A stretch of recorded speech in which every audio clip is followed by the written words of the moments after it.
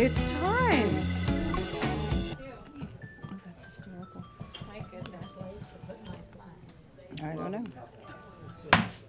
I would now like to call the February 3rd, 2026 Longmont City Council study session to order. The live stream of this meeting can be viewed at the city's YouTube channel, longmontpublicmedia.org /watch, or at Comcast channels 8 or 880. Can we please start with roll call? Absolutely. Mayor Doggle-Faring, Here. Mayor Pro Tem McCoy, Present. Councilmember Christ, Present. Councilmember Popkin, Present. Councilmember Marsing, Here. Councilmember Prieto, Here. Councilmember Kalkofer. Present. Mayor, you have a quorum. Great, thank you. Let's stand for the pledge. I pledge allegiance to the flag of the United States of America and to the republic for which it stands, one nation under God, indivisible, with liberty and justice for all.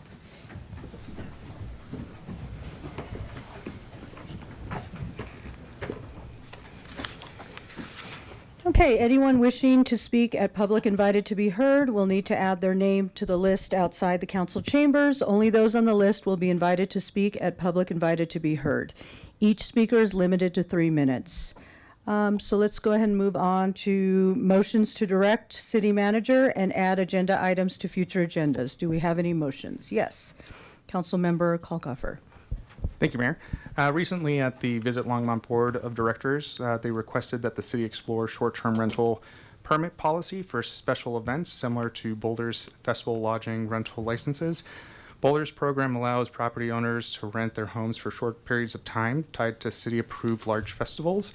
And I make motion that City Council direct staff to develop a target proposal for code amendment that generally emulates the City of Boulder's approach to short-term rentals for special events and return to council with recommendations in draft language by late April. So the motion to direct staff to develop a targeted proposal for code modifications that generally emulate the City of Boulder's approach to short-term rentals for special events and return to council with recommendations and draft language by late April was made by Councilmember Kalkofer and seconded by Councilmember Popkin. Do we have any discussion? Yes, Councilmember Christ. Oh, I'm sorry. Thank you for the motion, Councilor Kalkofer. Oh, did you not? Oh, okay. Well, never mind, yes. I had my own and I just didn't think. Oh, okay, got it. Well, I'll put you on. Okay. There you go. Councilmember Popkin. Thank you, Mayor, and thank you, Councilmember Kalkofer. I think this is timely, and I think great to hear from some of our regional partners that this is of interest, and I know other cities are considering this too, particularly in light of Sundance. I do want to clarify for the public that this does not mean we are adopting a short-term rental policy. This is mean we're going to have a serious discussion about what this policy would look like, how we can make it make sense for the city of Longmont. Not necessarily replicating or emulating exactly what other cities are doing, and how we can make this work best for Longmont going forward. So I really appreciate the intent of this. I look forward to a robust discussion, and I hope any members of the public who have concerns about this, since I've heard a few from the past, do reach out and figure out kind of what makes sense from your perspective or what doesn't make sense, what would make this work better and what wouldn't. So very much open to that. I appreciate the transparent proposal there, and I look forward to it. Okay, great, thank you. So let's see, no one else? Let's go ahead and vote.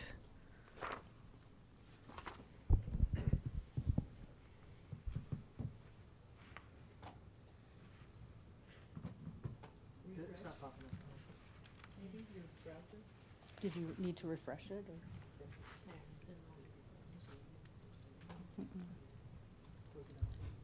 No? It popped up. And then it went away? Would you like to vote verbally and I'll record it for you? Yes, wonderful. Okay, and the motion carries unanimously. Do we have any other items to add? Go ahead now, Councilmember Christ. Thank you, Mayor. So Councilor Kalkofer and I kind of continued some of the work that you and I started, Mayor, in that we were touring Maine businesses, particularly mid-Maine, and it yielded some similar comments, including, concerns and comments about signage and beautification or upkeep of some of the older buildings in that area, and how to keep rents lower and that kind of thing. So I would like to move to direct staff to include a discussion on how City Council can support locally owned businesses to our retreat agenda in March. So, do we have a second for that? Okay, and so that was seconded by Councilmember Kalkofer. I know Harold, and I don't know if this is something we can kind of just weave into the discussion as we bring in LEDP, LDDA, and the chamber to have that conversation. If that would be the perfect time to kind of weave this particular conversation in. Yeah, that's probably the best bet, because I know that was something that you put on the agenda to start this conversation. Yes. So we'll just include that. Okay, part of that so then we section. don't necessarily need to vote on this. Well, I would just add that LADP focuses on primary employment, so they don't really work with local, Main Street businesses. And LDDA, of course, is restricted to the LDDA area. And the And we're chamber? talking about, north of 9th and south of 17th, but also probably all the way up to 66 eventually. And yeah, the chamber has, engagement with these businesses, but they don't necessarily fall into the policy realm. Yeah, correct. I think it's the impact group that's coming, so it's a broad group that looks at the entire area, but I think we can add that as a section Okay, to this if you want to vote on it. Well, Yes. it makes sense to kind of probably, Just make it Yeah. a line item. yep. okay, we can do that. Councilmember Popkin. Thank you, Mayor, and thank you, Councilmember Christ. I was wondering if you could elaborate a little bit more. When I hear, if I understand the motion correctly, it's how City Council can support local businesses, and I just worry that that is extremely broad. And so I'm curious if there's a particular direction or focus within our policy or code that you want to focus on. Is it more how we can be supporting local business from an outreach and engagement standpoint?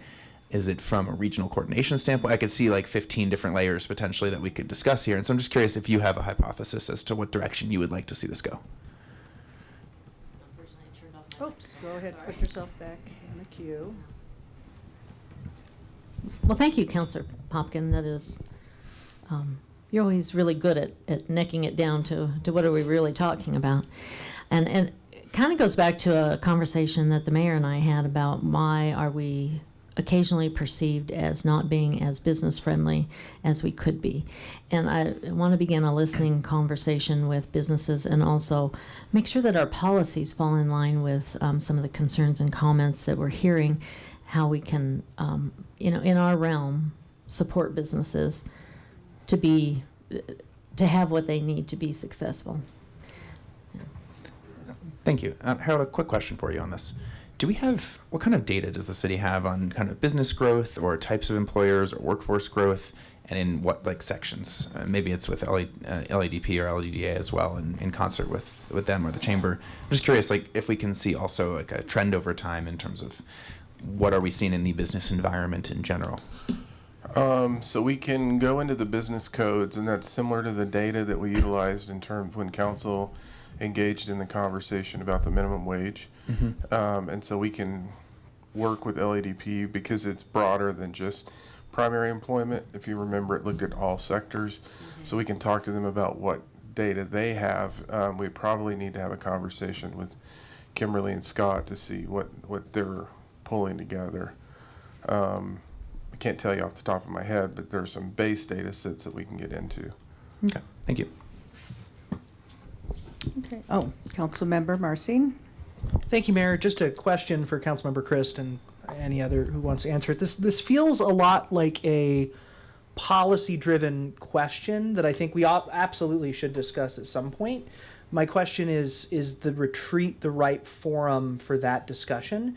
When I think so much of what we've talked about up here in terms of retreat planning is about how we work together, our overall so maybe it is. I guess I just would be curious as to your thinking about why the retreat as opposed to a separate, more targeted conversation, maybe with our business partners, the old pre-session format, what have you. Just curious about why the retreat makes sense for you. Well, local business is a big driver for the city. I mean, sales tax runs, public safety and is our bigger part of our budget, whereas property tax is not as big. So I think any policy that we enact has to consider local business and development in that area.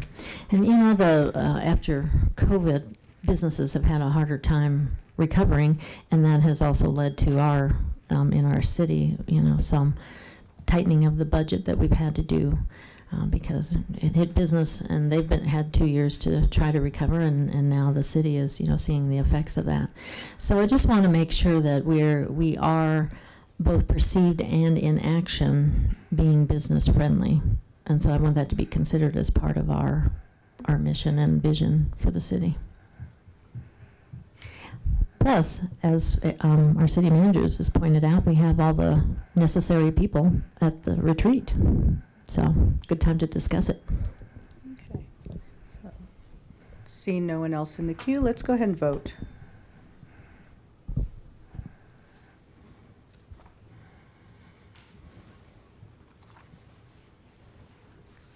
Okay, and that motion carries unanimously. Thank you. Now we are on to public invited to be heard. And we have the first name on the list, and this is our only public invited to be heard since this is a study session. The first name is Greg Morrissey.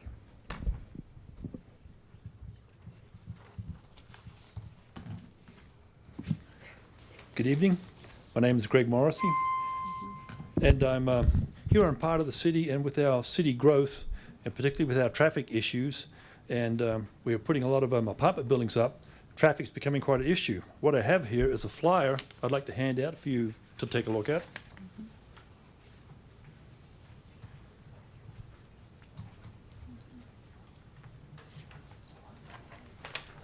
Pass these down. Thank you.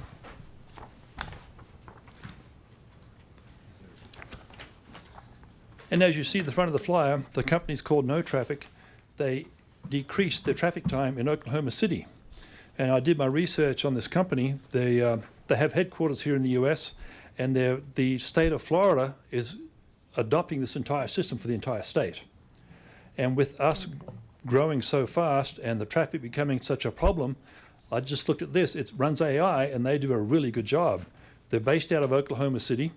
And if you go to the website, you'll see several cities that are adopting this program and having a great deal of progress. It also it cuts down on travel. It also makes things safer also too.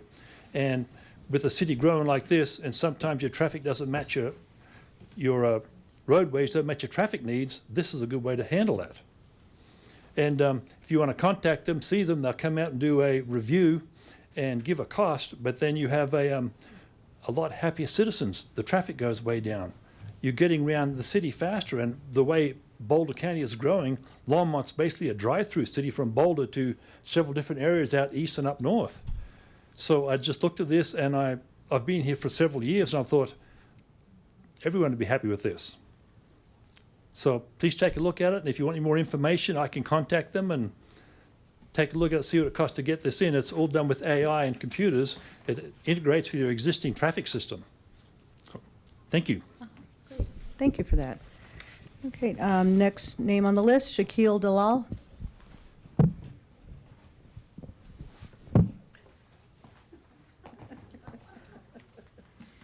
Superman. Shaquille Dalal, 219 Francis Street. Flags matter as symbols because of the meaning we imbue them with. They are present at pivotal moments, carried in times of trouble, and bring strength by signaling values and shared identity. In a time when people feel unsafe, we need a symbol which unequivocally says, I stand for Longmont. We need a symbol which embodies the people, characterizes the land, and inspires us to be our most honorable, caring, and patriotic selves. Right now, this flag is not it. I know that to be true because most Longmonters have never seen or heard of this flag. I know it because our own government does not even consistently fly it in the place which most represents its authority, this building. I believe that council should change this, and you can start by allocating money from the council contingency fund to put another flagpole in front of this building. We need to start empowering this symbol for the days to come. If you choose to pursue a new flag, which I think you should, I implore you not to take the easy way out by paying some consulting firm to design a soulless logo and put it on a piece of fabric. Instead, follow the example of the well-documented example of the city of Syracuse. A symbol of the people must be by the people. Syracuse's city council declared its intention to evaluate a new flag and vested its trust in a local arts group. That group took submissions from the people. The options were narrowed down by a committee representative of the city, and then the public voted for the winner. The city council then ratified that decision, all at no cost to the city. This is the kind of consensus, public-oriented process that we need to gather the attention for any new flag to ensure that it has a chance to have meaning to Longmonters. Failing that, I ask you to simply have a discussion. What should the city's government be doing to increase the prominence of its symbol? And how can it imbue that symbol with meaning? Thank you. Okay, thank you. Lance Whitaker. Yeah.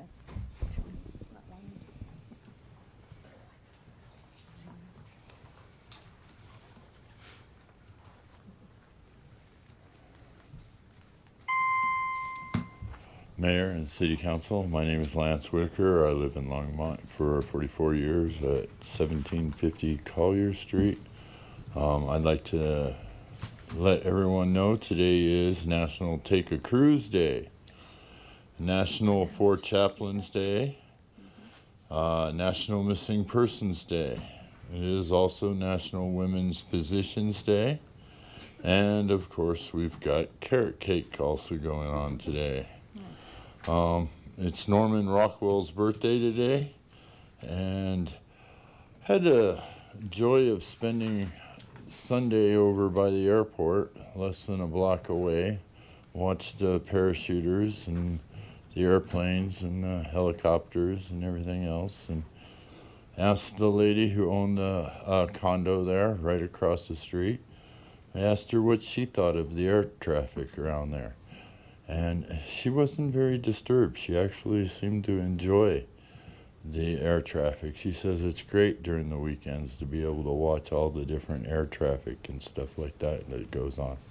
And I happen to agree with her. I enjoyed it. So thank you and have a good day. Thank you, Lance. Ryan Forbes.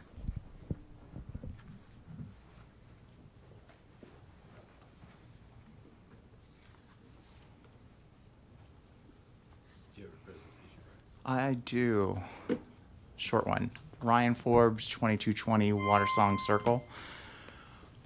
So the first question is about the Longmont flag and is it successful? The first thing I want to show, which I sent to all the council members earlier today, are these 5 basic principles about like basic standards of like a good flag. These are principles that came from someone who went around and studied flags from around the world.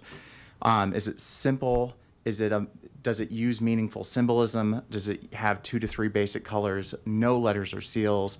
And is it distinctive and related to the community that it's representing?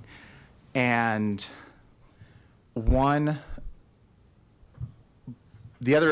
some of the other factors about a flag too is a flag is a very unique way of communicating, in that it waves in the wind, and then also as they're displayed behind you right now. They can stand up straight up and down, and they still have to be recognizable either way. You can see the American flag, I can still see the stars and stripes. The Colorado flag, I can still see the C and the stripes behind it. And the Longmont flag, I can see the L's, can't really see the C that is supposed to be representative on it. Which, for a lot of people just looking, if tonight's their first time seeing it or the first time seeing the flag, they may not know that that is what the flag represents. It's two L's and a C on it. And is that meaningful to this community? The other standard I would ask, if the current Longmont flag has been successful, is that it has been around for over 50 years now. And as you can see, we've got mini flags, we've got big flags, we've got bumper stickers. And how prevalent is that signage in the community? How much are people representing that and wanting to represent that? Many people love this community and want to show off how much they love this community. And I think a positive flag would show that more. To show in the middle here, we have that Proud to be Pocatello. They recently changed their flag from the flag just below it to something that actually had a trademark symbol on their flag to the mountains, to like a mountains and stars that can be more representative and more symbolic of the community they're in. So I think Longmont can do too. Thank you. Okay, seeing no one else on the list, I will now close public invited to Mayor, be heard. I Yes. apologize. Yes. Martha had, I believe there's one Oh, person who there arrived is late. another, okay. I'm sorry. So come on down. Okay. I unclose public invited to be heard. Hi, I'm Amy Weinstein. I'm used to waiting till the end, but there's only one public invited to be heard in a study session, I just learned. So, hi, everybody. Thank you for having me. While you're considering how to develop a plan for the city regarding ICE and what might happen in the city, I would like to mention that Marta Moreno, Margaret Alfonso, and I have made it our business to distribute these black cards, these black door cards, that are in English and Spanish and talk about know your rights. Also, these big ones that can be taped to people's doors, let them know about local resources, including El Comité, and these red cards that are pocket cards for people's wallets. Also, I have a copy of the Boulder County District Attorney's Office on Know Your Rights in Colorado, which also, amongst other things, states that in Boulder County, local law enforcement officers will not ask any questions about one's immigration status, and if it is learned, will not report it to ICE. So there's a lot to consider when thinking about what we are going to do as a city and county, and as individuals who care about our immigrant communities. So I just wanted to bring you these resources. I have these files. They can be printed by your print shop. I'm happy to give you these to start, but I'd request that we put these in public places everywhere where people can pick them up. And, just keep spreading it. We've already passed out 40,000 of these and somewhere around 15,000 of these. But, if they're in every public building, that would be fantastic. So, thank you. Great, thank you, Amy. Okay, so now I will close public invited to be heard. And we are now at special reports and presentations. We have Adelie Matthias, president of the Longmont High School's FBLA chapter. I'm going to go ahead and read. I don't have the proclamation in front of me, but let me pull it up. So I'm going to go ahead before you start. I'll go ahead and read a proclamation designating February 8th through the 14th, 2026 as Future Business Leaders of America Week in Longmont, Colorado. Whereas Future Business Leaders of America, Inc., FBLA, is a nonprofit educational organization whose first chapter was established in Johnson City, Tennessee in 1942, and Iowa became FBLA's first state chapter in 1947, and whereas Longmont High School officially charted its FBLA local chapter on December 4th, 1974, and whereas FBLA includes more than 200,000 members and advisors in 4,600 chapters nationwide in middle schools, high schools, colleges, universities, career and technical schools, and private business schools.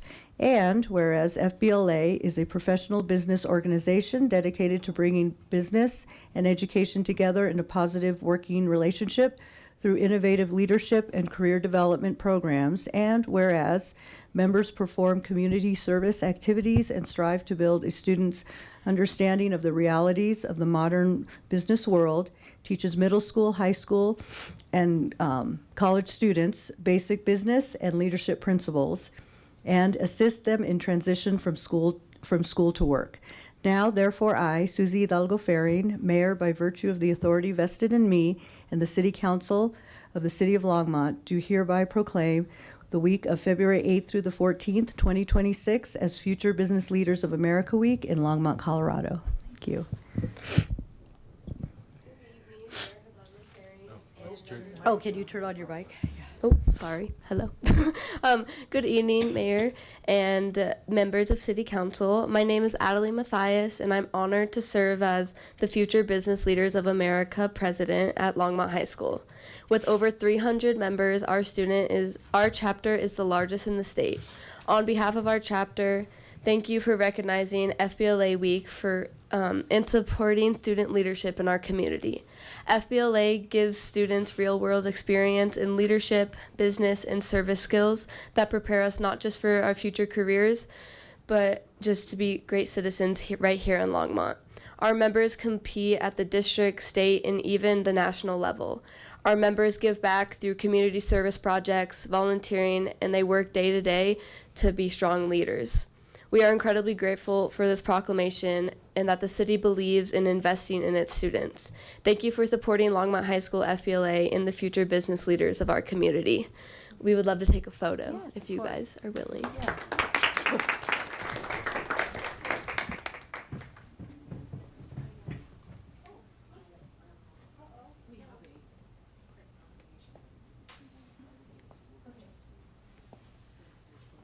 Come on in.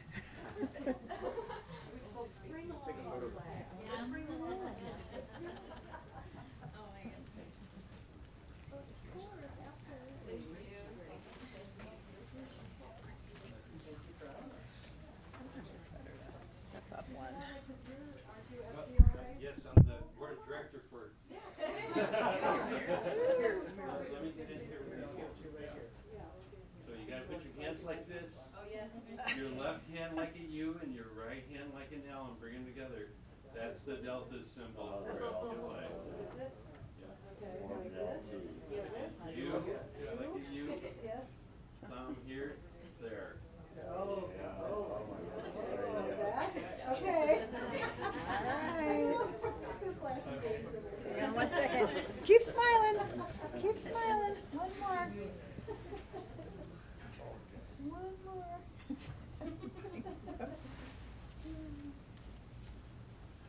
Thanks.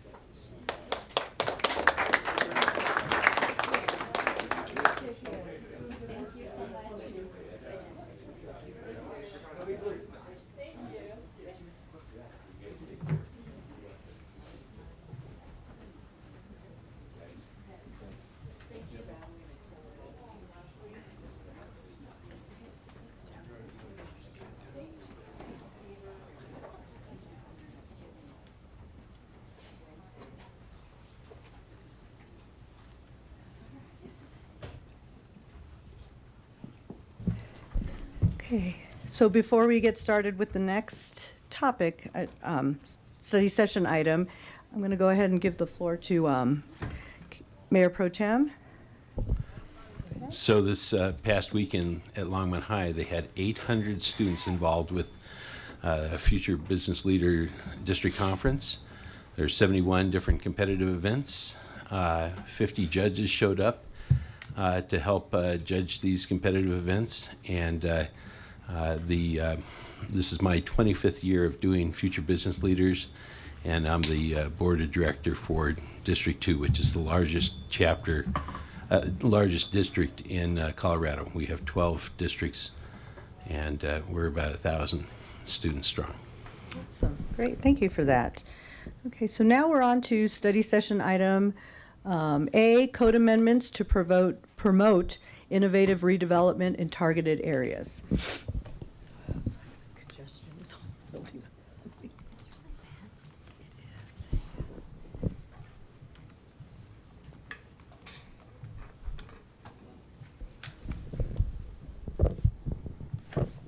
And who will be presenting? You will? We both will be. Both will. Okay, sounds good. Good evening, Mayor, members of council. I'm Grant Penland, the Director of Planning and Development Services, and before I just provide a very brief intro and hand it over to the subject matter expert, I wanted, of course, to thank staff for all their efforts thus far in this, what's been an exciting endeavor. So we'll jump right in. So what we plan to cover this evening, a little bit of background, how we got here. We'll also discuss the concept of an overlay versus a brand new zoning district. And then we'll jump into the concepts of a new zoning district, in this case, mixed use, innovation, and redevelopment district. And then we'll walk through some high-level conceptual illustrations to try to show what those concepts that we're going to discuss may end up looking like if adopted. And then we'll cover the overall process and then roll into options for community engagement. And then ultimately request some council direction. Really what we're after is some reaffirmation of what input we already received last year. And again, some additional direction, essentially whether or not we're headed in the correct direction. So just by way of brief background, really the Sugar Factory and Steam Subarea Plan was the precursor to a lot of this work. The plan itself was accepted back in 2023, October of that year. And really, again, what the sub-area was intended to do was be a supplement to Envision Longmont, the comprehensive plan. And what that does is provide additional guidance with regard to land use concepts and similar, some design aspects, et cetera. And it was also intended to be a complement to the urban renewal area in that it does speak to aspects like redevelopment overall, adaptive reuse. Some of the concepts that were also discussed in that overall plan were moving from a more suburban concept to an urban concept in those two areas, again, Sugar Factory and Steam.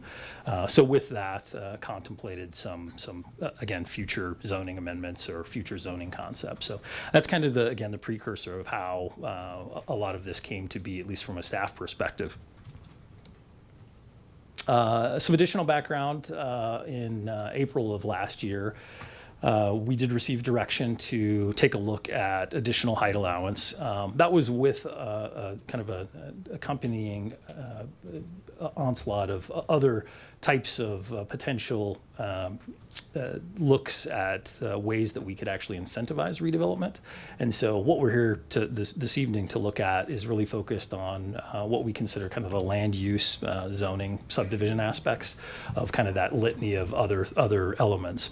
We did visit and have a study session in August of last year with council, and some of the discussion and input we received at that time was council wanted us to provide some standards for taller buildings, explore what that might look like. And Jennifer will go into some more detail with that. Also, we touched on specific area focus. I think we got some good input on what might be a good, don't like to use necessarily the word pilot program, but at least an initial study area that we could focus on.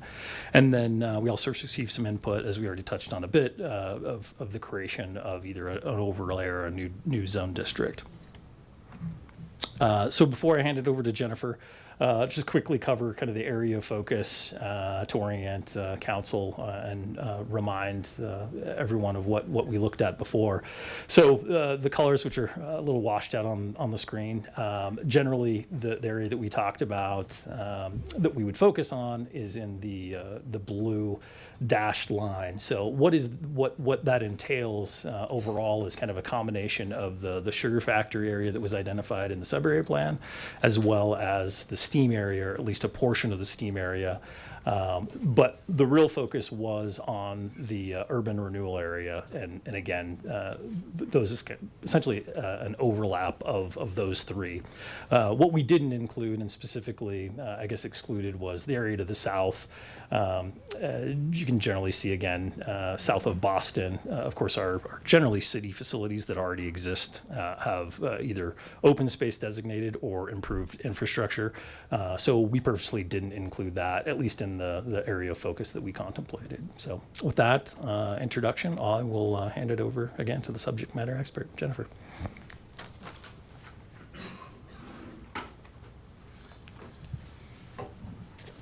Thanks so much, Grant. So I'm going to jump into some of the technical aspects. So one of the big, Jennifer Hewitt-Apperson, for the new council members who may not know me, Jennifer Hewitt-Apperson, principal planner over long-range planning over in Planning and Development Services. So we looked at, the question is, how could we accomplish this from a zoning tool standpoint? Are we looking at an overlay? Are we looking at a new zone? Both are tools that could accomplish the direction to allow for increased building heights in targeted areas. But there are some distinctions, and from staff's perspective, a new zoning district altogether would be the cleanest way to go about this from an administrative standpoint for a number of reasons. So we are proposing a name for this new district as Mixed Use in Innovation and Redevelopment, or MUIR. And so these are the factors that are really guiding that recommendation. So zoning overlays are most appropriate and more straightforward to administer when they address only one element of development. So for example, just building form or just uses. They can get a little cumbersome to administer from the staff perspective and also to interpret from a private sector potential developer perspective when you're dealing with multiple things. In the present case, we are looking at both building form as well as allowable uses. The other kicker is that overlays typically require multiple steps to determine permissible uses and building form. So you're looking at various maps and tables, and we already have to do that somewhat for just our standard zoning districts. It adds an extra layer of complexity in there. So by creating a new district, essentially this would be kind of a one-stop shop for a more streamlined administration of these requirements, and it would also be a bit more straightforward to administer and interpret. So the sugar factory and steam sub-area includes much of the targeted area and also includes recommendations relating to uses as well as building form. And we would envision this new zoning district, MUIR, as being a tool for implementing this plan. So MUIR would only apply to targeted areas identified by City Council. The initial area would be the area that was previously identified by Grant.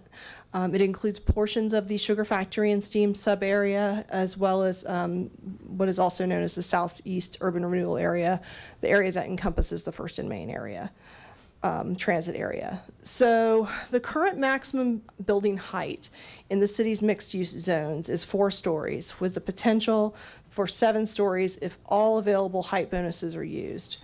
Currently, you can do 1 additional story of building height if you are doing affordable housing on site, if you are within a quarter mile of a designated transit station, or if you are doing vertically integrated mixed use. So commercial on the ground floor, or residential on the top. So as directed by Council on August 5th, we envision the MUIR zoning district that would permit 7 stories as the maximum base height and up to 10 stories if all potential height bonuses were used. So the Land Development Code does currently include building design standards for mixed use and non-residential buildings, more than 2 stories. And it also includes residential compatibility standards. So there are some tools that are already baked into the code that, look at compatibility and ensuring that we have quality, quality design and aren't, impinging on adjacent uses. So we would anticipate that additional design standards would be developed as part of the MUIR process for buildings over 4 stories. So we currently don't contemplate additional standards over 4 stories. It makes sense to include that, include standards relating to that, particularly since we do already have the ability to do height bonuses that could potentially go to 4 stories as well. So in terms of why not just use another zoning district, why not just do an overlay? When looking at the Sugar Factory and Steam plan and looking at our existing code, zoning code allowed uses, what we're envisioning for MUIR would be a mix of uses that's not presently available in existing mixed-use zoning areas. We're looking at a true mix of higher intensity urban scale uses that would be permitted in this new district. That would include a variety of residential types, artist studios and maker spaces, artisanal manufacturing, potentially some clean, completely enclosed industrial employment type uses, commercial, retail, civic, institutional, educational. So really kind of the full gamut, but really focusing on very innovative uses. And placemaking, frankly, creative mixes of uses. So why now? One, council directed us to look at this last year, so we are. But really, this is a proactive tool. We're looking forward. We're not, there's nothing, we're not reacting to anything right now. There's not a specific project driving this proposal. We're looking at future development and redevelopment consistent with the Sugar Factory and Steam sub-area plan. A large part of this area is an unincorporated county enclave that would require annexation prior to any development or redevelopment. If we had a zoning district ready to go for this targeted area, it would be, it would help streamline things for that area. So like someone could annex in and already have a ready to go district versus, annexing in and having to rezone to something else down the road, or it really is about predictability and, and having that predictability of uses and understanding what the city is looking for and how we want this area to develop. So the currently available zoning district that corresponds with the envisioned Longmont designation for this area is going to be mixed use employment. There are some areas, some portions of this area towards Main Street are also zoned mixed use downtown. So as I mentioned, this really just would streamline everything. It would it would prevent a developer from having to go through, or even anyone annexing the property from having to go through the process of annexing the property and either doing a planned unit development because they're seeking to do something that doesn't quite fit in either of the existing categories. Would prevent them from having to do a planned unit development or seek any sort of variances and modifications. So it's really a proactive step. We're looking at being proactive and streamlining the process to ensure predictability for both the city and the development community. Ultimately, we see this as a way to get what we want in this area versus what we get. So why here? This is a little bit more of a detailed map. So this is a unique and appropriate area for this proposed district for a number of reasons. The topography, especially in the Sugar Factory area, is pretty unique and it would really mitigate the visual impact of taller buildings. It does kind of dip down a little bit in there, so that would help mitigate the visual impact of that. There is existing transit in the area, and in the future, more robust transit would be available. The First and Main Transit Station is in the works over here by the Star. So on this map, the black dashed area is the target area. All the various lines here are showing, if it's solid, it's a current bus route. If it's dashed, it's a future bus route. And then the other colors would be the various bikeways, either off-street or on-street or future. So this is an area that moving forward will have good, it has pretty good connectivity now, and we anticipate that it will have even better connectivity in the future. And given that, this sugar factory area is kind of a blank slate in terms of you don't have a lot of, you have like one through street through here. So there's the opportunity to really have some good connectivity as this area, as this redevelopment area moves forward. So we do recognize that not all parts of the target area are appropriate for taller buildings than that are currently permitted. Sorry about that. We do anticipate that there would be locational criteria to mitigate impacts to mountain views, for example, and also just ensure, right building, right place.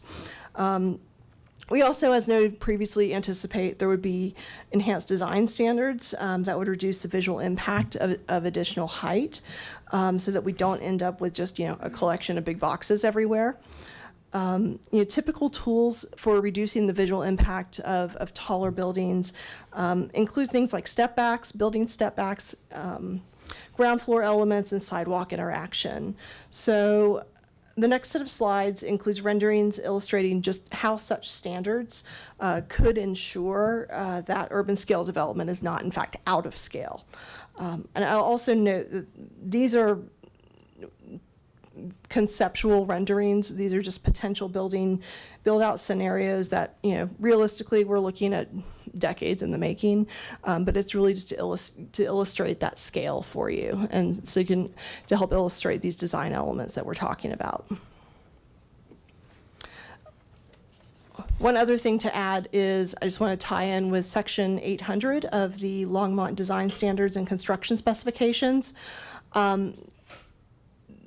This document includes design criteria and construction standards for public streets, utilities, storm drainage, arterial landscaping, and gateways. Section 800 was adopted last year and addresses specifically urban neighborhood design.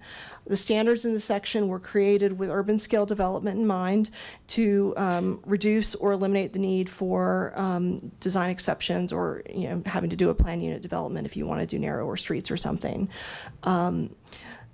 So it really is, intended for the type of innovative and compact development that we are envisioning for the target area.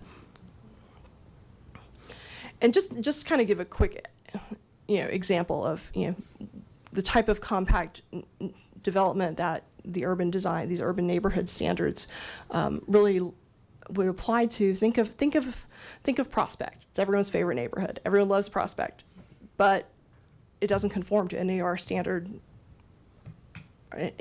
design standards for the roadways. It was a PUD. It's a very unique project, but people cite that, and you're like, well, we couldn't actually do that because of the design standards. That new Section 18 really helps promote that type of compact and innovative development. So that's the kind of urban scale. So let's start looking at some pictures. So I'm going to have a map before each image just to orient you. In this particular case, we're looking west-northwest at the intersection of 3rd Avenue and Ken Pratt, so right about there. So the existing sugar factory, silos, the water tower, and the smokestack illustrate the height scale. You can really kind of see how that topography dips down into the lower into that sugar factory area. And even the tallest building pictured in this perspective would not obscure the views of the mountains. We're looking at this area, probably some larger footprint. You can see some larger footprint type buildings, perhaps some civic, institutional, or employment type uses, so that the scale doesn't necessarily, it kind of flows inwards from Ken Pratt. And of course, landscaping standards as well to keep that street scale and the streetscape consistent. So the next view, we're at St. Frank Creek, right around the bridge, looking north on Main Street.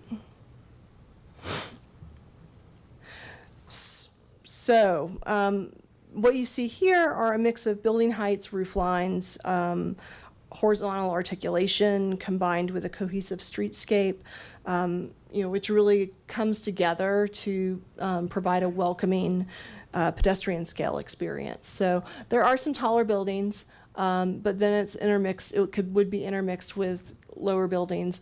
This one is probably, I don't know, 6-ish stories tops. Just ensuring that Main Street has that consistent, cohesive feel. So next we're going to go a little bit farther north on Main at Boston Avenue. Just kind of get in there a little bit. So the second building on the right here, this illustrates the concept of a building step back to reduce that visual impact of a taller building. So you see it goes up for a couple of stories and then it goes back a bit so that the upper stories aren't right on top of the streetscape. So that is one of the tools that you can use to reduce bulk. You add visual interest by having pedestrian scale elements on the ground floor. You would have overhangs, landscaping, street furniture. But there are a number of elements that really can bring the feel of the scale down. So it may be a larger building, it may be higher density and intensity, but the design elements help keep it human scale.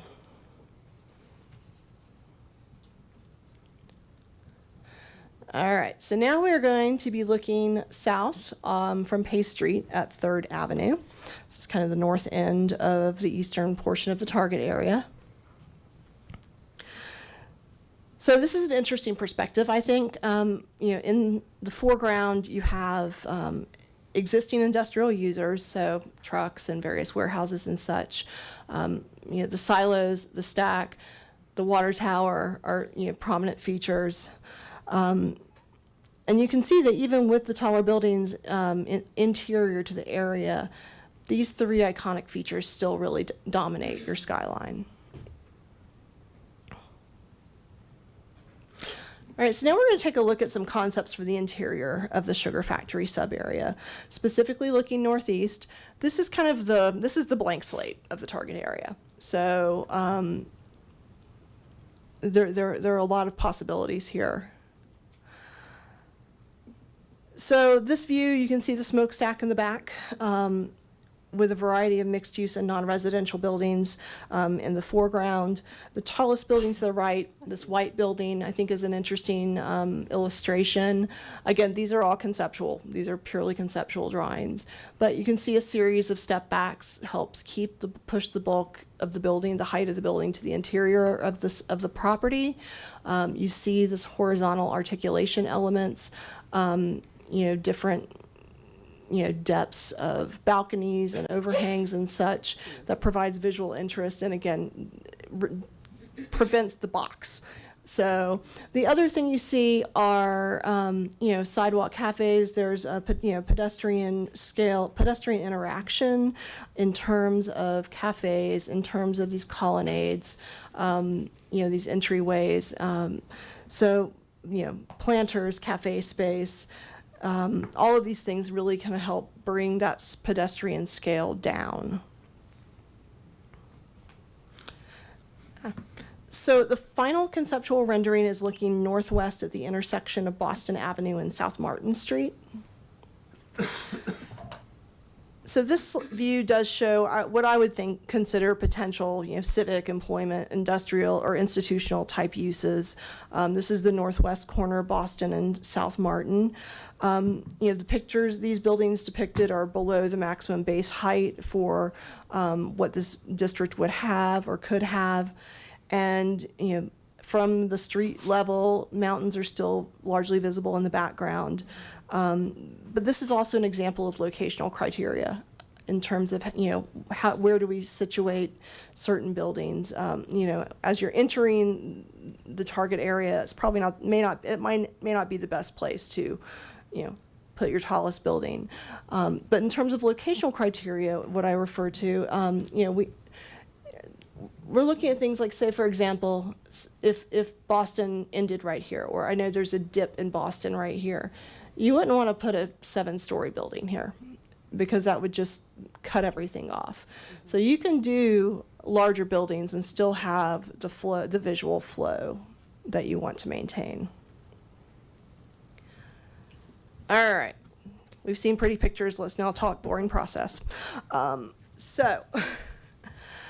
Creation of the MUIR zoning district and application to the target area would follow the procedures established in Chapter 1502 of the Land Development Code. Creation of the district and then application to the target area are two separate, distinct processes, though we would expect them to run concurrently. Creation of the district would be a code amendment, which is a legislative action that does not have the same public notice and engagement requirements of applying the new district to the target area. That action would be quasi-judicial.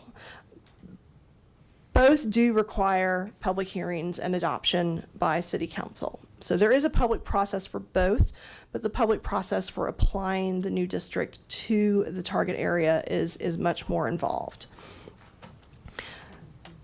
So application of the new district to the incorporated portions of the target area, I'm making that distinction as far as the incorporated portions because we can't zone property that isn't into the city yet, but we can set the stage for a district to be available once those properties do come in. So application of the new district to incorporated portions of the target area would require at least one neighborhood meeting with posted notice and mailed notice to all property owners within the target area and within 1,000 feet of the target area boundary at 4 separate points in the process. At least 14 days before the neighborhood meeting, once the proposal is officially in the development review process, at least 14 days prior to the public hearings before Planning and Zoning Commission, as well as City Council. The public hearing elements would also require published notice in the Times Call. So these would be standard public hearing processes. We do anticipate a robust community engagement process for both creation of the new MUIR district and application of it to the target area if Council directs us to proceed this evening. So I will note, we don't have a full code section ready for you because we are looking for direction, and we also think it's important to engage the property owners in the community as we move forward with this. So there are still some unknowns. We can speak in terms of generalities and best practices and how things could be incorporated, but ultimately, we need to get through the process and really understand, really understand the community and really go through what's necessary to get this done. So as I mentioned, there would be some overlap in the engagement process, the community engagement for each of the processes. Planning staff and communication staff has been coordinating on what a potential engagement plan could look like.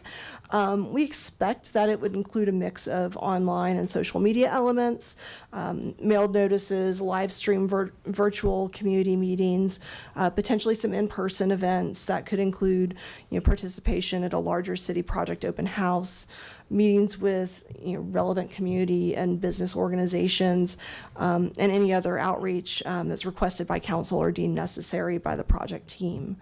So we don't want to put this together in a vacuum, ultimately. So finally, our question for you. We're seeking direction from council this evening on whether we should proceed with creating this new district and for potential application to the identified target area and proceed with that community engagement process to get this developed. So with that, thank you. Great. And do we have any questions from council? Really? Wow. Okay. Oh. Okay, there we go. Councilmember Popkin. Thank you, Mayor. I'll kick things off here, and I'll take I'll just share with council. I'll take a two-part approach here. First, I'll provide staff with initial feedback on what was proposed, and then after I hear from some other council members, I'd like to offer a couple other considerations for that I think you saw via email from staff correspondence earlier to maybe continue to shape the direction that this moves, if that is of interest to the rest of council. First of all, thank you, Jennifer and Grant, and the other folks on your team for working on this. And I was originally the impetus for the overlay, and I appreciate you both using your thoughtfulness and experience and pragmatic approach here to actually embrace the spirit of that direction at the time from council last spring with actually the new zone and not inherently an overlay. It's strategic, it's thoughtful, it's clear, and it actually better serves the, I think, intent of what was proposed. I've never created a new zone before, so I didn't know if that was going to be more intense, less effective, like what was going to be optimal. And so I appreciate you all bringing that forward. For the members of the public who are watching and are maybe like, what the hell are we talking about? With like this kind of whole land use planning concept. Sorry, what the heck are we talking about? Excuse me. Language. I'm so sorry. Please. There are a few key benefits that I wanted to highlight of why we're even having this conversation. And I think Jennifer did a nice job of kind of emphasizing that this is actually a proactive effort and not a reactive to like, hey, developer X wants to build 15 stories. What are we really comfortable with? This is actually a proactive effort to achieve a couple really important goals, I think. And I think many of us actually heard this during the campaign a lot of people were concerned about the pace of growth, the spread of growth that we're seeing in Longmont and the region. And so this approach actually helps manage and focus our growth by taking control of and shaping where we want to see development. It helps reduce pressure on existing neighborhoods by focusing redevelopment on kind of those older industrial areas that we have, where fewer people live kind of immediately there. It also reduces actually the growth of traffic while still meeting some of our housing goals, because you're having more growth concentrated in our multimodal areas, and you're reducing the need for the likelihood that sprawl will happen on the periphery of a community, which kind of inherently brings more cars to our community and through our community. It also reduces pressure on our open space and wildlife urban interface, kind of that intersection of nature and kind of development areas. And it supports existing and new businesses with greater foot traffic and customers.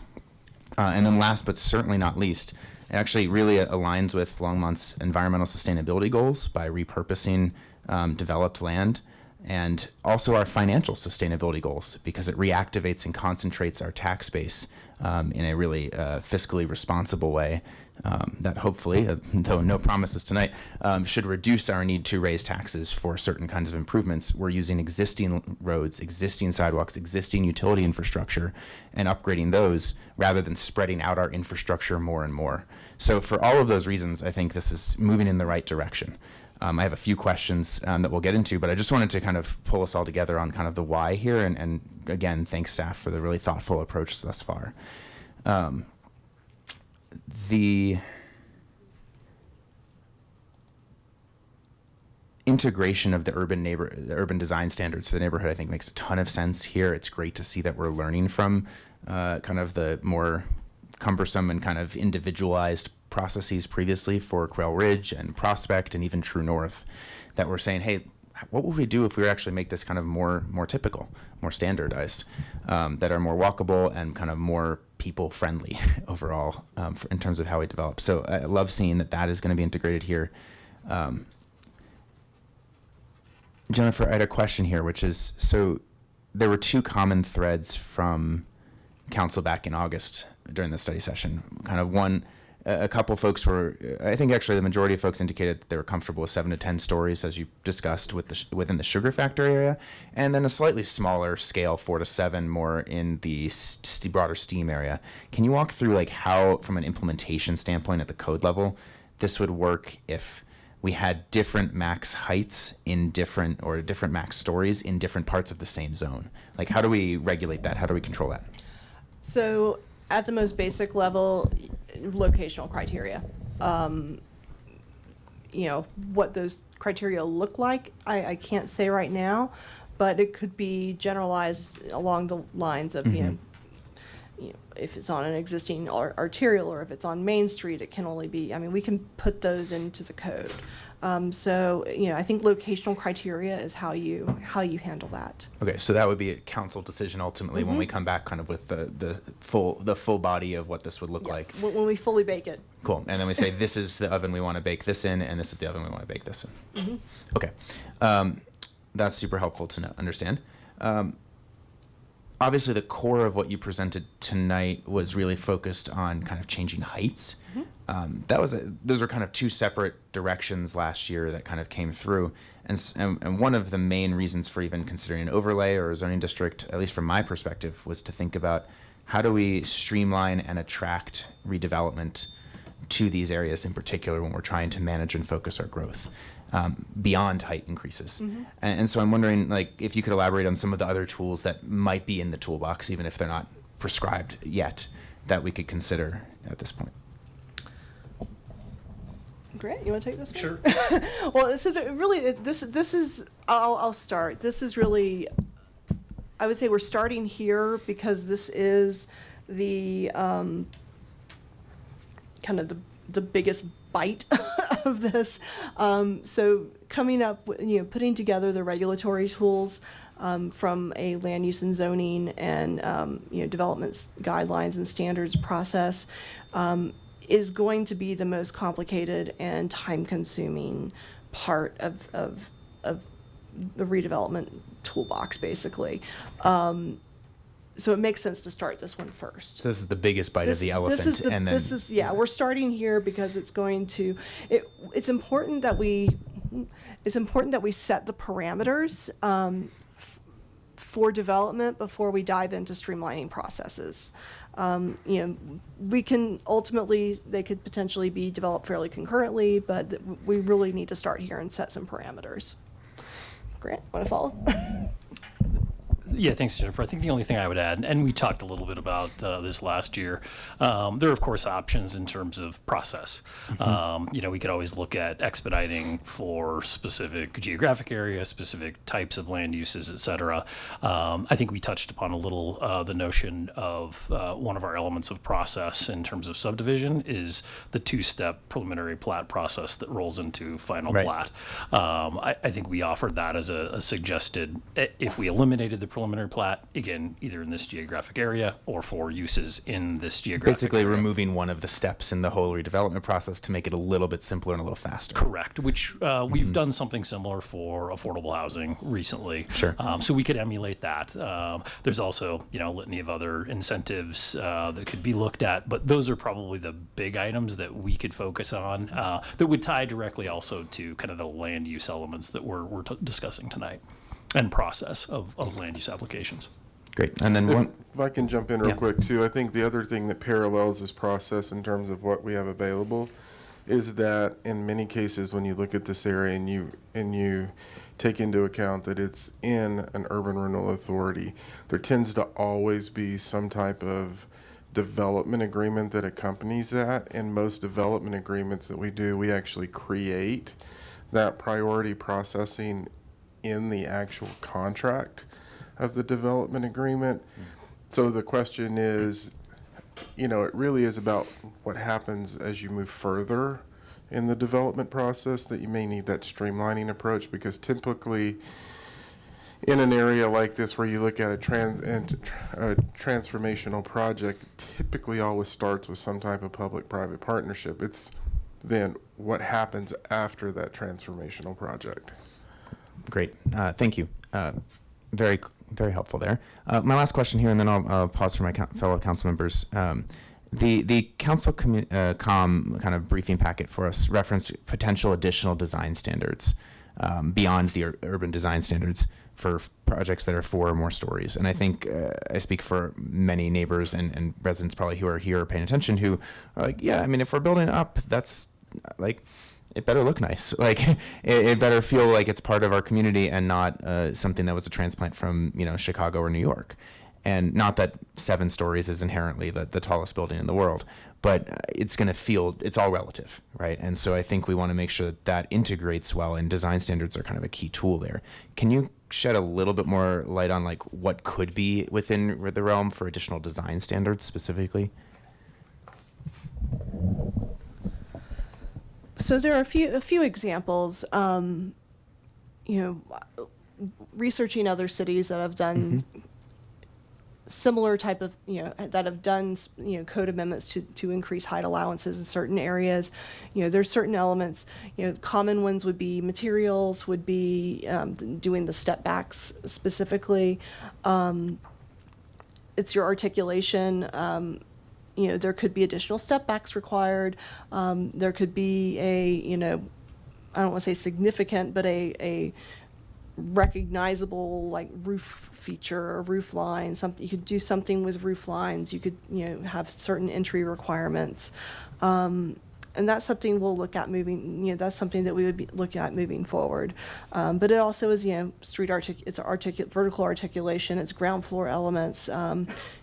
Planters, colonnades, overhangs, things of the like. So, but step backs are probably one of the bigger tools for reducing that bulk, and it's just a matter of how we would want to implement something like that. Got it. Thank you. I'll pass it off to the rest of council for now. I'll just note that if we do continue to consider kind of more stories and bonuses, that we were very intentional and purposeful about what those bonuses are for. And I think we have been in the past, and I think I would encourage us to think about, are those the right things that we are incentivizing with height bonuses or density bonuses, or do we want to kind of tweak and play with like what are we looking to really see come together? So I have a few ideas on that, but I will listen to my fellow council. And then remember, so I'm limiting it to two times. Yes. Per item. I got you. Otherwise, we can go on all night about the design standards. Mayor Pro Tem. Thank you, Mayor, and thank you, Grant, and thank you, Jennifer. I think this has been a long time coming, probably longer than some realize, because of the very fact that I think, this has been part of a kind of a general sort of discussion since probably 2022, and with members of the community and others that would like to see this area developed in a way that incorporates all of what you just showed us that it has potential tonight. So I think that's a very positive thing, and I think that we, have some things that we're going to probably end up tweaking in regards to design standards. And I think this is something that is unique to this area of town. It's to stress to the general public out there, this is not something that we're going to put right underneath the airport flight zone or maybe somewhere where it wouldn't have some sort of logical entry corridor aspect to it. So I think what I'm seeing here is very positive, unique, and very specific. And I think that I would encourage other council members to chime in, but I also think that this is where we want to keep our focus because of exactly what this area represents in regards to our overall planning, our multimodal sort of transportation concepts. And I think this is unique in the sense that it has sort of geographical features like the river running through it and that add to the value of this. And I think we're, what you showed tonight in regards to setbacks and height sort of centering where it might be a taller building, but it also backs off from street level a little bit so it's not so imposing. I think this is the sort of thing that will make that entry corridor in Longmont, unique along the Front Range. And so thanks for your hard work on this. Thank you. Yeah, a lot of potential. Councilmember Marcin. Thank you, Mayor. And I appreciate staff's work on this too. I have some questions and a couple not concerns, but I just want to, let's see where this goes. So can you go back to the slide on, I think it was the first image slide, the first rendering? Someone looked a little bit different than the other ones that were presented, and I want to just ask about why. And it genuine, like, had I seen these before, I would have emailed about it. It's that first rendering. Yeah, that one. The 3rd Ave and Ken Pratt rendering. It's significantly higher, just in terms of vantage point, than the rest of the renderings that you sent us. And I am wondering why that, whether that's a conscious decision or not on staff's part. Like, I'm pretty confident that if we had a ground level rendering of that, you would not be able to have the mountain views that staff described having throughout this. And it's not, I'm not trying to trip anybody up on that. It's just to like, that feels strange to me as to why we would do that and the impact generally. Because the thing that and I'm just coming at this from someone who's been listening to community for a long time. The thing that we hear, I think, all the time in different places is growth too fast, high density too much, protect our mountain views, right? Protect the character, the community, and quality of life. And I absolutely agree that if we're going to do something like this area, it makes 100% sense. The concern for me becomes residents in our community who care about our community not understanding the differences between these different zoning areas and planning areas that we work through, and whether an overlay zone or a whole new zoning district makes sense in one space, which I agree up here it does, but from the resident perspective might not. If you're somebody who doesn't come to council meetings but you live in Longmont and you're driving down 3rd and Pace and you see pretty substantially large buildings throughout the community, and we're telling, and this is really for my fellow council members, and we're telling the community, hey, actually, we're not doing that. We're not imposing, that kind of height and density that we hear so much about. Actually, it's this and not this. I don't know that it can be true in that case if we're going to move forward on a zoning district like this. So I'm not saying I'm against it. I'm saying I had no concerns coming into tonight. I guess I am just wondering from staff's perspective, and if other members of council want to chime in on this, how we address the broad community concerns that I think this would eventually create if we go down that road. And I understand the why of it. I'm asking questions because I was not a part of that discussion earlier. So thanks. So I would say from the perspective standpoint, there was not really, I don't think there was a conscious decision. So. Okay. Councilmember Prieto. All righty. Nervous laugh here. I went to MSU Denver, and I've lived in Longmont my whole life. And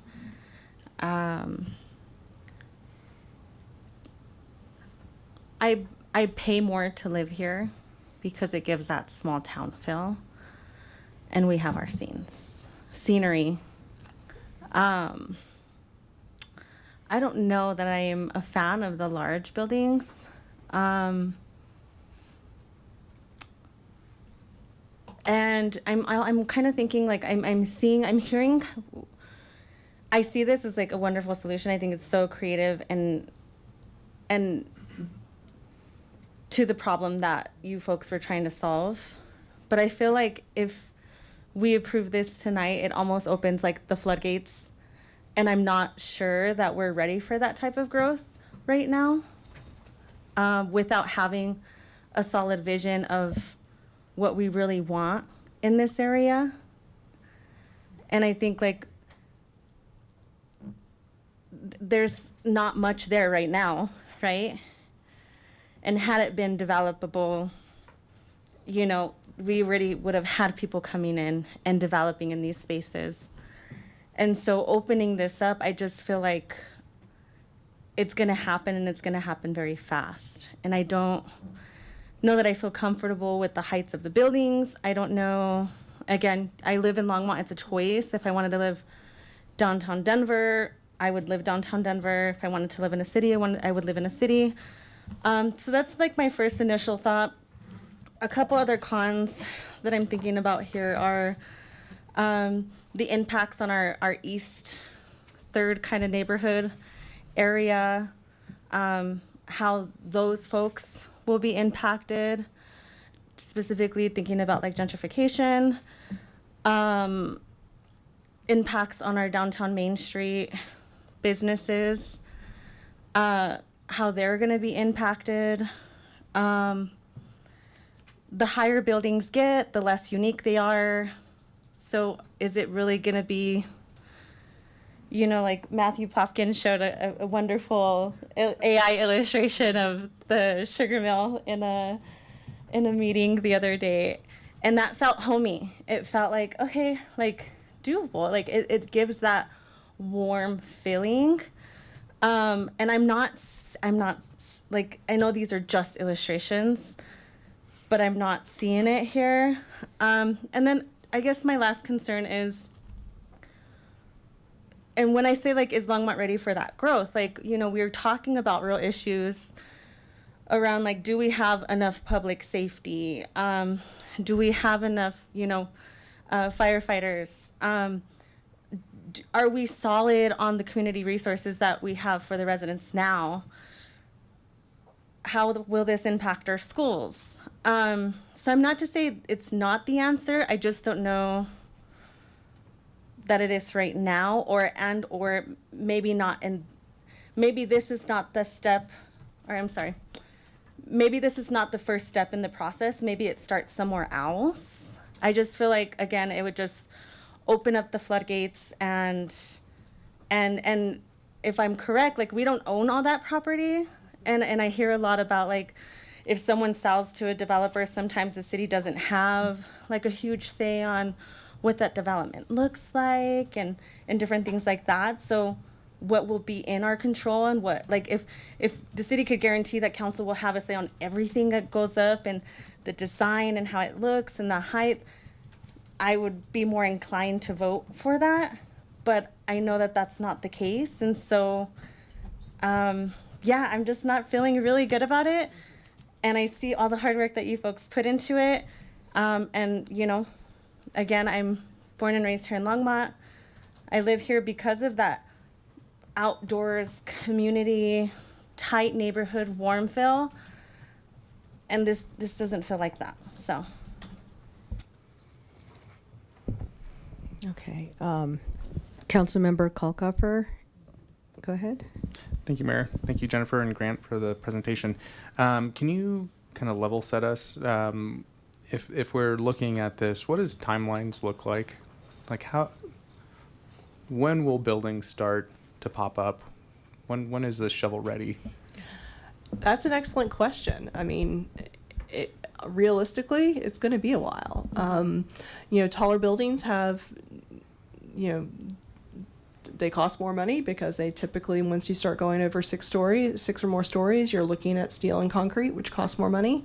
You know, the feedback we've heard from the development community is the rents, you know, in Longmont aren't there yet, but that doesn't mean that they're not going to be there in the future. So timeline, I mean, I can tell you from a personal experience, I worked on a similar, you know, project kind of with similar elements 18 years ago in another city, and they're just now getting projects for higher buildings. Yeah.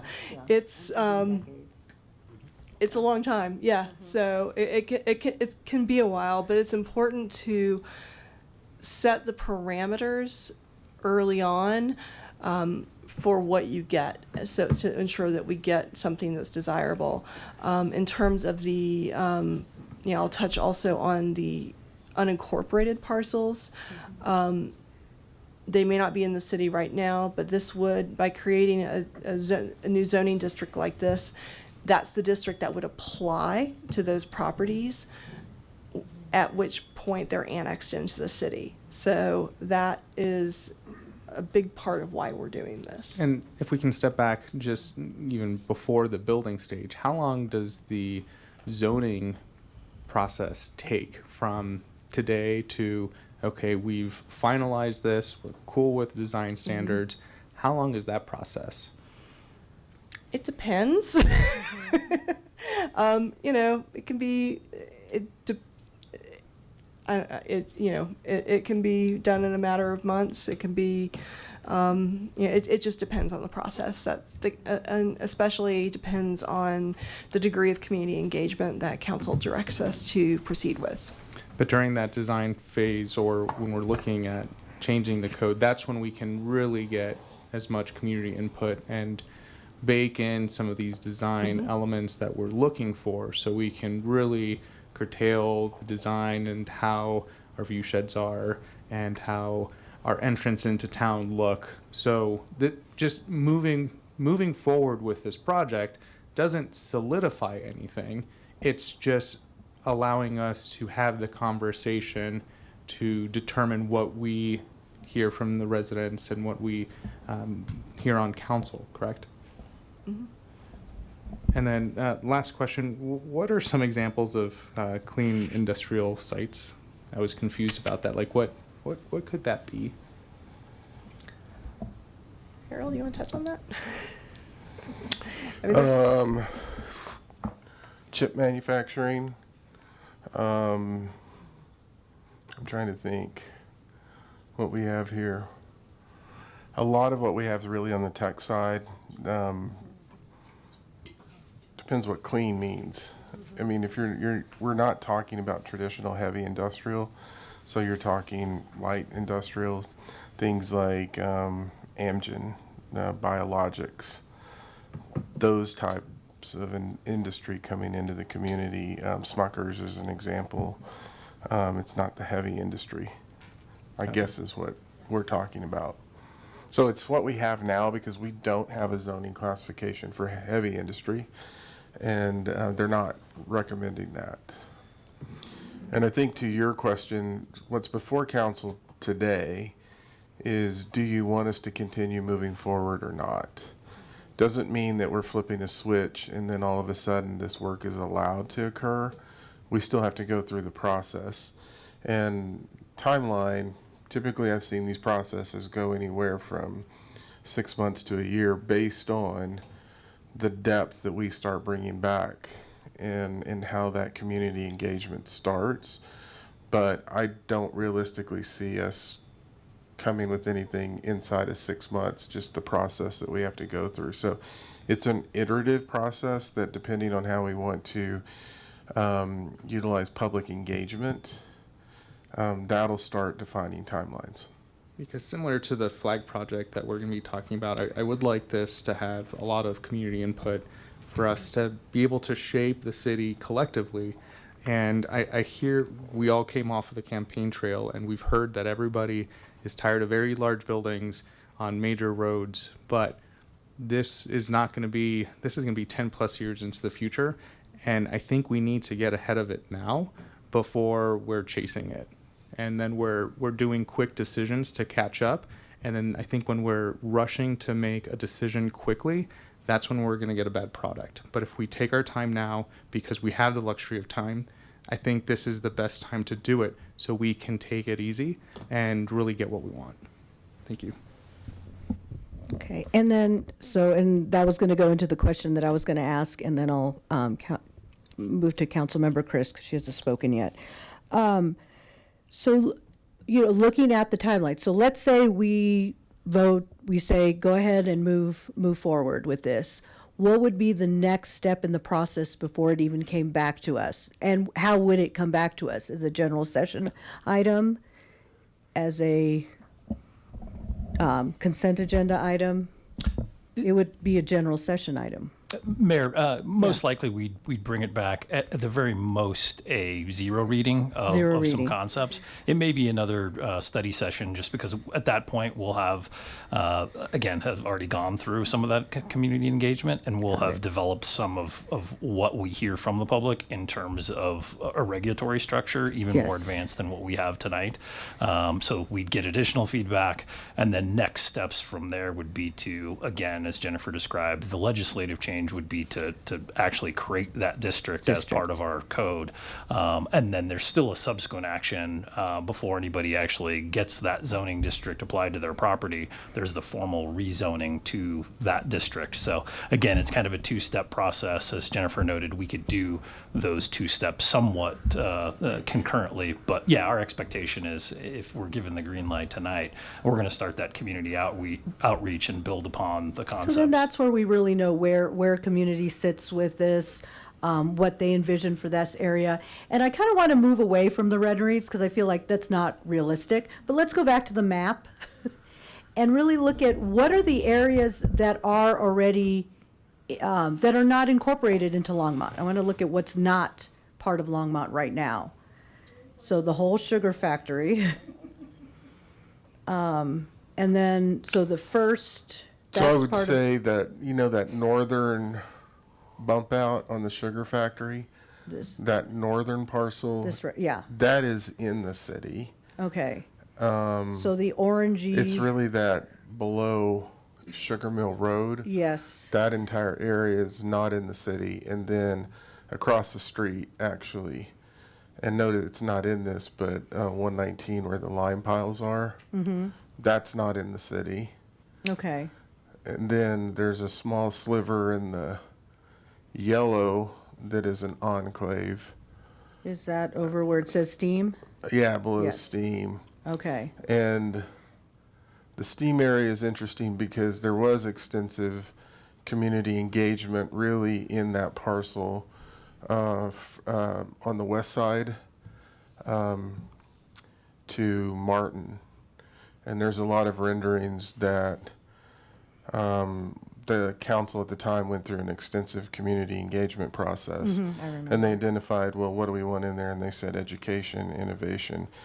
So some of this has gone through more of an extensive process than other areas, but we could look at that process almost as a roadmap as we're thinking about the other piece. It just, when we finished it, we were in the height of COVID, yes, and a lot of things that were being contemplated just ground to a halt in that area. So each, you know, the west side and the east side are at different stages. When you talk about the sugar factory, I think the point about that is obviously we've had some public presentations in front of council on this that people who are interested in, they presented to council. I think that's the space where there needs to be, I think they're asking for some clarity in terms of what can we do here, because it's really going to shape, can you do anything there? And that's where I think they're looking for some degree of certainty, because that really starts getting at the economics for the entire project. okay, But again, it's still in the county, a lot of Yeah. processes that you have to go through. okay, okay, thank you. Thank you for clarifying that. Councilmember Christ. Thank you, Mayor. And thank you, Jennifer and Grant. I can tell this was a little bit of fun for you. Yes? If we can go back to the 3rd Avenue and 119. Yeah. This building over here on the right, is that a cultural and arts center or a concert building? What are we talking about here? It's whatever you want it to be. It's whatever you want it to be.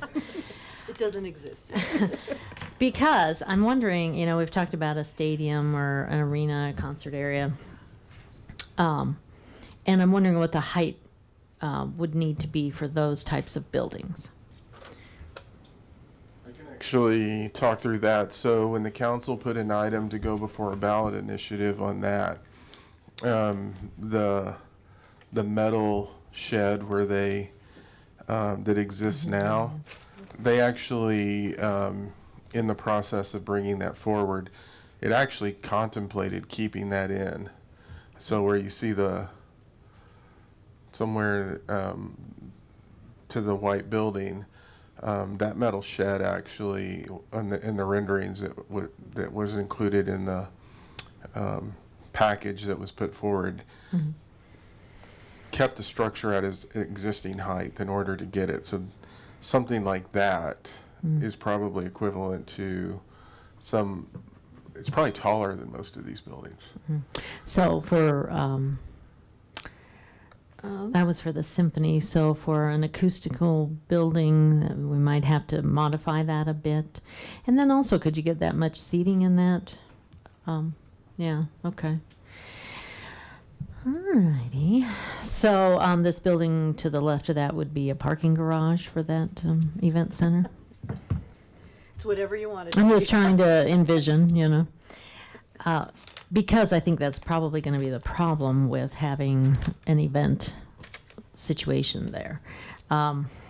Okay, so let's see. There are several things that I liked about these graphics. One, I have a question about, because when you're looking going north on Main, and I think that's probably from like First Avenue or behind, yeah, probably that one.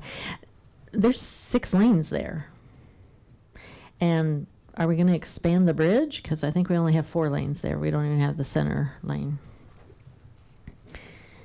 I think there's a center lane. Is there? I always thought it was just a solid line there. Again, these are, you know, there are some conceptual elements to this as well, so. Yeah. Yeah, I liked further up where there's actually a right turn lane. Yeah, which, you know, if you set the buildings back further, the thing I like about it is it doesn't crowd the street, so you don't get that tunnel view. So when you're talking about it appearing to not be as tall to the pedestrian, that helps, as much as in some ways the step back, which I'm sure helps doubly.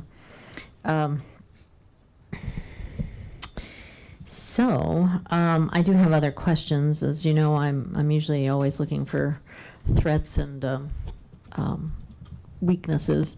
And one of the things that has been mentioned, but I'm looking at what costs are there in this type of zoning that we haven't thought of. For instance, you know, with public safety, a lot of the conversations we've had with the fire department indicate that they don't have the equipment currently to handle something over 5 levels. So, and we know that takes time and expense when we're talking, you know, bigger fire trucks or bigger ladders and all that. So is there a plan for helping with that type of public safety? Would there be extensive changes to the building codes?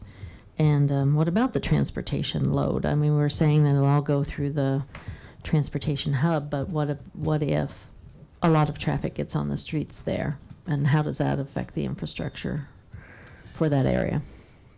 Sure. So on the fire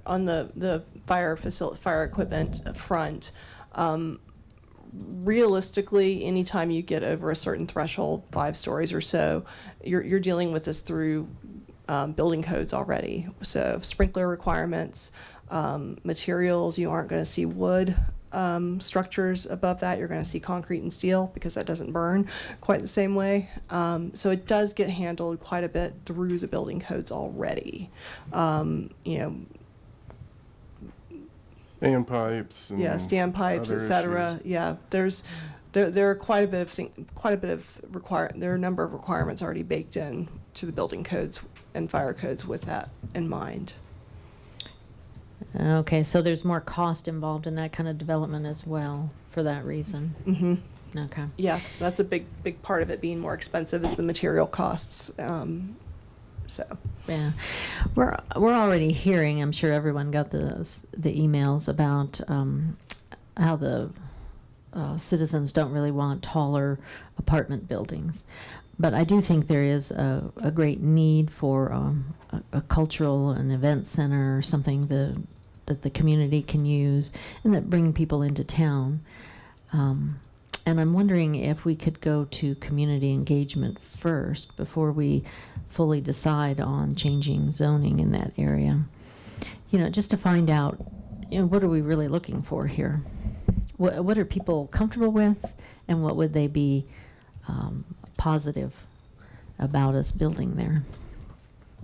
Yeah, and I guess to clarify, that would definitely be the next step. Council member would be to actually go dive deep into the Before it engagement comes aspect. back to us. Absolutely, before council sees it again. Okay, so we could say, go forward with community engagement, and then after that community engagement, you would formulate a zero reading. Or potentially another study session, Okay, again, yeah. to present our findings, get more feedback from council. Yeah, so we could go through the comments that you receive and come up with a plan. Correct. Yeah, I think our point is if you absolutely don't want to do this, tell us now. Okay. But if you want to move in this direction, and based on feedback we have, then I think that shapes the community engagement strategy moving forward as we're looking to the future. But if there's not a desire for council to move forward, tell us, because then that helps us manage time. That's really, I think, this point in the conversation. So I think people want to see something happen with the sugar mill property. And I also think there's a real interest in a community event center, concert area, cultural and arts. And my firm question is, how much height does that require?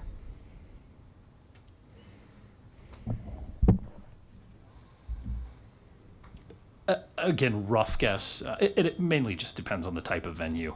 I would guess that, yeah, depending on capacity, the ones that I'm familiar with, typically they're less than 4 stories, but a lot of that depends on topography. Even ones downtown, typically they're in that realm. But again, a lot of it just depends on the venue and the design itself. Okay, so we might not need to change the zoning to have that element to begin with. But again, depending on the type of venue, may not need to. Okay. So to answer your question, if you looked at the steel structure, it was determined that you could get a lot of seating within that existing structure. The metal shed. The metal shed, because of the width and the length of that shed. It's big if you go inside of it. If you bring it in where it's more compact, then you may need more height to get the seating. So it really depends on the what and the amount of space that you have. I'm really just curious how they're going to get acoustical, integrity inside that metal shed. I just wonder how that's going to work. So that's just my. Apparently I feel like we're getting ahead of ourselves. I know, Yeah. I know. It's but just like, do we want to? handing me carrots and I'm nibbling. Yeah, I kind of want to bring us back to, is there an appetite to move forward with this particular zoning? And I will do the second round. Okay. Thank you so much for indulging me. But just moving forward. And then I think that's where we can kind of get into the weeds later. But I really want to hear what the public engagement comes back with. I want to hear what new council members who haven't been a part of this conversation, what they have to say and what would be the feedback they could provide. So I'm going to actually go back in the order. So it was Popkin, Mayor Pro Tem, Marsing, and then Prieto. Okay, so go ahead. Going off memory. Thank you, Mayor, and thank you, Council, for this really thoughtful discussion. I think there are a couple of broad points I want to make. One, if we don't shape the types of zones we want to see, development will happen to us, and we'll be like, well, that's just what the market wanted to build. And in this case, we want to shape what market we want to even exist. So now, that said, an MUIR zone does not have to just be defined by height. And I think that's, like, I'm hearing that, and frankly, the original concept of the overlay wasn't even height related. And we're kind of pulling a few things together that might make sense in certain areas and might not. I'm actually extremely receptive to the feedback that Councilmember Prieto raised, which is she lives here for certain reasons and stays here for certain reasons. I moved here for those reasons. And so I actually share those reasons identically. And, I think we want to really take control over what we want to see in this kind of unique area. And that does not mean it has to be tall. Tall enables certain things, and tall is all relative too. So, like, we're already seeing 6 to 7 stories in the First and Main area, and the question is, do we want to allow higher, or are we just going to kind of stick with that? And that's, I think, a great discussion for us to have, and a great discussion for the public to weigh in on. What I want to shift this discussion to partly is 3 other features that I think, when we're thinking about what would this zone look like, right now, one of the thresholds, or like really the main question, is height. But I think there's a lot of pieces of what a thoughtful zone could look like here, and Jennifer and Grant have already alluded to some of those in terms of kind of the design elements there. And so, from my perspective, there are really 3 other things, 3 key features really that I think would be critical to actually address a lot of the concerns or hesitations that I'm hearing from my fellow council members here. And I think these 3 things achieve 2 goals. Goal 1 is to streamline and encourage redevelopment in these areas, to focus our growth and manage our growth. And number 2 is to support placemaking, community beautification, and creative design and adaptive reuse. And I recall our Urban Renewal Authority meeting where I heard everyone kind of describe things that kind of made them light up and smile from their experiences and travels. And I think that's the direction I think we can also layer into this as we consider some of those other kind of foundational elements too. So those 3 features: number 1, bonuses, incentives, or disincentives that encourage adaptive reuse, community character, and for sale housing. Number 2, exceptions or exemptions in our that make it easier, faster, and or more cost competitive to support adaptive reuse, building conversions, kind of old to modern uses kind of situation, and for sale housing.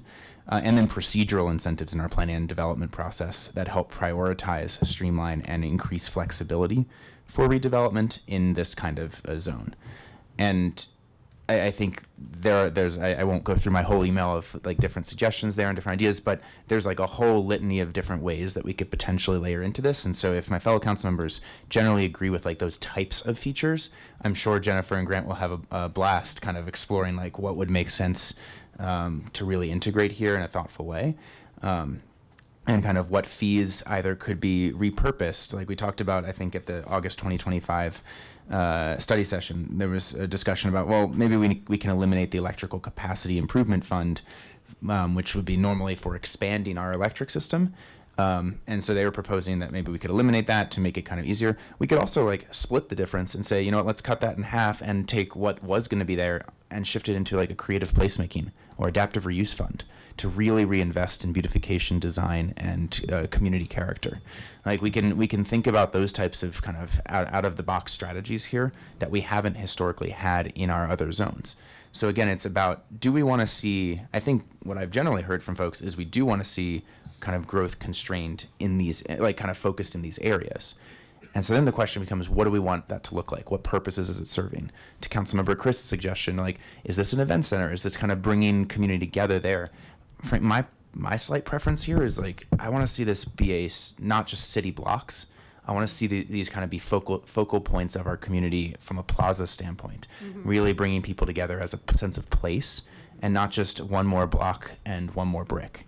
And so I think some of those strategies to shape the market environment that we want folks to come into, Councilmember Chris, to your point, like how much is this going to cost? It's going to be exactly what the market will bear. And what the market will bear in this situation will be based on the policies and incentives that we set. And so I think it's our opportunity now to actually say, like, here's the framework and here's the clarity that we can give you. And it's for these purposes. If you don't want to build that, don't. If you do, great, we welcome you. So I think those are the kind of 3 categories I'd love to kind of toss out there. If you have concerns or if you want more clarity on specific kind of what would an exception look like or what could that look like, I'd be more than happy to share. I don't want to take up too much more time here. So I will just double check to see if there's anything else I wanted to add here. And then when you wrap up, yeah. Just, do you want to move forward? I'm taking, it's a yes. Oh yeah, I would say yes, I want to move forward. I am not wedded to kind of the 7 to 10 story height. If that's not like the direction where all of council is, I think keeping, if we don't decide to go in that direction, I think we want to be more strategic about what those kind of height or density bonuses are within the 7-story framework. And do you want that decided tonight as far as the height areas, or just bring us back That would be a set of helpful. options? Okay. Some specific parameters in terms of height would be helpful to Okay. shape the discussion with the community. I think without that, again, no one will know what we're aiming for. So Got it. I do think that that's important. Yeah, thank you, Mayor. Good clarity there. So I would say I'm not opposed to it, but I also think that when we think about it's not 7 or 10. It's not all or nothing in these situations, right? And so I think if we're setting up bonuses that get there, it's because those bonuses align with our priorities and our values. If someone wants to build a 9-story building that is for sale condos, I think there are a lot of people that would be really interested in that, and think of the views they would get. If in the right place, it wouldn't even block other views. So I think we want to be a little bit creative here and maybe not exclusive, but that doesn't mean this all becomes a 9-story block, right? And I think that's a really important thing to make sure that we are guarding against with whatever code tools we have.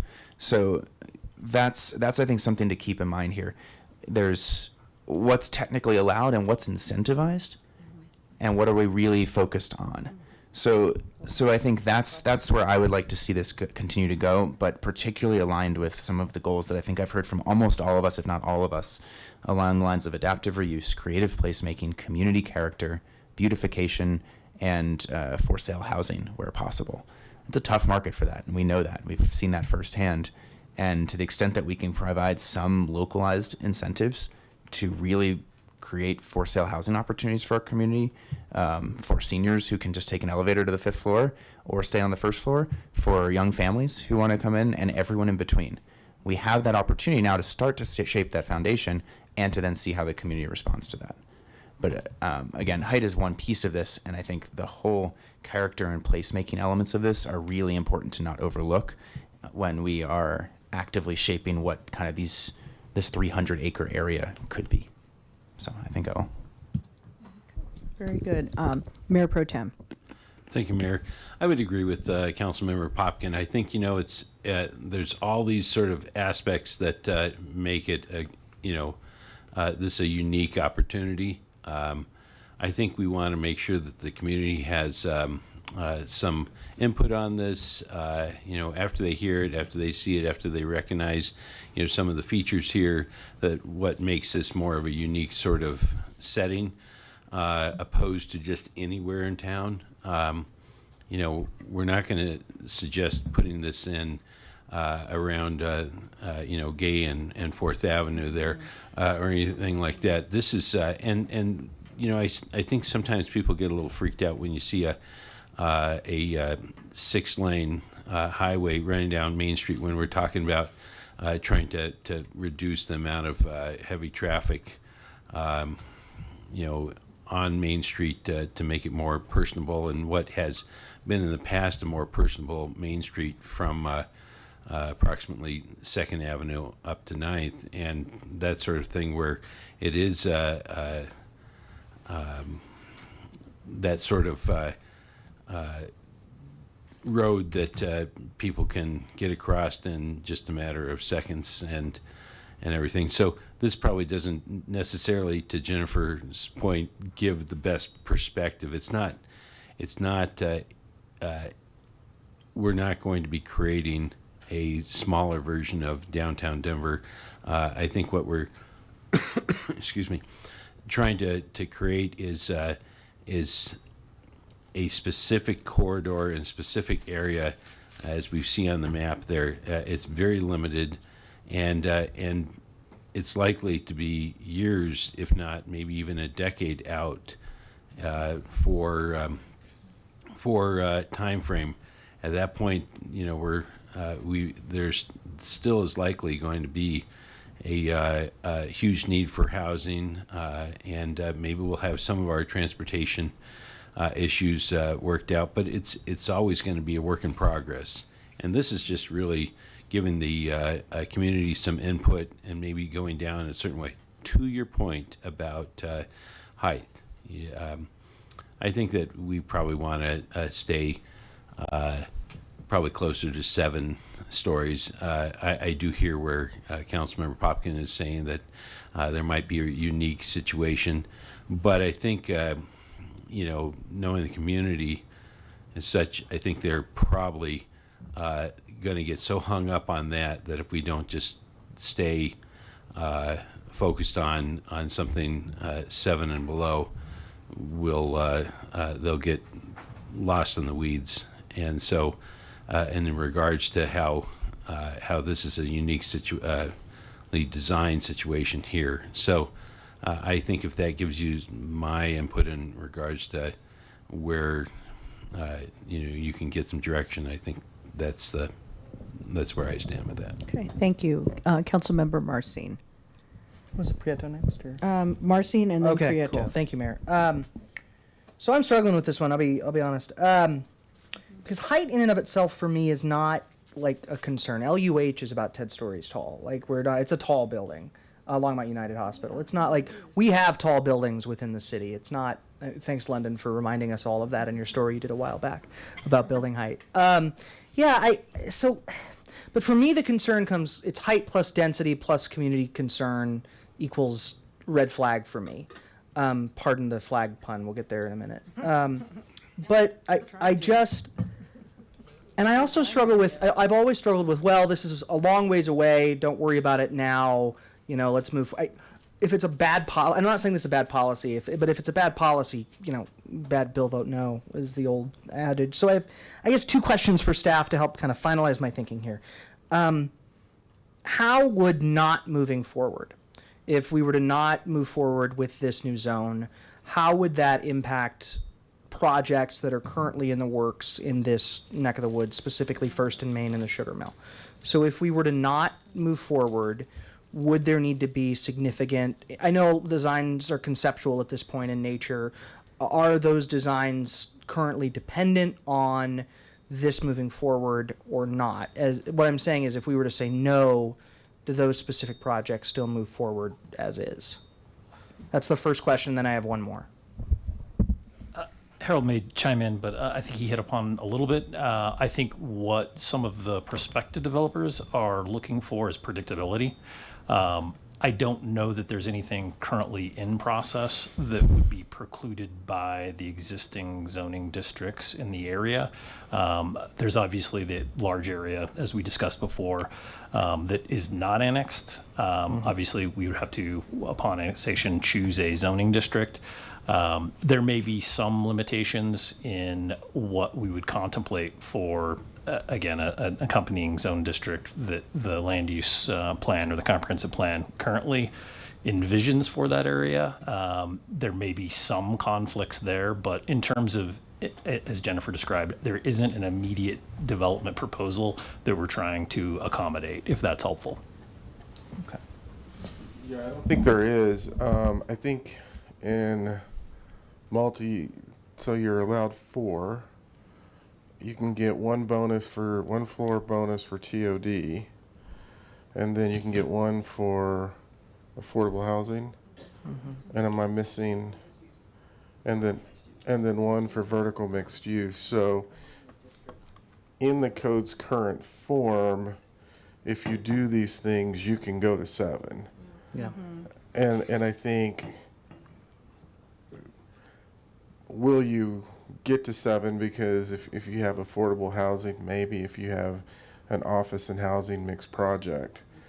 And so I think the question is, how does that apply to some of these other areas where if within the code with bonuses you can go to 7, is 7 kind of where you are comfortable at this point? And let's just take the sugar mill, for example. If on Main Street you can go from 4 to 7 with the bonuses, is 7 kind of that area that you would be comfortable with in the sugar mill area? And that can start shaping the community involvement. I think that's where they're trying to get, is what's your tolerance? And then my last question is what's the benefit, and this is for me because I'm new to a lot of the zoning conversation, and for the public, some of whom are in the room and have started scrolling their phones because they're trying, what is zoning, what's the benefit of the MUIR of the zoning district if height is stripped away? If we say we're going to keep it to 7, what would, and I understand the planning and space making conversations, specifically in plainish language conceptually, what would the benefit of adopting the zoning district be if you say, okay, we're not really talking about height here, we're talking about the district itself? I think the primary, and again, Jennifer hit on this a little bit, I think Yeah. the primary element that would be adopted would be, again, the allowed land uses. Is a convention center allowed? Is a type of industrial high-tech makerspace, is that allowed, and does that follow along with what was contemplated in the sub-area plans for the area? That would still be a component of the zoning that we would establish.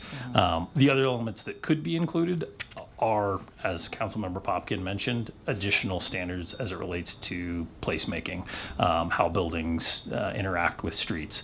That could also be integrated into a zoning standard for this new zoning district. Thanks, Grant. I appreciate it. I'm going to listen to everybody wrap up before I make a decision in my own mind. Thanks. Okay, very good. Councilmember Prieto. So my question was similar to Councilman Marsing's.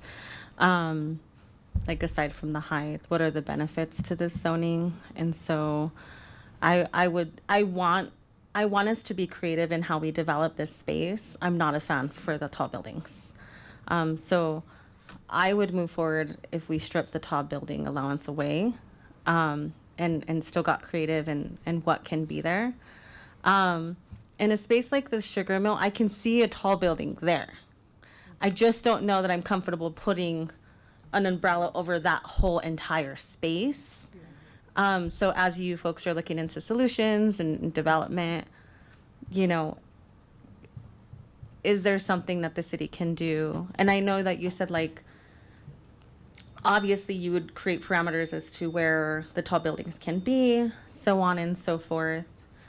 But I'm just really having a hard time seeing all of that development go that way, and imagining, like, how is our downtown, like, is it going to be like a ghost street, like, you know what I mean, like, is all of the business going to move that way? Are all the people going to move that way? I really want to see an investment in our downtown. So when we talk about, like, buildings, seeing the photo that you guys shared of that downtown area where the bridge is looking north, like, that looks great to me. Like, that's an area that I feel like this development is going to look great. It's going to really boost just, you know, business and just the downtown feel, because essentially that's our downtown. But then going east and just having this umbrella of, like, well, you can have, you know, different spots of buildings and like Councilor Marsing said, really condensed, you know, growth. I'm not for it. And so tonight I will not be moving forward on this if the building heights are included in the package. Could you get creative in the future to find a way to bring it back to council if there were some special development that wanted to be there? I think that would be an option. I think we would have more control over that and how that looked. But if the package comes with height, I'm a no on that one. Thank you. Councilmember Kalkoffer and then Councilmember Christ. I am for moving this forward. The 7 stories that we currently have, I think, is good. I think we have to have a extraordinary situation to allow a tall building. You know, let's say childcare and first floor retail.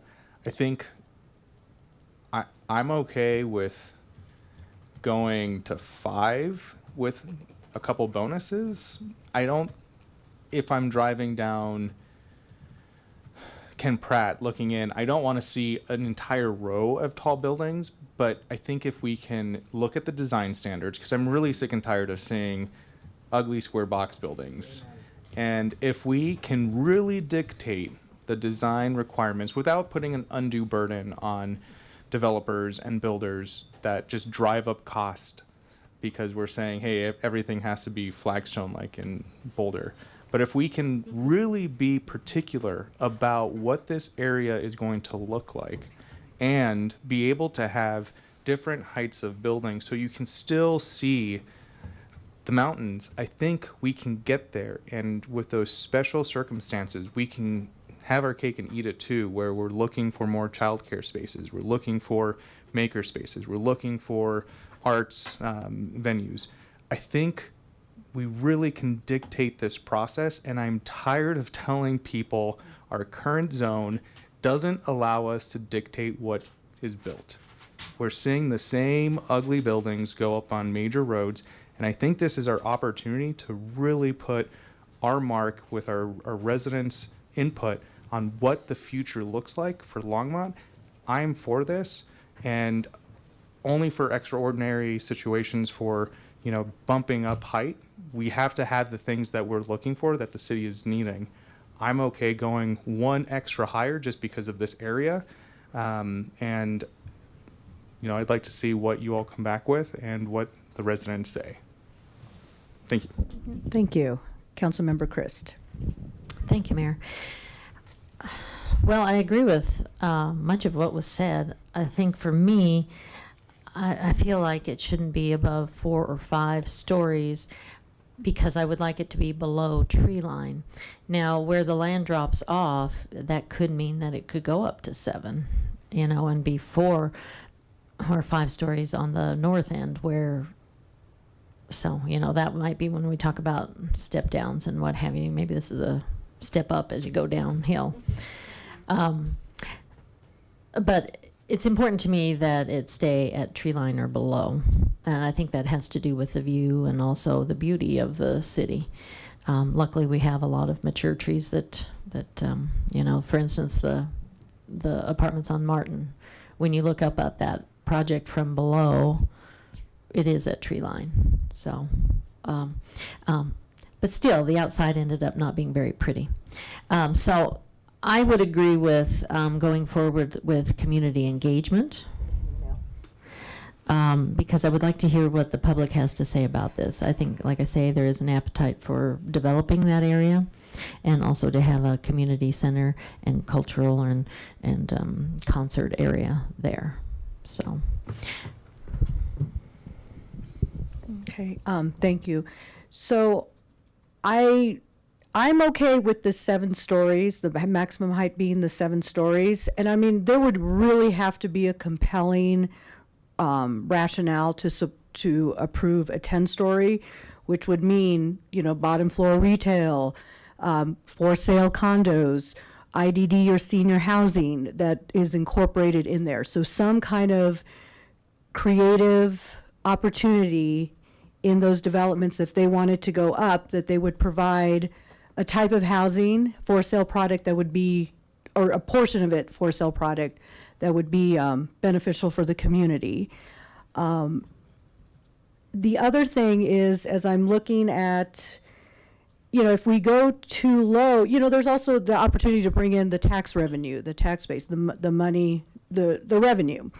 And so by moving upward, where we have that opportunity to bring in more revenue, that opens the door for a convention center, for creative district. So having, it's like if we put too much constraint on those, I worry that we kind of push out these opportunities that we could bring in an event center or something of the like. I've heard now people talking about wanting, and we've been talking about it for a while, but an indoor skating facility. So we want these things, but we're also going to have to give and take a little bit. So what are some ways that we can increase revenue so that we can ensure to have those pieces? So I am good with moving forward in the process and throwing it out there, seeing what the public says, what's the feedback we get, and then as we move forward, we can adjust and tweak as needed.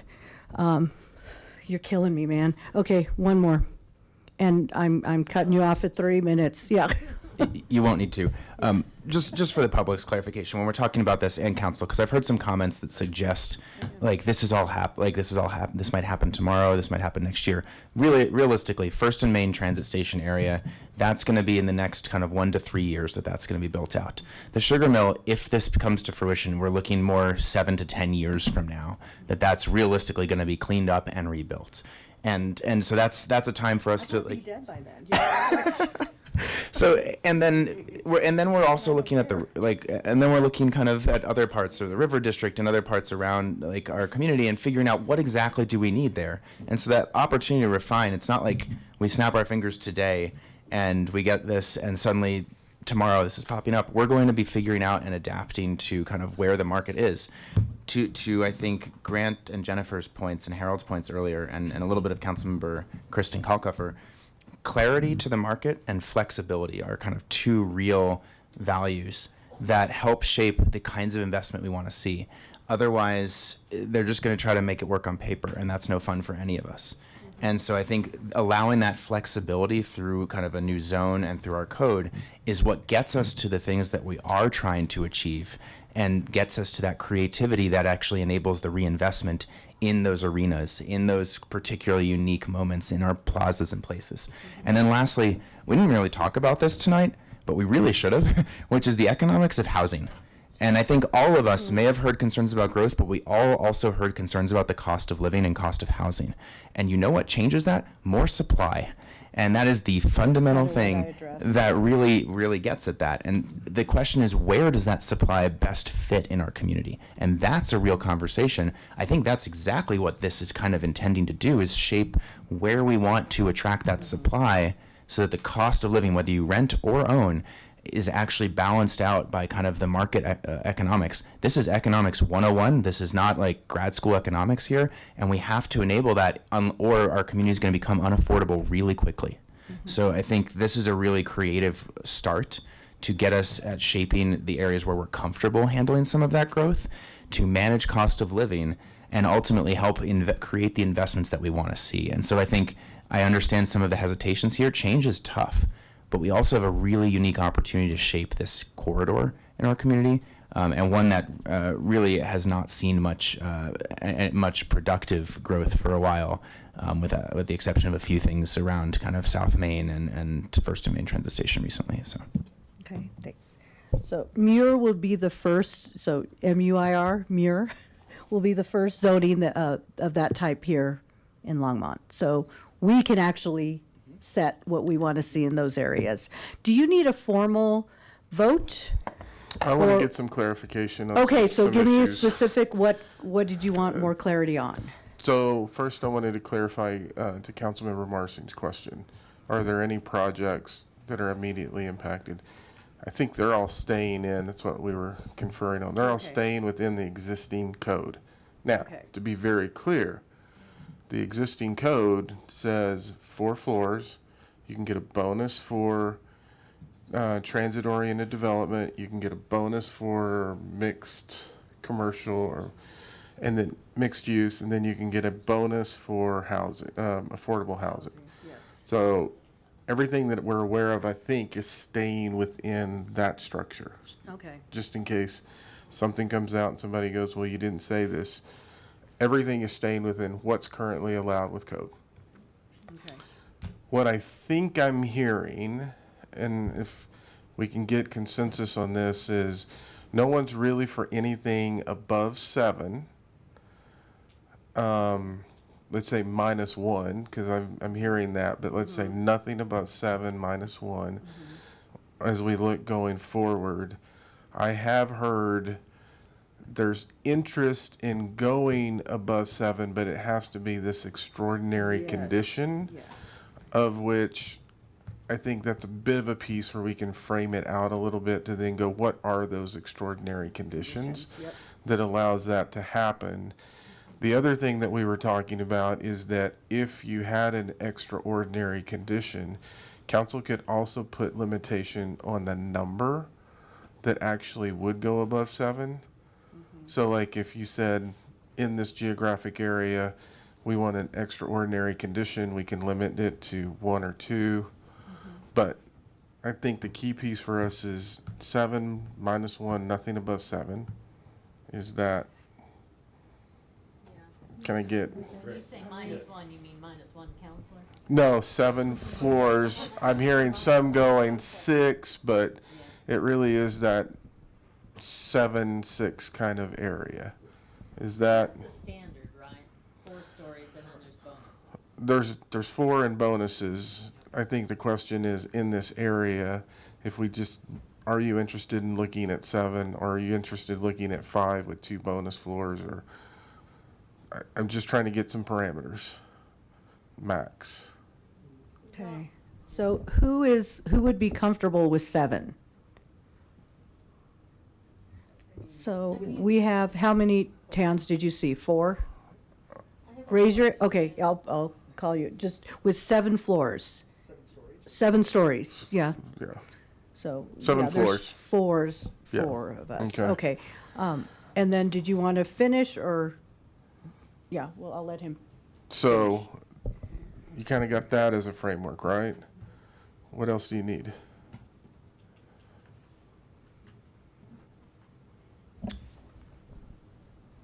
I think we can explore all of the aspects that we talked about tonight in terms of the, I'll say, creative solutions associated with those in terms of design. You may have been heading this direction already, Harold, but yeah, if there is an opportunity to go beyond any thoughts, if it truly is exceptional, what that might look like. You and I talked separately of we could explore a regulatory structure of a conditional use permit, if that's something council wanted us to explore, or something similar that would, I also heard, bring these projects in front of council on a case-by-case basis as part of a public hearing process. We have that structure in our code right now. That would be an option. I think we would need direction to explore that today before heading down that route. Okay. Just with a quick show of hands, would you agree to explore that with the case-by-case basis to see what they can bring back? So 1, 2, 3, 4, 5, 6, 7. Okay. And then, and I'll still call on y'all. But was there anything else you wanted to clarify?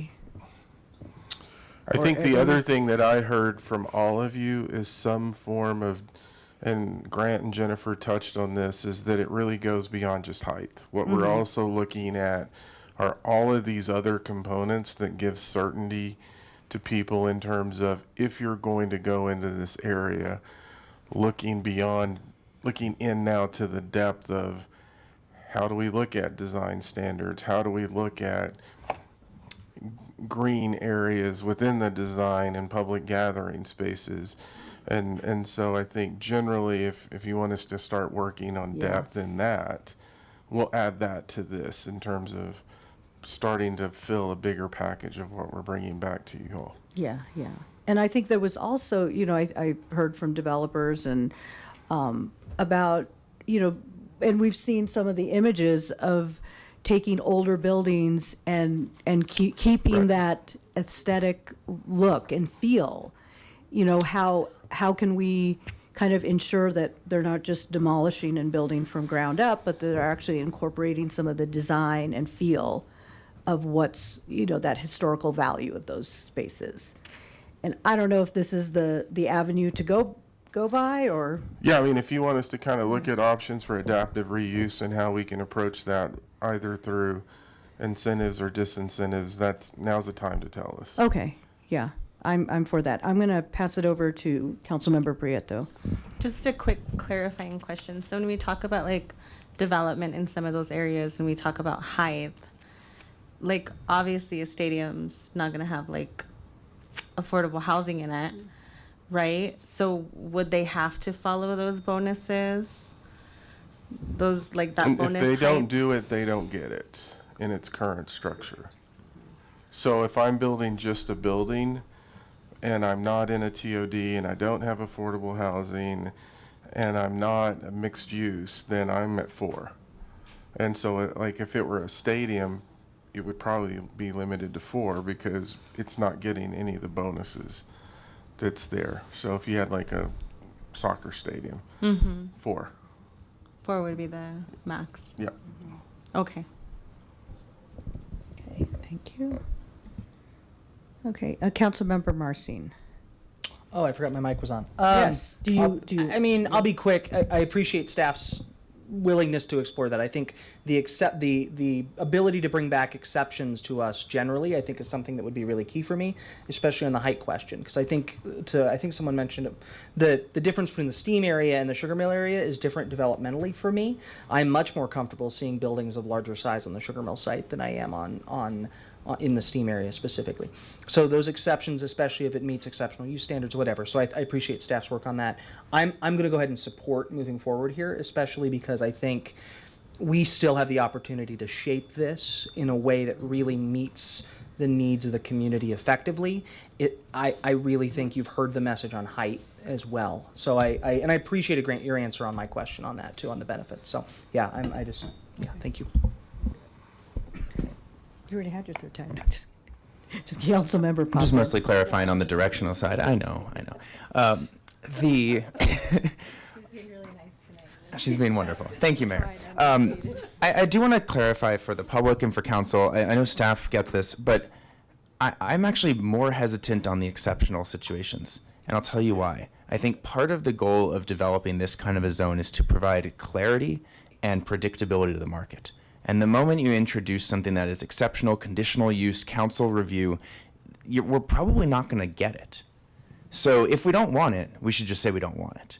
If we are open to it in very specific situations, let's say what those situations are and be comfortable clarifying what those are. And I think that's kind of what Councilmember Kalkofer was getting at. If we're comfortable with for sale condos at 8 stories that also incorporate a lot of brick from a demolished building that is next to the sugar mill, then that has kind of the appropriate step backs, let's say that's the kind of thing we're okay with there. We don't have to solve for this tonight, but I just want to make sure that we're all going into this discussion recognizing that really we can do this particularly well and particularly competitively to attract the type of developers who want to be innovative here if we create that sense of predictability. Because at the end of the day, time is money, and the more public hearings you have to go through, that increases time, uncertainty, trimming of different things based on individual preferences, and I totally get our instinct in wanting to shape that. I think the optimal way for us to shape that is not project by project, but actually by shaping this zone to say, these are the kinds of things we want to encourage, these are where we want to encourage it, and these are the types of ways we want to see beautification, adaptive reuse, for sale housing, childcare. If that is our kit and caboodle there, let's say that. And that would be my strong recommendation as we go forward.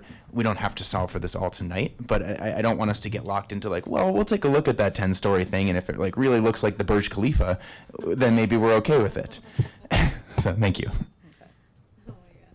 Okay, do you want a formal vote on this, or did you? I think as long as what we talked about, where I Yes. clarified the issues. Yes. And we had some hand Yes. votes in this. Okay, was that enough? I think we're good Okay. at this point, and then you've also given us some questions we'll come back with Sounds in the good. next round. Okay, very good. Can we take a break? I'm going to take a break.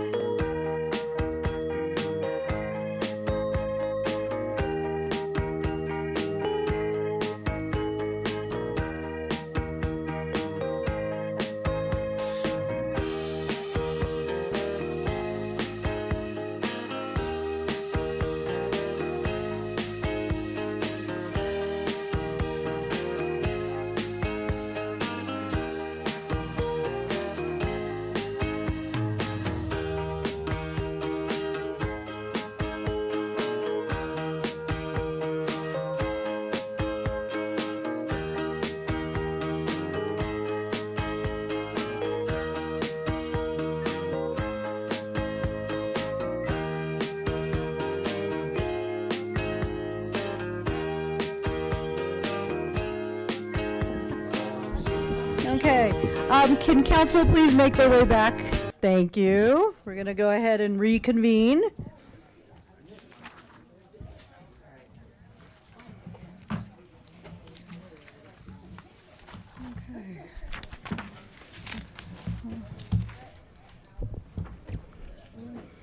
Okay, so we are now at item B, discussion on the Longmont Flag and Civic Center flagpole. And I think, yeah. Okay, Sandy Cedar will be coming to the podium to kick us off.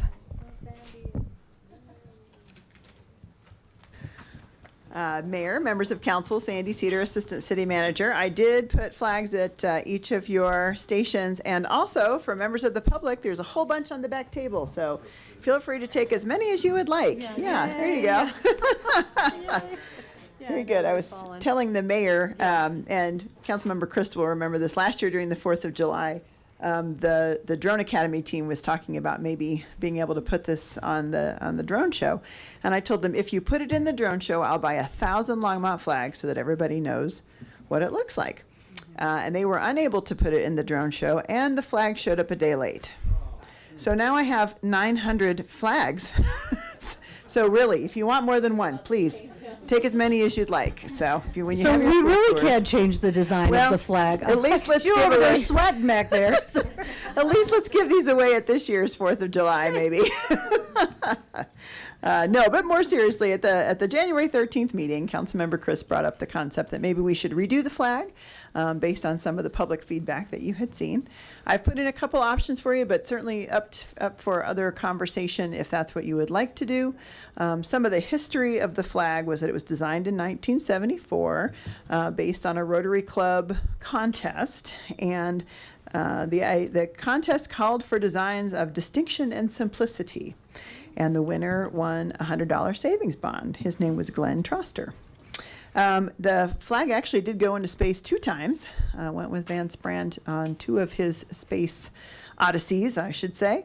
And let's see here, he went on the Apollo-Suez test project flight, July 15th, and also on the Challenger flight. So I linked the whole article from the Times Call so you can see the entire history. But essentially, if you're interested in redesigning the flag, there's lots of ways to do it. 2 ways that we suggested was that you could do some sort of a contest if you wanted to, or if you wanted to have it professionally designed or have some options professionally designed that then we take out to the community for feedback. Either way, it certainly should be a community project as far as redesigning the flag. If you decided to involve some sort of a designer, it might cost up to $5,000 or so is the estimate. The other ask was for the 3rd pole out in front of the Civic Center. Right now, we're following the federal guidelines around how to show the American flag as well as the Colorado state flag and the Longmont flag.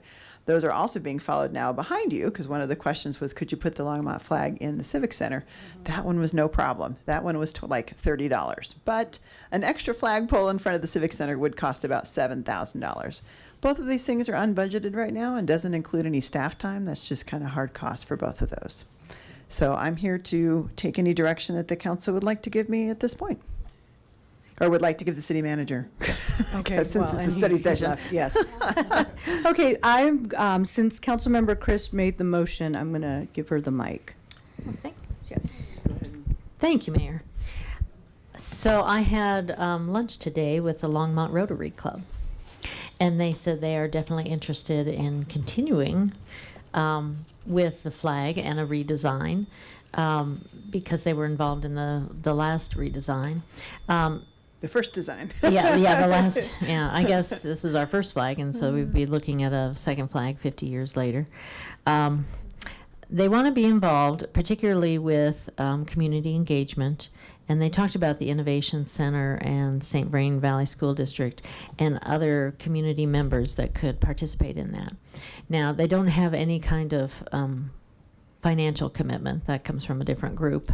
But they are interested also in seeing a flagpole occur on the Civic Center lawn, and wondered if you would additionally be interested in a peace pole, and we can discuss that later.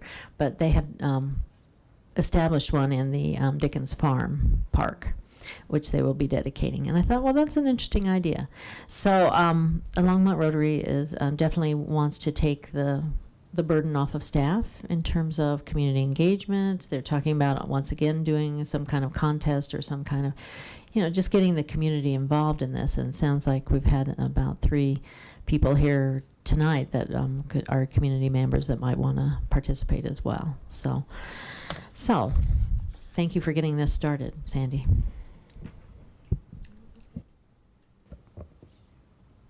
Council member or Mayor Pro Tem McCoy. Thank you, Mayor. Sandy, I think this is, I think we probably should think about figuring out how to get a flagpole out there.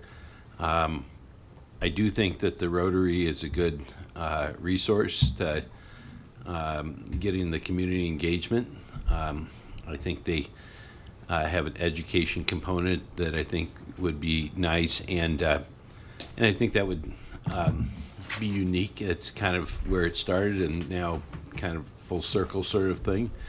Although I think the chamber would be also a good resource as well, because there's some of the folks that might be out there selling those flags later on down the line there, somewhere like a Bricks or whatnot. And of course our St. Vrain Valley School District is another resource that might be out there. There might be somebody also who feels that maybe they could, if the city came up with half the money for the flag pole, there might be somebody that would maybe come up with a way of matching that original price tag to get that happening out there. So maybe some of these options should be explored in ways of keeping our costs down, but also bringing this to some sort of connectivity with our 150-year anniversary as a state and that sort of thing. So I support those types of initiatives and ideas. Okay, Councilmember Kalkoffer. There's a lot of organizations. I was renewing my rec pass and I went to the Memorial Building, and I am an Elks member, and there's a cornerstone inside the Memorial Building, and there's a lot of organizations that have donated things in the past, and I think we can look at some of these organizations that have donated to our city in the past and see if they can contribute some and or open it up for donations. I know I'd be willing to fork up some money to put up a new flagpole as well.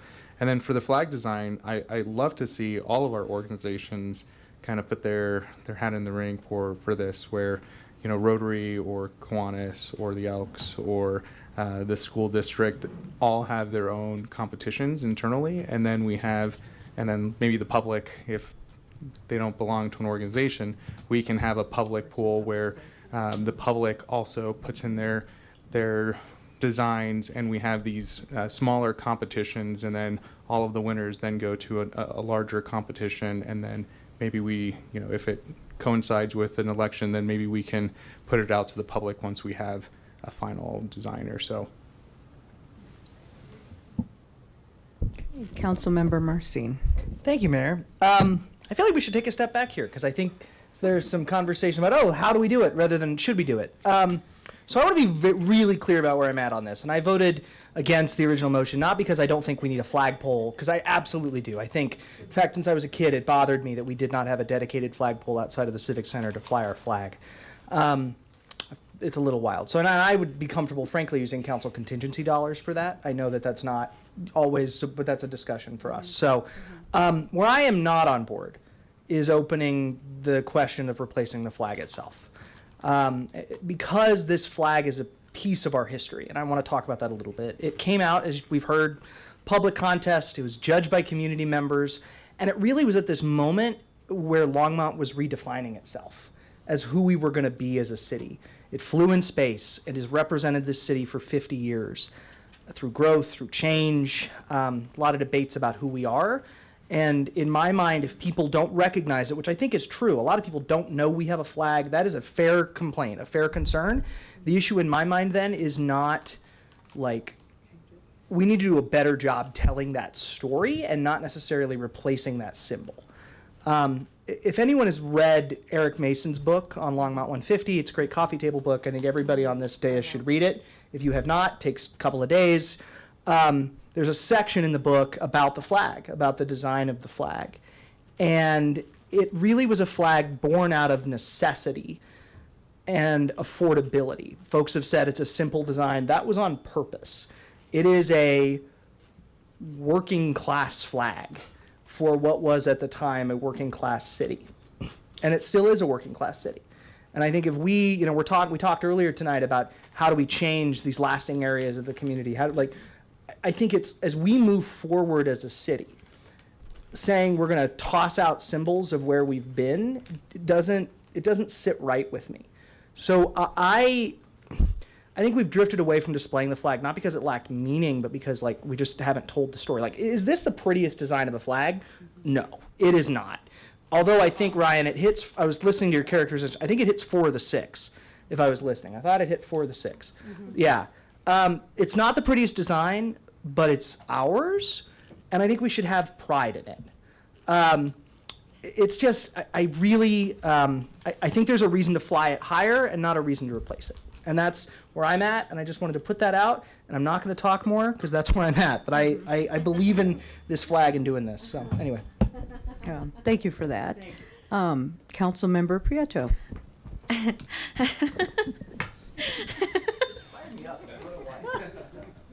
I think Councilmember Marsing is diehard only person that wants this flag.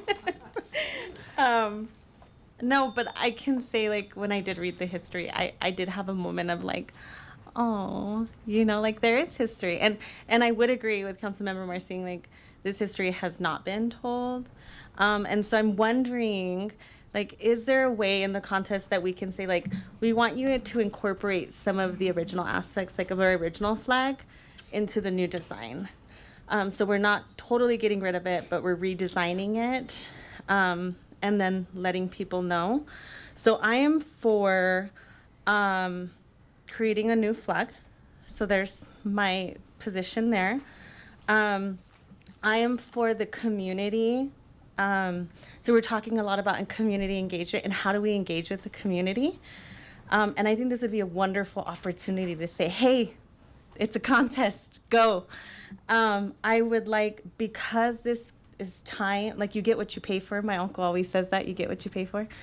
And so I would like to see a price in this. I think if we're willing to pay a person to design it for us in the amount, I think you said 5,000, right? I think we can cough up a little bit of money for a nice prize amount that would get people motivated. I would like to see some parameters around it as far as have to be a Longmont resident or else we're going to get 1 million, submissions. Can't be created by AI, right? Different, just really encouraging people to get creative. We have a lot of creative folks. And then, let's see. And then, like I said, just incorporating some of the original design into the new design. So we're not totally forgetting our history there. But also, I would like to see the city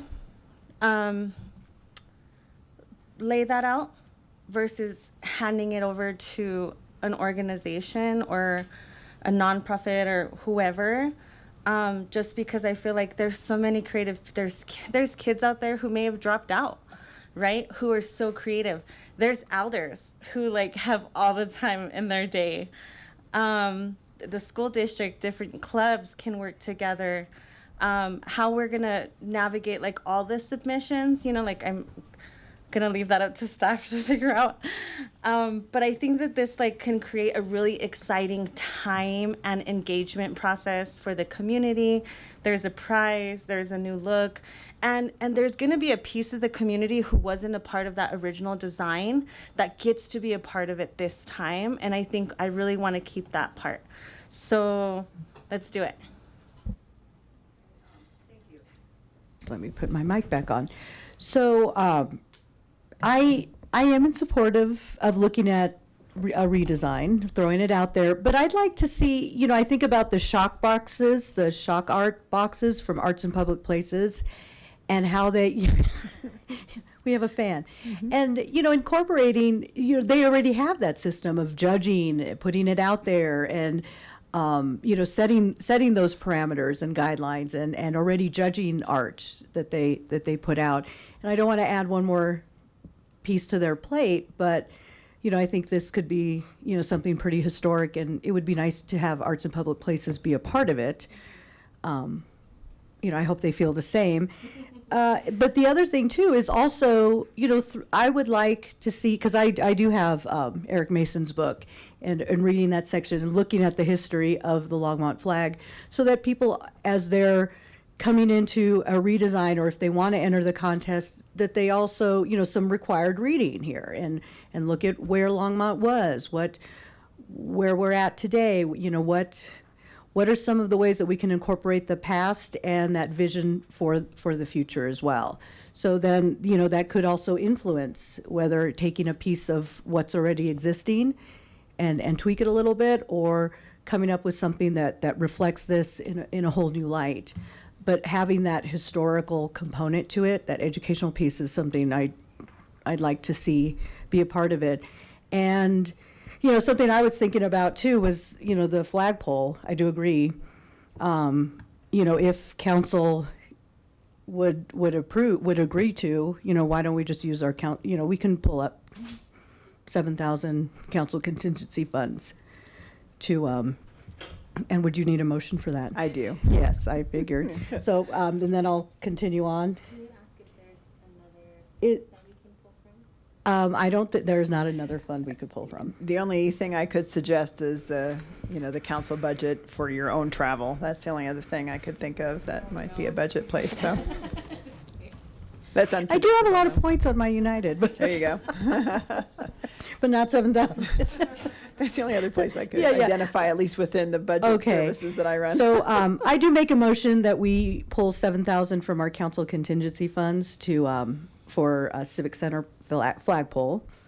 Second. Okay, and then, so I made the motion, and it was seconded by Councilmember Marcin.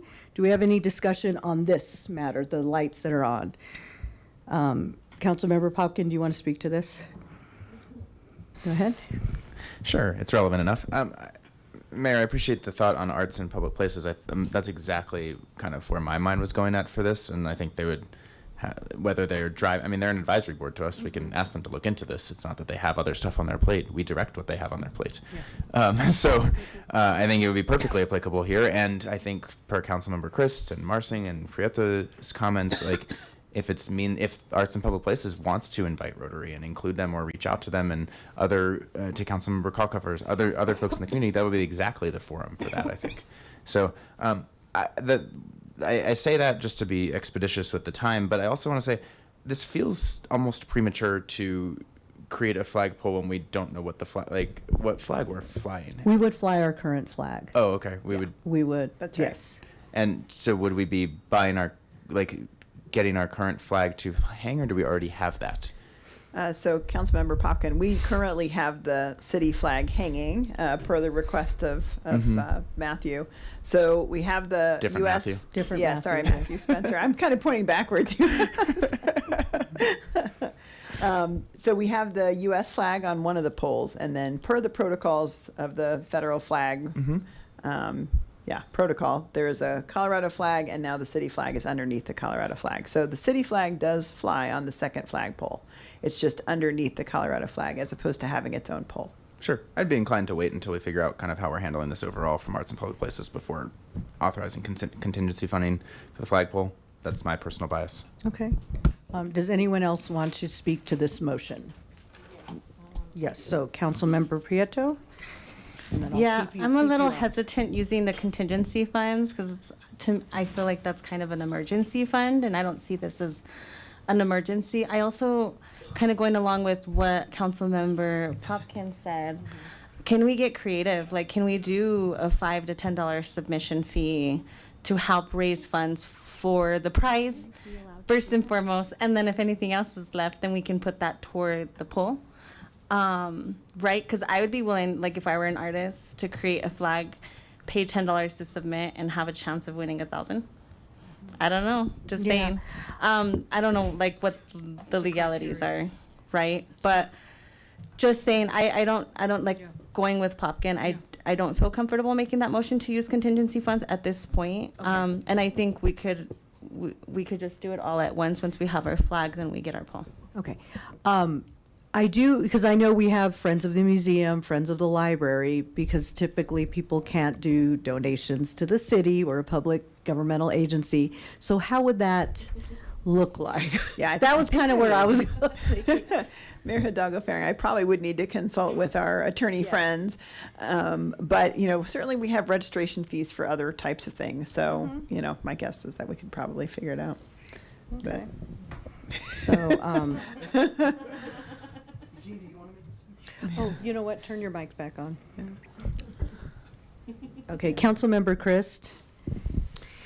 I was going to agree with Councilwoman Prieto in that, it should, I guess it was Mr. Dalal that said, it's if it's for the city, it should be by the city.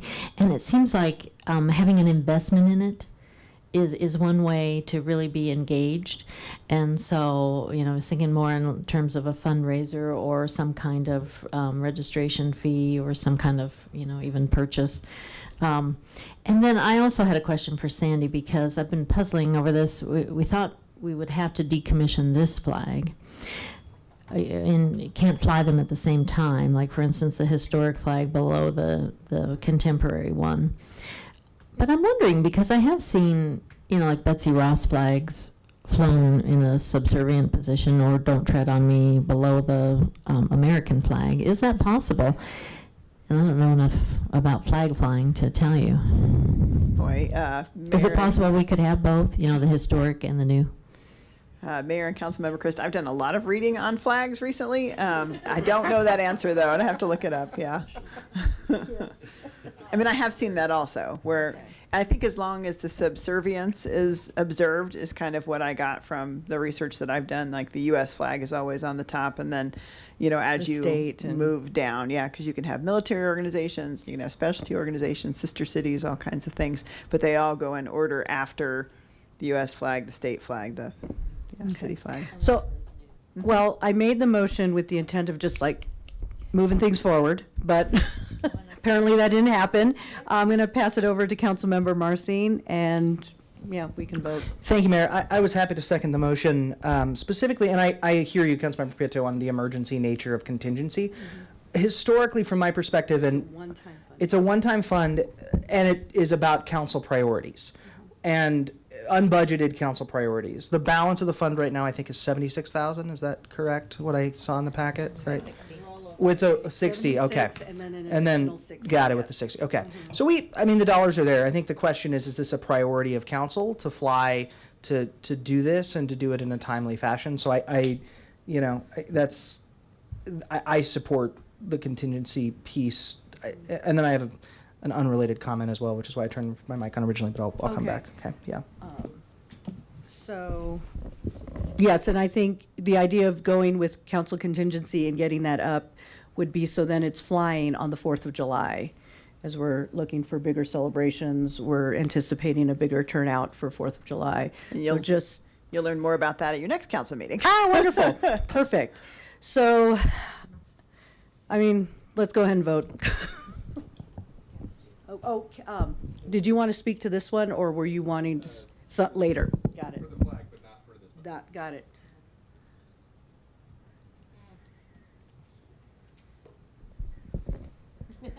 Just got to throw it out there.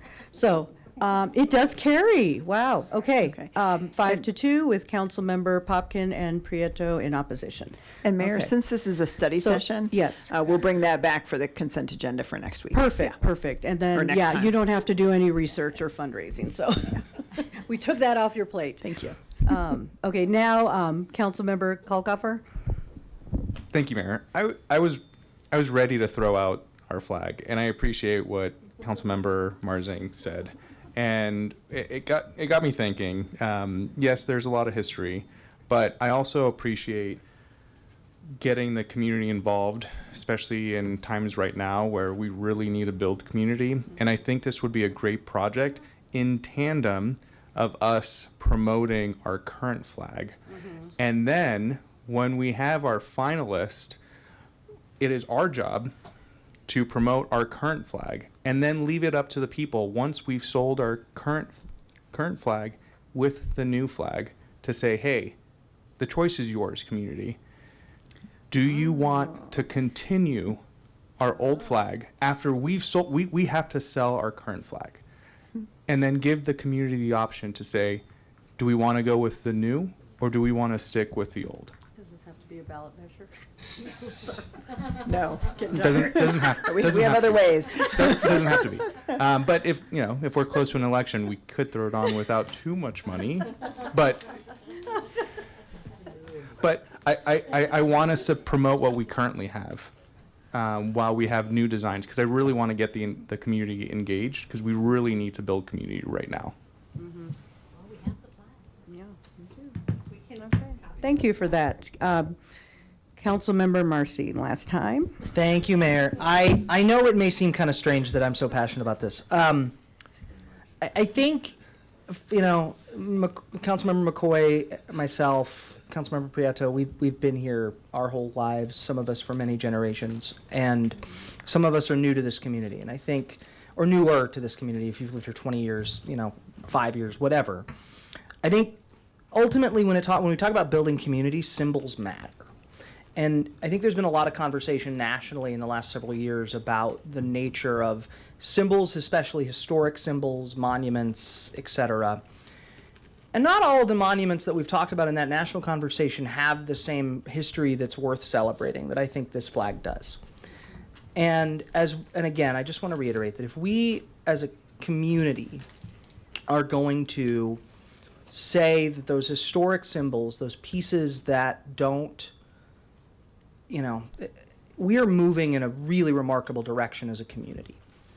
And I think holding on, I see where this is going, I can count votes, but I think generally holding on to some of those symbols, especially that speak to who we were and who we want to be, spiritually to our core, I think that matters. And so I would really hope that in this broader conversation that it sounds like we're going to have as a community, if a new design is the direction that this council winds up going, and to be clear, I don't support that, but if we do, I really do hope that the working class character that I think this flag represents is something that we incorporate into that. So that's all.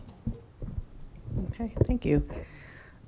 So do you want an official vote I or? would love, maybe just a little Thumbs thumbs up. up. So do you want to redesign the flag? Thumbs up. 2, 3, 4, 5, okay. And do you want AIPP to maybe bring back a proposal for how they might lay out this kind of a contest? Yes. I see 3, 4, 5, okay. All right, very good. That does help me. Thank you so much. Great, thank you. Okay, so now we're on to the next item, item C, and this is council discussion regarding Council Rule of Procedure 27, sections F through M, related to the board and commission appointment process, including the respective roles of the advisory board, city council, staff in interviews and recommendations, and the appointment process. I'm going to kick this to Councilmember Marcin. I don't think we have a presentation. We don't have a presentation from staff. Don, did you want to weigh in? I don't on have what- anything, Mayor. I'm just Okay. here to take notes, and if you have questions, Eugene or I are here. Okay, very good. Put your mic back on. There we go. Thanks, No. Mayor. I did not, and I appreciated conversations with staff and others about, I did not anticipate being able to be here tonight because I thought my wife may be in active labor. That occurred on Sunday. We'll get to that in Mayor and Council comments. But so I was able to be here. So I had sent out something to all of you that wound up being included in the packet that, I think I made the original motion thinking about how we think about the way that we appoint our boards and commissions and how they ultimately serve our community, incorporate community input, but reflect council priorities. And And look, I think a lot of us, I know, may have other thoughts about how we do it, but generally I think, and if you looked over what got sent out, I think the challenge we have run into to some degree is that, and it depends, is, I remember, as I think Mayor does, the way that it used to be done was it was a full council process that council organized, that council was able to have full say in. And I think there was a desire, a well-intended desire, to have our boards and commissions have a say in that process, have a say in their membership and what they need. And I do not want to take that away. I think that is a great benefit, especially when boards can tell us as a council what they feel they need. Where I think we've run into some challenges, perhaps, and some unintended consequences, has been in two spaces, and I did not intend to speak, so I'm kind of freewheeling here, but has been in some of the more technical boards. I think about planning and zoning, I think about historic preservation to some degree, airport advisory board to some degree. There is I think when we give boards a say in not just what they need, but who they need, it can create some echo chambers where the technical expertise gets prioritized over community input in some of those spaces. So I went through several weeks ago and drafted this document that's in the packet that essentially says, hey, this is an option that we can go through. It gives, I don't want to go through it all here, but basically the process would be council interviews. We request input from boards on what they need, what they're looking for, what they think would be great. That can come as a memo, as an email, what have you. We take that into consideration. We conduct interviews, and we ultimately make recommendations. This last process found it interesting that,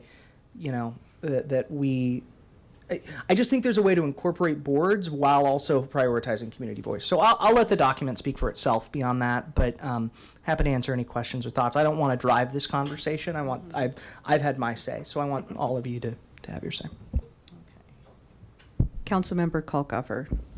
Thank you, Mayor. So I also drafted something, but I didn't send it to everybody. I'm having an issue. I just came off the transportation board, and I'm having, as now on city council, I'm having a hard time trying to figure out roles for the liaison, either the staff liaison or the council liaison on these boards. So my suggestion for these interviews is to have the two members work with the board to determine what they need, working with the staff liaison and working with the city council liaison. So there's potentially 4 people, 2 from the board, 1 city staff liaison and city council liaison, to run the interviews. And then the city council liaison comes back to the dais and says, hey, this is what we're looking for. These are the people that we interviewed. This is my suggestion as the liaison for that board with the staff input. Because if we take over every single interview, we're going to be overwhelmed. There's a lot of seats and a lot of turnover. And I think it's important for the folks on the boards to also have some input, but they need some guardrails to make sure that they're following process. And I think the city liaison and the city council liaison can help be those guardrails to make sure that there's no conflict of interest and make sure that the folks who are interviewing are the folks that the city council really wants to see on those boards. So my suggestion is that. Thank you. Okay, thank you. Mayor Pro Tem? Thank you, Mayor. Having gone through the old process where we actually met with the applicants, and if I recall right, and maybe Don can correct me, but in the past we had maybe the chair of that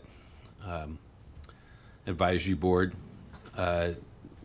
right there with the council member and maybe another council member handling it. So like if you were on the airport advisory board and somebody else was on the historic preservation board, those two would interview for both those, and the chair or a designee from the advisory board would sit down with you when they were interviewing those and add input. And that it's somewhat to what Councilmember Kolkoffer was pointing out, and there is some benefit to that. I don't know that it's as daunting as we think. Now, maybe I think what's happening is that we probably don't have as many boards and commissions as we at one point did. I can think of the Planning and Zoning Commission had a long-range planning and zoning, and today the Planning and Zoning Commission also handles Master Board of Appeals. So there are some that are kind of getting folded in and eliminated as we speak, or as they have been over the years. And, I think there's there's some logical sense to that. I think that we could talk about that as well, and I would like to, after others have spoken to their opinions of this, because I think this is the time to think about that. But, as we look at the Art and Public Places Board, and as they start to realize that they probably don't need a advisory board of 15 members and need to kind of bring it down to a kind of a norm of 9, that's probably something we need to look at as well, because that's probably not, we don't need to have those huge numbers on some boards. So keep those things in mind, but I'm open to a lot of ideas, but I do think that we need to have a little bit of a focus on who is doing the interviewing. Okay. And, as I was kind of mulling this around, I'm kind of thinking about, what was working in this system. And I had to go back, and I even had to ask Harold and Sandy, why did we vote? Why did we make the change? And, there were a couple of reasons why the change. I think one of them, Councilmember Marcin, you did point out about having that expertise involved. Was it you or Councilmember Kalkofer? So it was mentioned earlier about the idea of having experts, really guiding those interviews, coming up with those questions, as opposed to us, where, when I started on council, we did all the interviews, and they were 5-minute, really quick. And we also asked the same questions of all the boards. And I think that was really, it just felt very forced, and I don't think we really got, a true sense of who, is this a good fit or not for this particular board. So I think that was something that didn't work in the other area. But then it pulled away that ability for council to see all. I think something that I saw that's not working in this avenue is that I'm not able to see all the candidates because they've already been vetted by the board. Who's to say that there wasn't a hidden gem in one of them that we missed? So I think there's that, so I had asked to see a few of the interviews and to kind of to get a sense. And, for the most part, the boards do a pretty good job at picking, the right people. There's been a few one-off. And so, I want to make sure that if we're going to make this change, are we addressing just these rarities, these one-offs that are kind of happening throughout, not really a problem that's permeating through the whole process?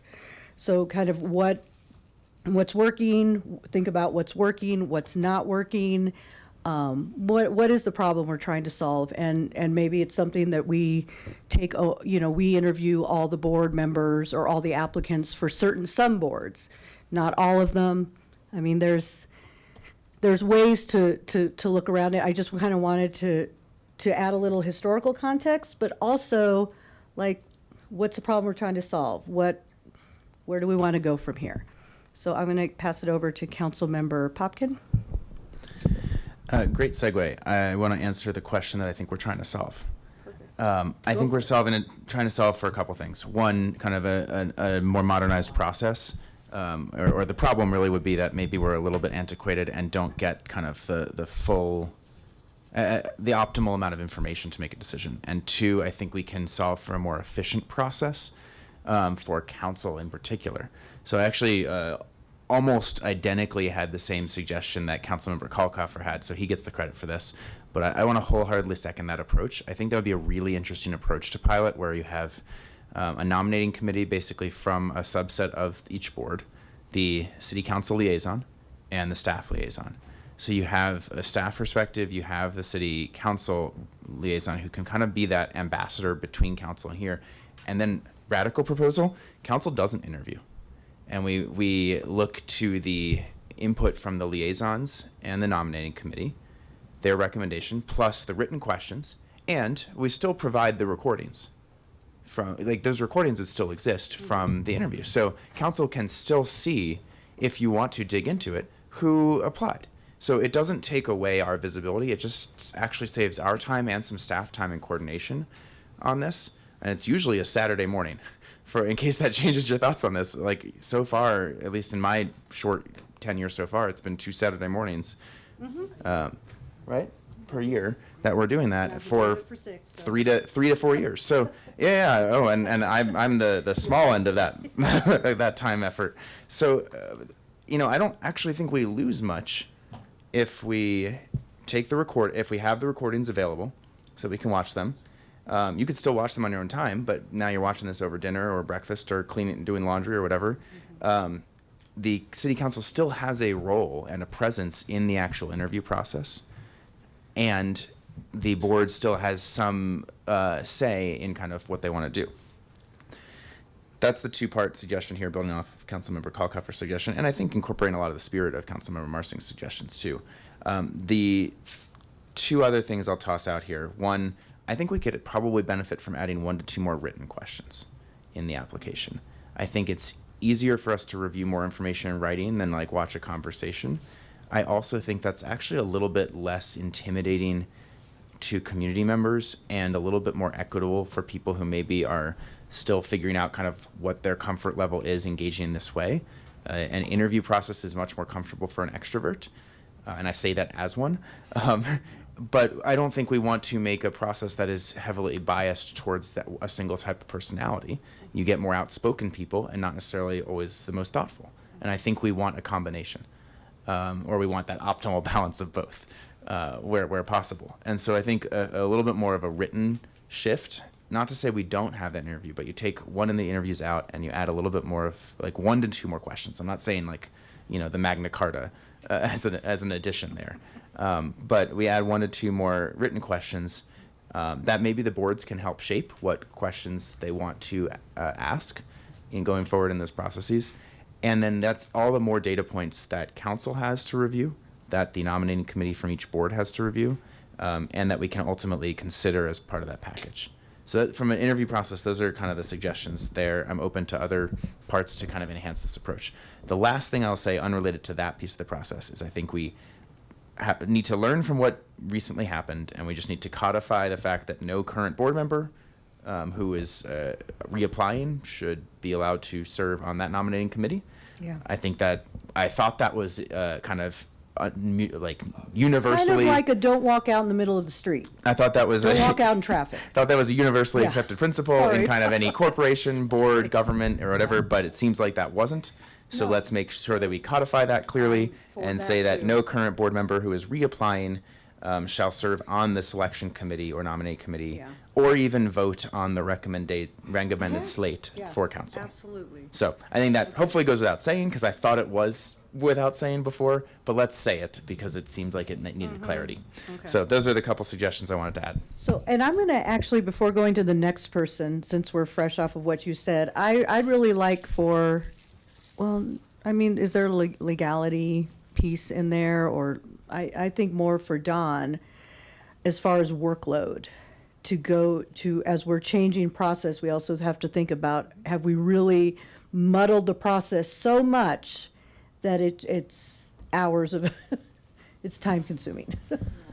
Thank you, Mayor Dalgofaring. Great question. I was just going to provide the context. I think when this change was made, and I can't speak for the council member who brought this forward, but I believe the intent, the problem he was trying to solve was a time commitment for council in spending 2 almost 6-hour Saturdays, 6-7 hour Saturdays, one in your summer. not real popular. So that was one problem, and the other was to incorporate the board's voice in that process. So I just provide that context for you as well. This process that we've been following, that we're talking about changing, is fairly staff intensive, and it draws the process out longer, right? Because we have to allow boards a full extra month. So we have to back that timeline out an extra full month because boards meet at different times of months. We have to allow them sufficient time to plan for, set up and hold interviews, and for the board to bless that as a whole. So it really stretches that timeline out. So really, I mean, that's all I can offer. I think, I shared in the council to council member or Mayor Pro Tem McCoy's comment. I think what we've done before was effective. Virtual, as I stated in the virtual interviews has also been very well received by everybody because of the efficiency of it. And I think the only other two comments I would share that we've heard a lot of is that the 5-minute interviews felt surface level, not there. Just didn't feel like, why did I drive to the Civic Center for a 5-minute interview? And then lastly, Councilmember Popkin mentioned adding questions to the app, and I just wanted to make you all aware. We have, over the years, received numerous comments about, for the same reasons, equity primarily, and accessibility, making that application simpler. Instead of making it longer, is feedback we've gotten from community organizations about drawing in diverse candidates, that application is daunting as is to some people. So I would just share that so you have all of that information. I'm happy to share whatever else would be helpful. And I think, one thing that I noticed as I would read through the applications is that some, it was repetitive. And I don't know if it was the wording of the question or how it was interpreted, but I would see, well, you mentioned this up here, and then you mentioned it down here, and then you added a resume and mentioned all of that. So it was a lot of repetition. So even maybe streamlining the types of questions we ask. So rather than adding more, they're just more, they just elicit a more in-depth. Elicit what you're looking for. Yes, yeah. Absolutely. Okay. And so my biggest concern is how we're going to impact. I mean, we signed up for this, yes, it's their job, but then to add this extra workload, I want to be very cognizant that we're not putting more weight on staff just to make our jobs easier. I mean, we signed up for this, so to speak. Okay, Councilmember Prieto. All right. Let me help us get home soon. Yes, please. I'm all for that. So I was thinking about it, and I was like, don't throw the baby out with the bathwater, right? Let's not recreate the wheel. Let's focus on what we felt went wrong in the last process, and let's just make adjustments. And so based off of my observation, Rule 27F, number 2, I just went ahead and wrote in kind of protective, just kind of some more language around what we wanted. And so I'll just read it to you, talk a little bit about it, and you guys can let me know how you feel. I can say I am not for, I feel like we have boards for a reason. I really want to validate their voice and expertise. I don't want to spend time doing interviews. I feel like my time is better spent on solving other issues in our community. And if the board is up to doing this, they're the experts. I want to validate their voice. I think the process is working fine. I think there was just a couple of things that were not clarified. If we clarify them, I think we're okay. So on Rule 27F, I just put be facilitated by the staff liaison to the board. All members of the board shall be given the opportunity to participate in the interview process, or the board may designate an interview subcommittee by formal vote at a public meeting. The nominating committee must be comprised of at least 2 members of the board and facilitated by the staff liaison to conduct applicant interviews, but the final recommendation shall not be made but the final recommendation shall be made by the board as a whole. Members of the nominating committee may not be current board applicants. So a couple things I'm hitting here. They can't be current board applicants. If there's a subcommittee that is assigned, it has to be done at a board meeting, and all board members present have to agree to that subcommittee. And let's see. And be taking a formal vote. And they should all be given the opportunity to participate in the interview process. Those were the key things we heard as far as the complaint went. People didn't feel like they were offered the opportunity to participate in that process. People were concerned that some of the members were applicants themselves, and there was just a lack of information and opportunity presented. We can solve those issues just by reinforcing Rule 27F and leaving things as they are. We don't have to recreate the whole wheel. This is working. It's not extra time on staff. It's literally just saying, it's just more clarified. I get the wonderful ideas and the optimism and how we can participate in other ways, but we're also very busy and have other things on our plate as well. And our boards, I was a part of the Housing and Human Services Board. They do a wonderful job at this, right? So I'm not concerned about boards making recommendations. They know who they need. They know who they want. They know the expertise that they're looking for. You know, who am I to come in and say on the airport board, well, this is the candidate that I think is best? And so I really just want to give them autonomy and continue this process and have faith, good faith in our boards, and just change Rule 27F. Because that seems to be the only problem. I read through the rest, and everything else seemed fine to me. Rule 27F just wasn't clear. Two. Yes. F2. And I can repeat that again if you'd like me to, as far as the proposal. But again, it just hits on those three concerns, which I feel like is the issue at the end of the day. Okay. We haven't heard any other complaints Thank by you. any other board members on anything else. So, you know, and I've heard some things around, and I think it was, where was it at? The absences. Yeah, So- that's in the language. I know, but it's not in F2.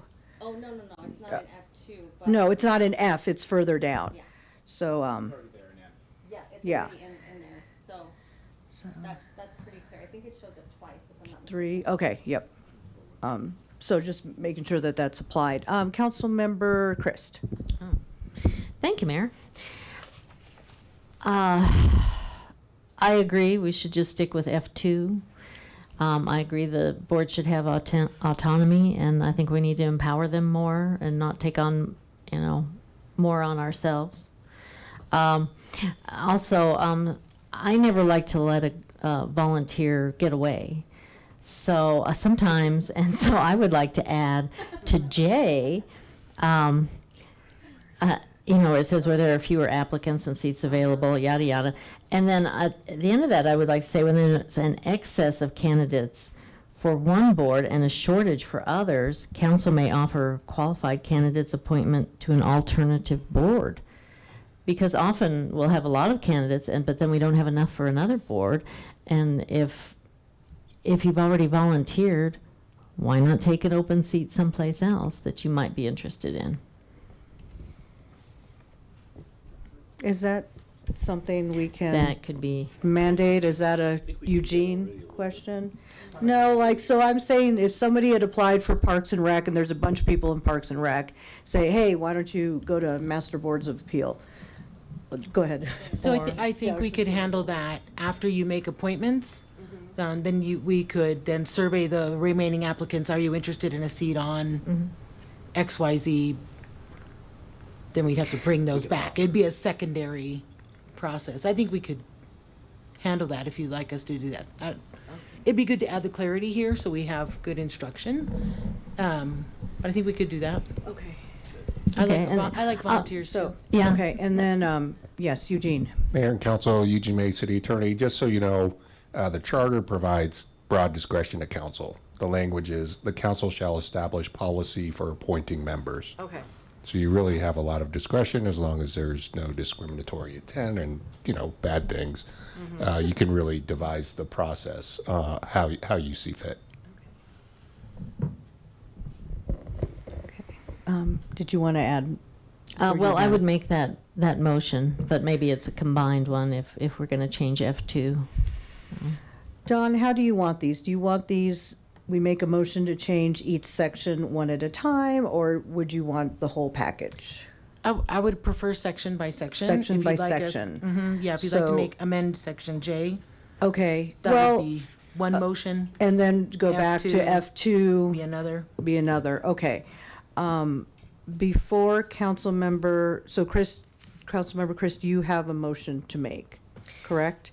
Yes. Before you do that, does anyone want to, are you wanting to speak in response to? some degree. To some degree, okay. I think no, I'm trying to figure this out. I feel like, yeah, we are. So I'm going to go ahead and kick it to Councilmember Marcin. Thank you, Mayor. And I wanted to just, I really appreciate the sentiment of Councilmember Prieto's thoughts as well as Councilmember Chris, that boards have remarkable people doing a volunteer work. And I want to reemphasize that actually is one of the concerns that I have about the current process. Our boards, I watch all of our board meetings through Longmont Public Media because I'm a nerd, so I watch all of them. I do feed kids, whatever. I am not shocked, but really consistently surprised by the amount of time our boards spend appointing their own members. It is a lot of their workload currently, when to the point that I think has been made, we have appointed them and asked them to do work in these certain spaces, to work on art in public places, to work on airport issues, to advise us ultimately as the appointing authority. So the question of well, who am I to decide who's the expert in this area? I understand the sentiment. I think we're members of the Longmont City Council and the appointing authority that has been elected by this community to make these decisions. So I think the idea that I originally came at this with was, okay, how can we preserve community voice, standardize this process, which is from my perspective where we've run into some trouble, is boards have felt that this is not standardized across all boards, that we don't have that codified. And how can we do that in a way that ensures that we understand who we're appointing and getting what we need to ensure that those boards are working towards the priorities that we have established as a council. And that means, to some degree, yes, taking back some appointment authority that I think the transition gives. The way that I've thought about that in the document is, let's ask them what they need, not who they need, and then try to reflect that in the process. I think the idea of us not interviewing people, I would not be supportive of that at all, partly because, we did sign up for this. We are paid. They are volunteers. I would prefer to see them using their volunteer time on the issues that we've asked them to work on. So from my perspective, I think in my thinking, and I am very sympathetic, especially to folks that have served on boards more recently than I have, that this process from their perspective is working. I think if we're saying, what are our boards actually spending their time doing? Are our boards actually working, they are doing great work in those issues, but can we ask, can we make sure that board process appointments are standardized and that the work being done is reflecting the priorities that we establish as a council? That's where I'll leave it. And then I may speak on specific motions, but that's my time. So. Councilmember Kalkofer. Thank you, Mayor. So we've hashed out who sits on which board, and I think it would be in our best interest to give the power to the liaison, whether it's the staff or the person who's on city council, to be able to navigate the candidates that the city council is wanting.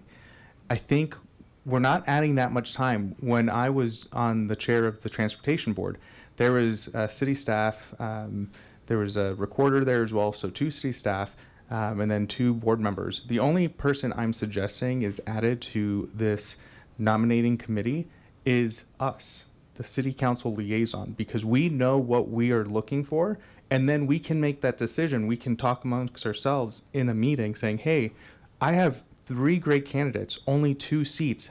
For me, when I was on the transportation board, I also applied to sustainability. You all made the decision saying, hey, Alex is better suited on transportation than sustainability.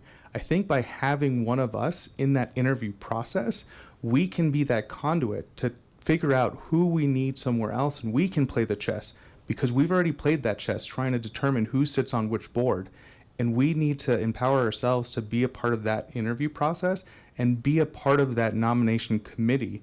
So we're voting for who we want with the board, the 2 other board members and the city liaison, because they also know what they need in the board. So my recommendation would be F2, adding in the city council liaison plus the staff liaison to be in the nominating committee. So, yeah, so we have 2 different ideas for F2. Yeah. Oh, my. I know, I was trying to. Are you adding to what you're going to add on to what she says? Okay. So, okay. Let's see. So let's. And I can send it to you. Yeah. I think send it to. Teams? Or email to Dawn, to city clerk. Okay, I'll send it to So, you. yeah. Okay. I mean, I think, trying to decide. Can I make a comment, Mayor? Yeah, go ahead. Councilmember Prieto. So I just want to, kind of going back, I'm open to Councilmember Kalkoffer's idea, but then it goes back to like the question that we're going to talk about during the retreat. Yes. What is our place on the board? And from what I understand is we are kind of sitting back and allowing the board to really do their thing. Yeah. Right? And so like I we're thi- not yeah. coming in and like So that would, adding that component to it would change how some council people approach the council liaison piece. And so that would be, further determined or added in our conversation during the retreat. If people are good with adding that bit of language to F2 at this time. Because that's typically not. I mean, I do take a step back. Now, as things come up, or if I see a board kind of veering, I might do something to kind of, okay, well, let's get back on track, or, this is a staff question or an organizational concern, kind of little things to that effect. But it is mostly the board that takes the lead on creating the questions and interviewing. So that would change yeah, that and, dynamic. and that's what I wanted to point out is just making Okay. sure we understand that aspect. Mm-hmm. So there would be a change then. So we would all kind of come to the consensus that council liaison would also include this component.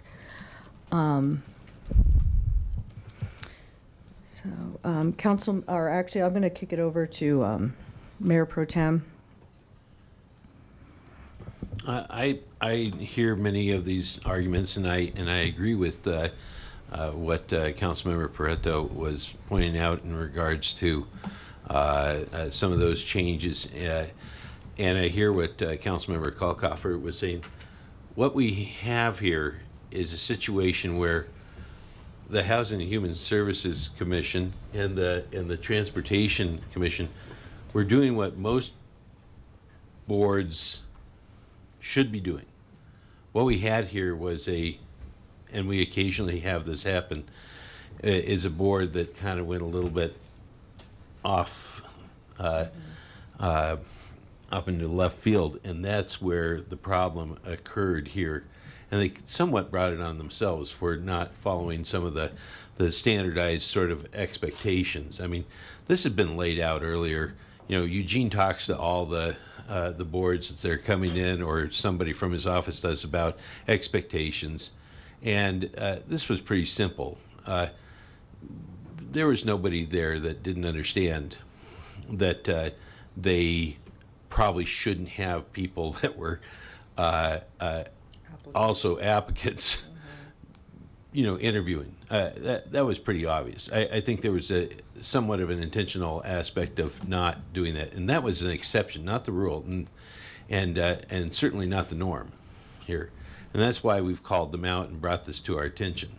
Okay, I'm just going to put it out there. I also think that there's not always, we have this idea like with the Airport Advisory Board, we have pilots on there that know how to be a pilot, but not necessarily how to run a aviation center like a airport. They like what they like from an airport, but they're not necessarily the absolute end-all be-all. Now, they do have a stake in the airport, and I'm a little concerned about that stake.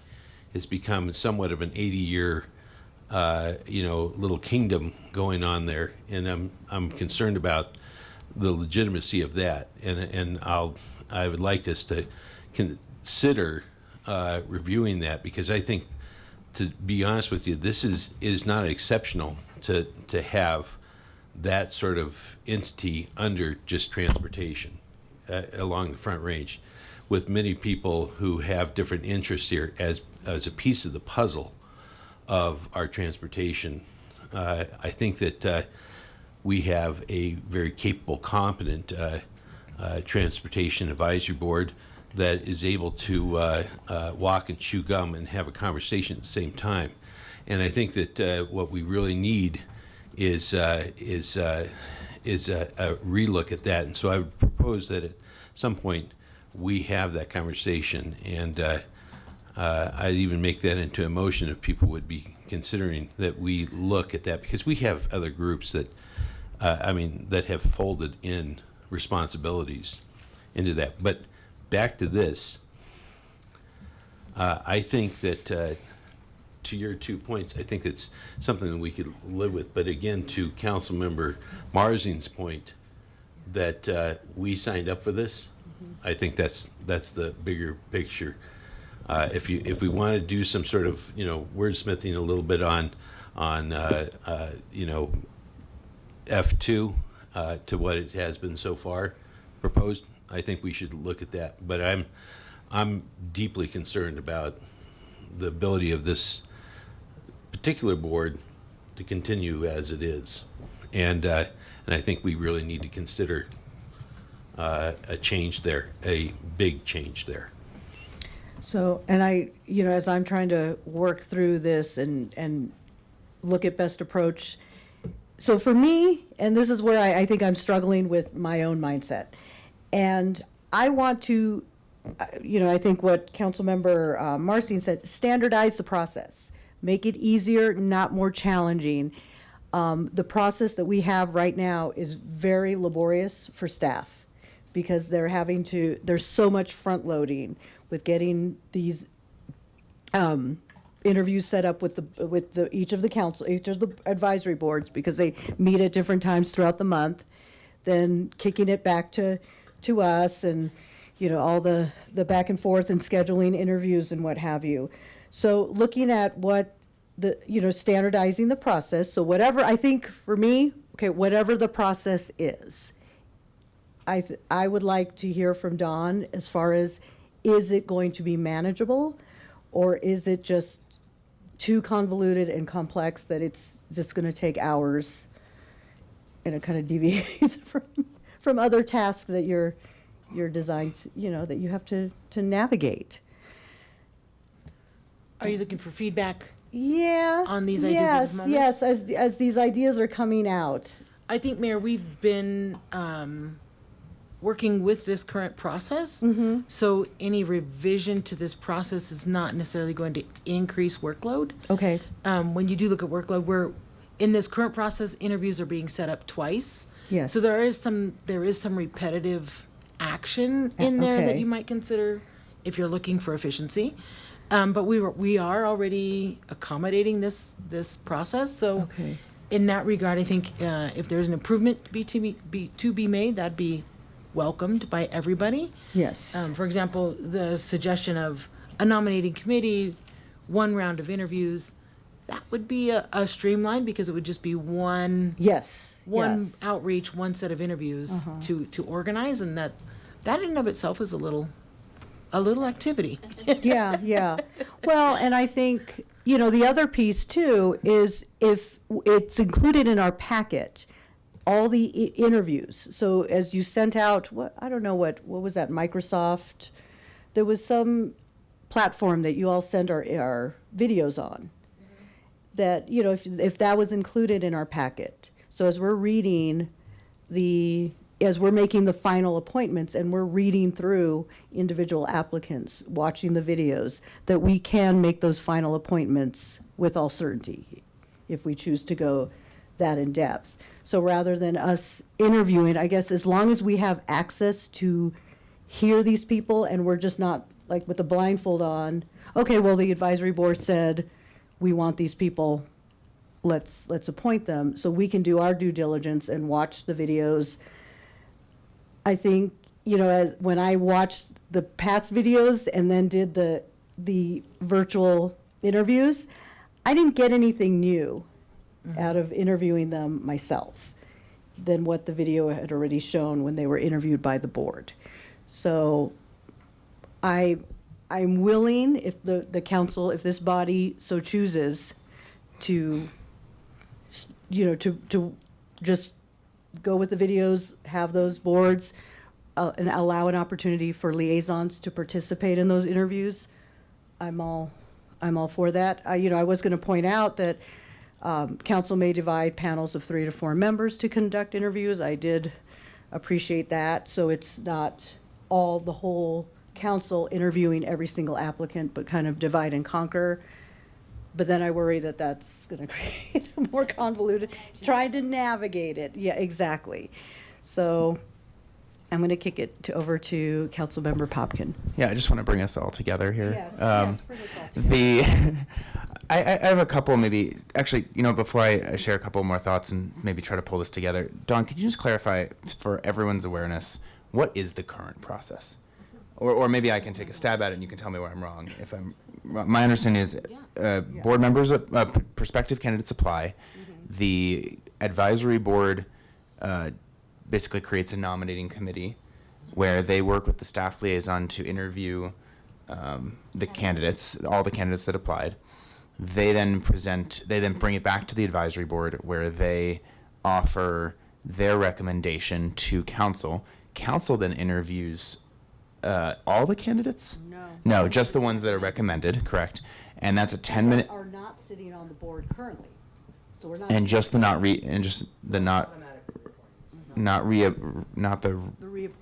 incumbents. Those are 10-minute interviews, correct? They're 10 for boards and 15 for commissions. So like planning and zoning has a little bit longer. It's a more intense board. Yeah, and then council has a laborious voting process where we kind of go through a whole ballot process here too. I think at the end of the day, council is going to still make the decision. It is our prerogative to make the decision. The question is, how do we get there and what's the information, right? I will say, having gone through this only twice, and as a candidate for planning and zoning, I will say, I didn't find the 10-minute interviews particularly elucidating, especially to do it twice.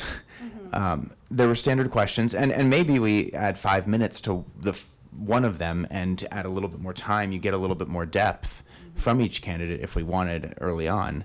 But then we at least have those. I think we can probably cut one interview out. I am trying to make this more efficient, but I'm not trying to shirk responsibility. And I don't think anyone is suggesting that. But so I wanted to just be clear that I think we're trying to figure out how do we get the most valuable information in the most efficient approach. And so I think actually by including the liaison in the original board interview, you get council's perspective, you get us as a gut check. I think each liaison can decide kind of what their desired role or involvement is. You don't have to be a driving force in that. Even if you're fly on the wall, you can still make sure that they're following the process, that they're running a standardized process for each candidate and reporting back, and that we are providing kind of clear information back to council based on that, just to make sure that we're refreshing everyone's mind. When I think about what my role as a liaison is, and we might have this discussion at retreat more broadly, but I think of it in 3 parts. 1, make sure the board's in scope. 2, clarifying council direction or any city issues or policies where relevant. And 3, representing the board's input.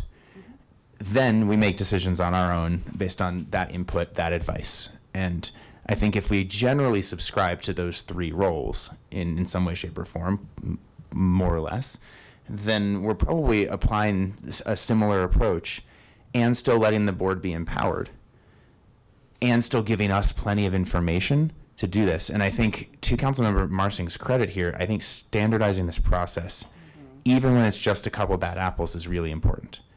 And I think we can standardize that without inherently kind of taking that away from the board, as long as we still have a presence there. And I think that's the kind of like hybrid approach that I'm hearing from my 2 council members across the aisle here, physical aisle.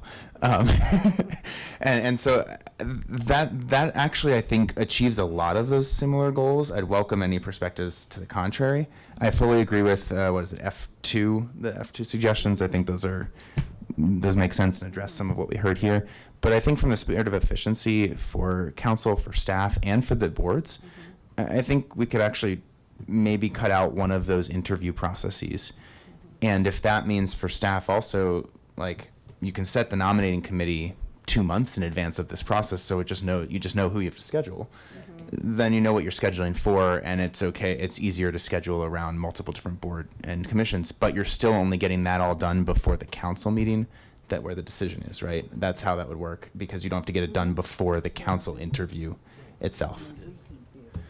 So anyway, I just wanted to bring us all together and hopefully offer those suggestions. No, thank you. Councilmember Marstein. Thank you, Mayor. As I say often, I'm not that bright, so I'm just trying to follow all the suggestions and where we've gone. And then I have one thing that I want to add, because I like where this has gone.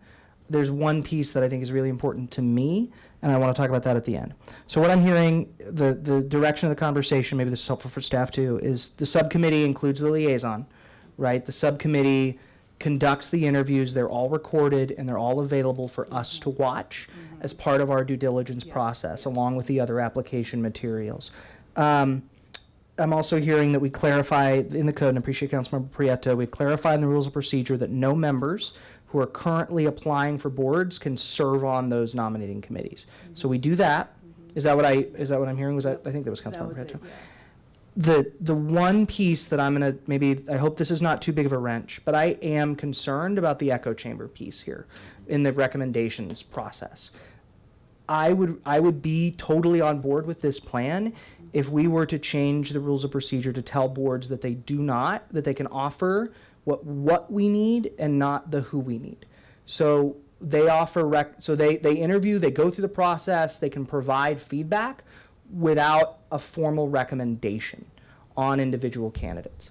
I think one of the broader challenges we have run into in the makeup of some of our boards is that there are not broad enough community voices represented, because the board makeup is often technical in a number of ways.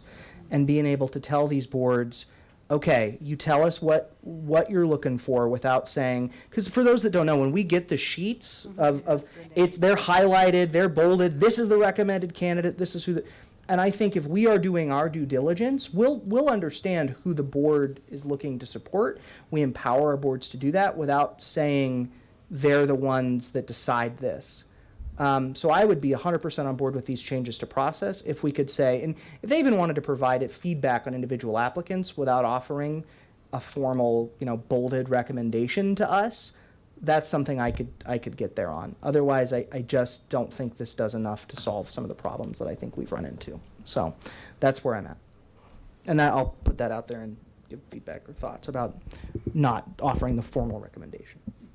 Okay, so I will, since Councilmember Prieto had the original language, I will go ahead, give you the floor. Just so, when I was a part of the Housing and Human Services Board, Ali Bertho would pound in our head, this is a recommendation. Council has the autonomy to decide how they want. So I wouldn't get hung up on the words so much because it is only a recommendation and that is clear, I think, to boards. I just wanted to put a plug in here and mention, like, I've heard like regardless of my personal opinion, right?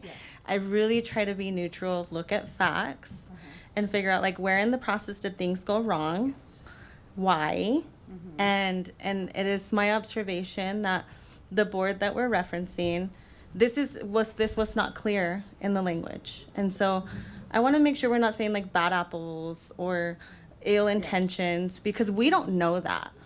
Right? We don't know that. They could have just been busy with their schedule and kind of going along and doing the process as they always have. We had our staff members go over the process again with our boards just to make sure everybody's on the same page. And so I just want to put that out there because I read through it. If we have to add it, if it's not there, it doesn't exist.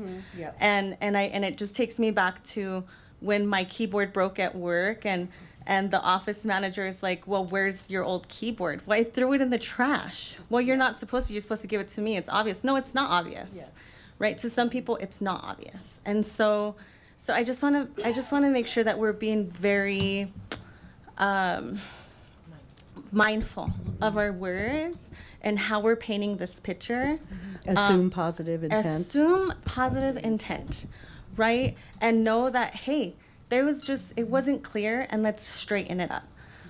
So that was my second kind of thing that I wanted to say, but yeah, that's it for me. And then Dawn does have my language. I don't know if you sent it or.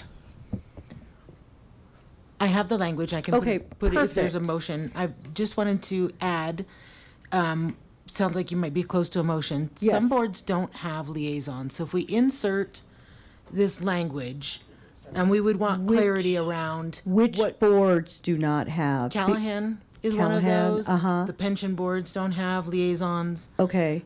So just some clarity there. Let What do you me- want to happen when there's no Well, liaison? and so this is where I'm wondering, because I don't sit on any city boards. So the So pension then, boards- would that be the mayor? Well, the pension boards Well, are are the by the yeah. plan defined, right? The plan defines it, but there are council members on the pension boards. Yeah. Callahan is, Yeah, off the top of Callahan my is- head, yep. I mean, that could be something where the mayor picks up. We would just want to clarify that in this language, I Sure. think, so it's Yeah. clear. If there is no liaison? Yeah, if there's no liaison, the mayor would pick that up. He might be good at interviewing. No, he has less of a temper, he has more of a temper than I do, so. He's chop. Well, if we don't have a So, liaison, can we okay. continue with that? Yeah, so, I mean, that could be something that the mayor picks up. I'm fine with that. So, Councilmember Prieto, would you like to make your motion? And then we'll embed Councilmember Kalkoffer's final sentence in there, so I'll let you reread that. Okay, Because I do not remember what that said. Okay. I would like to make a motion to amend Rule 27F, number 2, to say, sorry if I lost it, hold on. Oh. Okay. Sorry, I added the, if there's no Okay. liaison, Okay. the mayor would serve. I guess Thank the you, this other is nice. instance would be if there were a vacancy on council and there was no liaison. So I would like to make a motion to direct staff to amend Rule 27F to say, be facilitated by the staff liaison to the board. All members of the board shall be given the opportunity to participate in the interview process, or the board may designate an interview subcommittee by formal vote at a public meeting. The nominating committee must be comprised of at least 2 members of the board, the staff liaison, the council liaison, and facilitated by the staff liaison to conduct applicant interviews. But the final recommendation shall be made by the board as a whole. For boards without a council liaison, the mayor will serve as the board liaison on the nominating committee. Members of the nominating committee may not be current board applicants themselves. that good? Okay, do we have a second? Second. Okay, and that was seconded by Councilmember Christ. Any discussion on the matter? Any more discussion? Okay. We haven't discussed this ad nauseum. Okay. Okay, go for it. Thanks, Mayor. It is the language of the motion, and I'll be quick. Because the final recommendations language is still here, I don't see that as a small language hang-up procedurally or process-wise. I see that as a larger issue, where boards are, I just see that as kind of the core problem that we've run into, one of the core problems that we've run into. And if that, if there were to be some language here that said, board, but final feedback instead of recommendations, and then a sentence about boards not providing recommendations, I would be fully supportive. But right now I can't get there. Okay. I mean, I think over the years, having done this, several years, I've often seen, and I myself have not picked what the recommended person was. What I do like about moving forward is that we will have access to the interviews, so we can insert a designee or an appointment that we feel comfortable with. So, I personally feel comfortable with this language, but, you can vote however For you Dawn, want. actually. Yes. Sorry. Can I quick question for Dawn? I did when I first looked at this, I did some rough analysis that showed the numbers of who was recommended versus who was appointed is actually pretty high. That the recommended applicant is, and that may be for great reason, right? But there is a pretty clear direct correlation between recommendation and appointment. Do you I know I'm sure you don't have the number for sure, but would you say I think it was in the 60s or high or 70s ish when I looked at it. Is that roughly correct based on just anecdotally? That's a great analysis. I've never looked at it in that Okay. manner. Okay. So I have not done that analysis and not tuned No, in that's that fine. way. That's fine. And My I think too, apologies. as we look at that, people's experience, how they interviewed, what they brought to the table, it's, there could be, it's more of a correlation of picking people who with that expertise or passion for that particular board. So not necessarily that it was council just going with the recommended. I mean, we might have had some council members throughout who just okay, we're just whatever they said. But just being behind here and listening to the conversations, we were not. But that's from my experience. Councilmember Kalkofer, go ahead. Thank you, Mayor. So just to confirm, the nominating committee is comprised of 2 members of the board, the staff liaison, and the council liaison. That nomination committee recommends candidates to the board. That board then recommends that person to us on council. And we have that information because one of us sat in those, and we also have all of the interviews, so we can look at that. I think that's enough for us to make sure that we're finding the candidate that we are looking for. Is that correct? Is that how I'm interpreting this motion? And just to be clear, at least 2 members. Right. All At board least. members have an Yeah. option to At least 2. Okay, Councilmember Popkin. Yeah, I was going to suggest I was going to clarify similarly with Councilmember Kalkofer there. I think, Councilmember Marsing, I think what I would add into this, just for maybe you to wrap your head around on this one, and maybe this is a conversation we can take to retreat. I'm going to interrupt for just one moment. We're going to have to make a motion to extend the time. I was going to actually do that if that go for it, works go in a for it. moment. I was Do just it. going to finish the Do thought. it and then- now.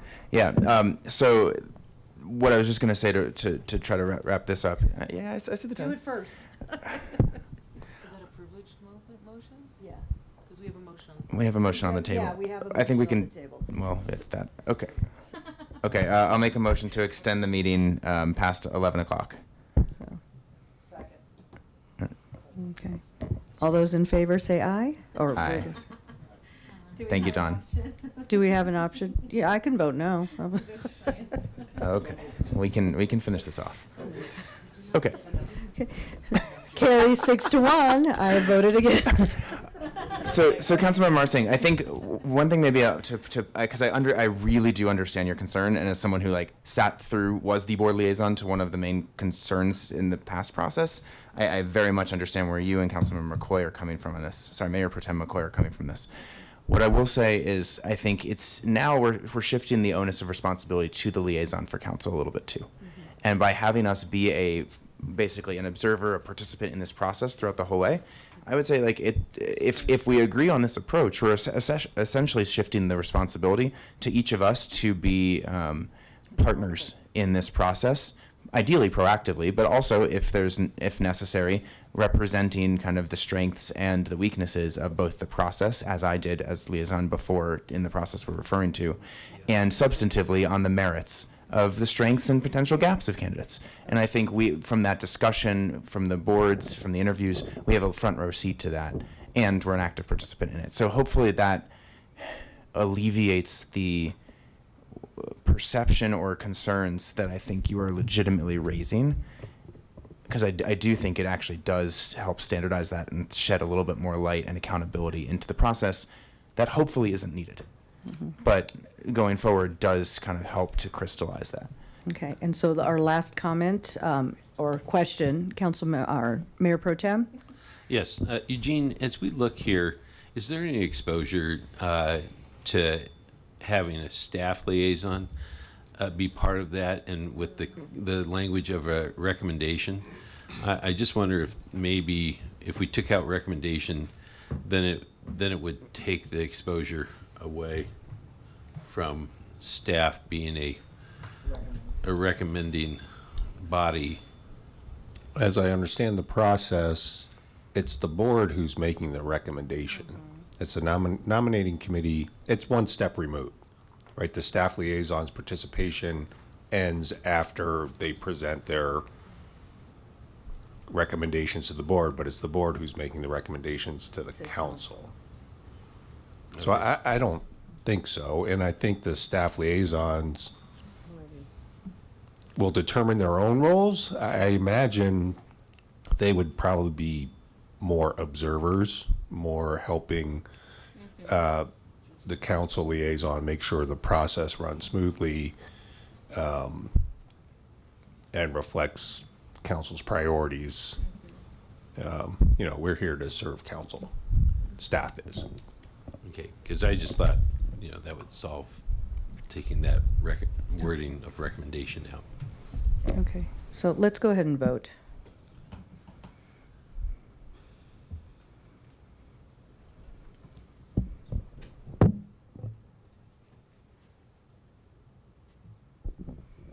Okay, so the motion carries 5-2 with Councilmember Marcin and Mayor Pro Tem in opposition.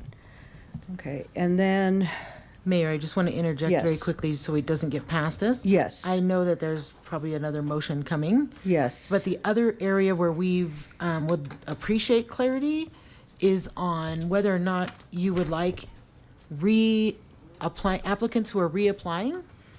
If you do not want those people to interview, the way we've spoken about that is that their interview has been their service over the past few years. Yeah. They've been interviewing every month. But if you want that to be, you want everybody to interview, that clarity is lacking here. Okay, If you want that to be definitively one way or the other, if I'm making any sense at 11:03. I know, and I'm getting over a cold, and the cold medicine is really kicking in. Councilmember Popkin. Yeah, happy to clarify that. I was also going to say, I think I heard from before that we were comfortable basically saying that the boards are making their recommendation directly to council and not for council to then do interviews. I think we were going to cut that out. We didn't actually address that in the motion that was already passed, to my knowledge.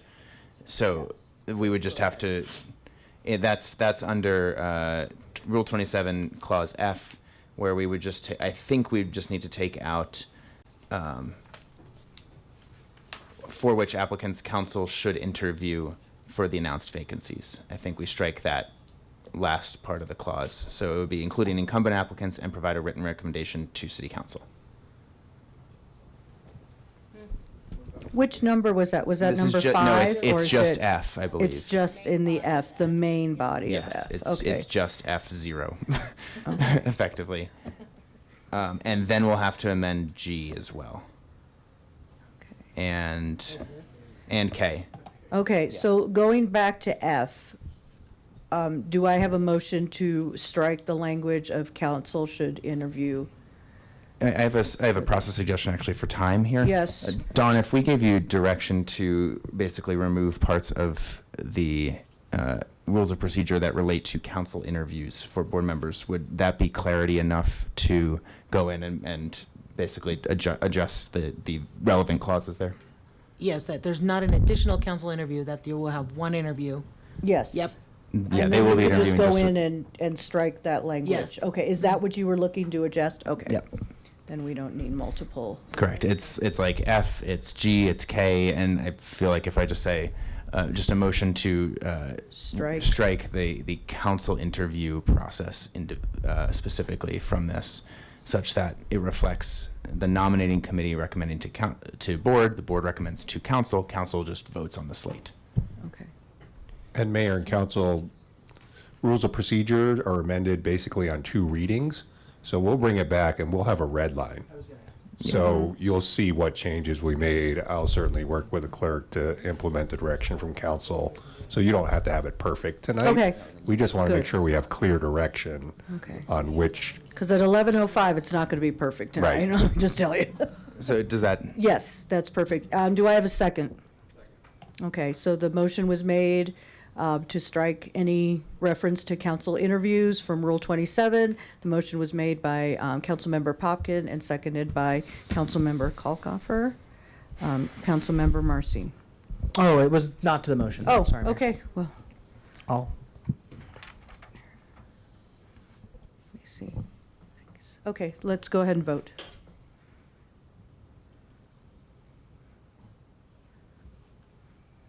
Okay, and that motion carries unanimously.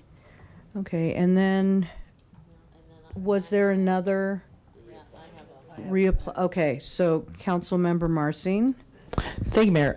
I can make this quick. I would move that we change that section to ensure that every applicant for a board and commission interviews regardless of whether they are a returning commission member or not. And I'm happy to speak to the motion if there's a second. Second.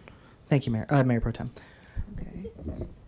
So, So currently, in the rules of procedure, Don, correct me if I'm wrong, I'm trying to speak to the question Don had, that currently returning applicants are not required by our process to interview. Basically, folks who are on the board do not have to re-interview when they reapply for the board, correct? The rules clarify that they must reapply. But fill out not a complete re-interview. application, but it doesn't specify the interview. So I guess the spirit of the motion is to specify that we do want to see them interview. I think these terms are between typically 3-year terms, right? So they're 3 to 5. So there is council turnover between when an individual is appointed and when an individual is reapplying. I think to make sure that that individual fits the needs of that board in that moment. Not everyone's a nerd like me who watches every meeting, so like the ability to interact with those folks at some degree I think makes sense, and it standardizes it across everybody too, that everybody's getting the same treatment in the process. So, thank you. Councilmember Christ, are you wanting to respond to this? I read this differently because the body of F says all boards and commissions will be asked to interview all board applicants, and then including incumbent applicants. So they would be interviewed. This is right here.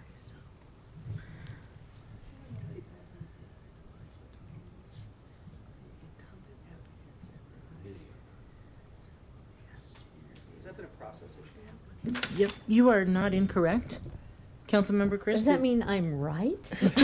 Is not incorrect better or less good than being right? No, you are not Oh. incorrect. But that has provided confusion. So, if you feel that's clear, it is in F. So what about that language has been confusing to people? including incumbent applicants, to provide a written recommendation. Okay, so, I was going to say, I believe yes. some boards have felt like that is not great use of their time to interview somebody Okay. who's, yeah.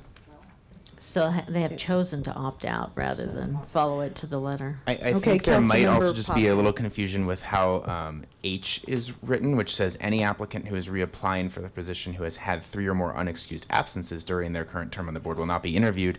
But I think if you read that quickly, it seems like any applicant who is reapplying, I'm not saying it's been misapplied, I'm just saying you could easily misread that and think that any applicant who is reapplying will not be interviewed. So I think we actually don't have to do anything here, to Councilmember Chris' point, in service of what Councilmember Marsing is saying, but I do think that H is why maybe we are getting a little hung up on this.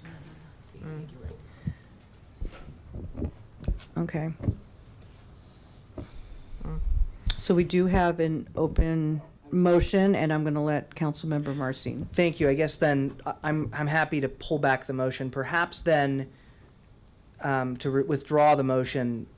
I don't know if you need a substantive motion then. It might be helpful then for staff liaisons the next time we go through this process to just be explicitly clear with boards that it is outlined in our rules of procedure that everybody gets an interview. yes. Yeah, it's not an optional thing, and yeah, that would be. Yeah. And that, If yeah. we need to make the language stronger in that one sentence, okay, and then Oh, I have a Councilmember. motion as well. Okay. Councilmember Christ. So just to reiterate my adjustment to J, where is it here?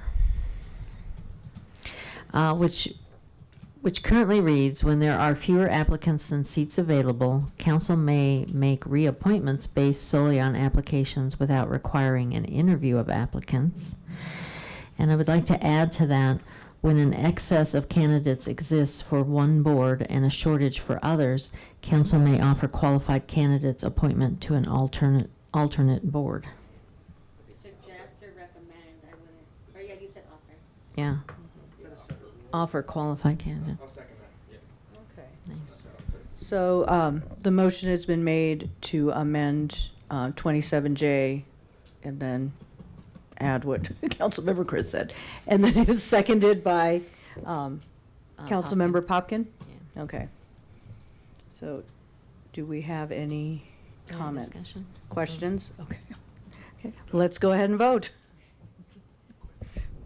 Quickly, let's vote. For somebody. Oh, yes, we do. Yeah, I know. Oh, my gosh. Okay, and the motion carries unanimously. So, very good. Do we have any other changes that we need to see? Don, do you I don't have any. I was just going to reiterate what Eugene said earlier, and these will Okay. come back in red line. It's like an ordinance, has 2 readings. So you will see this a couple more times if we don't get it quite right. Very good, thank you. So we are done. With that, I'm not done totally. So we are now on to item D, 2026 legislative bills recommended for city council position. And Sandy Cedar will go ahead and walk us through. Thanks, Mayor. Sandy Cedar, Assistant City Manager. I am here to talk about several bills because things are cranking at the legislature. So the first one is House Bill 26-1001, and this is concerning the promotion of residential developments on qualifying properties. What this basically says is that if you're a qualifying property or a qualifying nonprofit, that you can end up having administrative approval for different land use as opposed to going through the actual local land use process. So while this certainly would help increase affordable housing potentially, it would do so sort of at the sake of local control, the local land use, and potentially some safety issues. So the staff suggests that the City Council oppose 26-1001.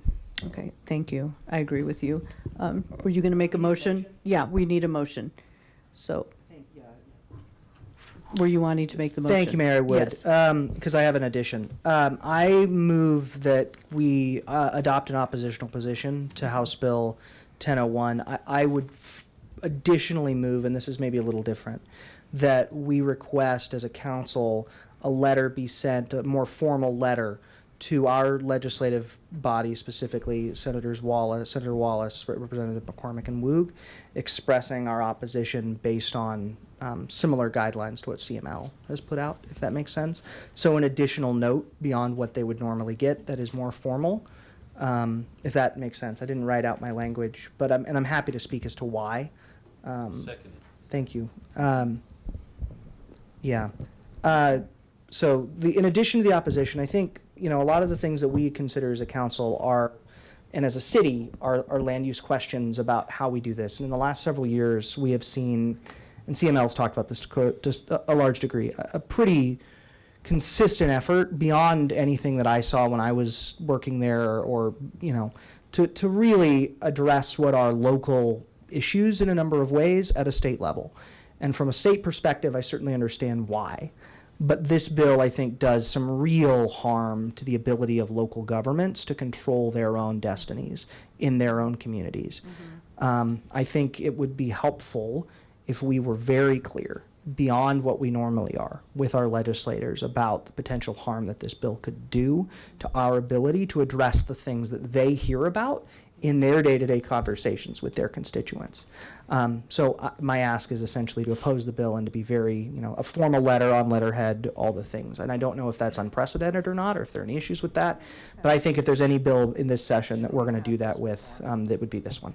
There may be a couple, but so the only thing that is concerning is that usually when we create a letter, it comes back to the council for formal adoption of the letter. Okay. So certainly directly after this meeting, I will send whatever your position is to our legislators exactly as written here, except I changed the staff recommended to a city council opposed. So if you'd like for me to also craft a letter, I'll have to put that back in the packet for next week to make sure that everyone's comfortable with the contents of the letter. If everyone's okay with that process, I'd be fine with that as well. Yes, okay. So, Councilmember Prieto? So it's my understanding, Sandy, that you already sent that information to them. And so my concern is that if it's going to take a lot of staff time to kind of. In regard to a letter? To the letters Okay. on different positions, on different bills. And so, and Sandy, from our conversation, because I just started serving on CML, thank you. By the way, she's the best at explaining things. Like, it just landed so well. She has personal conversations with our legislators and talks to them. And so I get the letter piece, and I think it could serve as a tool as well. Like, if our legislators are not clear on how to bring it forth or oppose it or talk about it, I think it could be a tool. But I don't want to really waste staff time if that information has already been given to our legislators. I don't know. Okay. Yes, go ahead. Councilmember Popkin. Yeah, I just wanted to voice my support for the motion and actually just say, the conversation that we spent 2 hours on earlier tonight is a great example why this bill is not a good idea for us, right? Because we spent a careful amount of time starting to think about what do we want, what's our preferences, how do we want to think about this really thoughtfully in the quest of more housing, in the quest of transit-oriented development, in the quest of goal-aligned development and redevelopment and community engagement and input. And this kind of could negate a lot of what we just did. And I think one, that's not respectful of local governments and local control, but also it negates opportunities where we're trying to actually be really innovative too, and try to actually solve problems beyond just a carte blanche approach. So full support for the motion. Okay, Councilmember Marcin. Thank you, Mayor. Very quickly, I just want to speak to Councilmember Prieto's point, because it's a good one, right? Duplication doesn't make sense on staff, on anybody.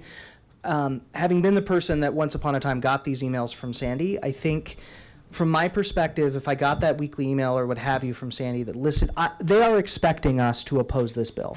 CML is very clear. I've already had some conversations. They know we're opposed.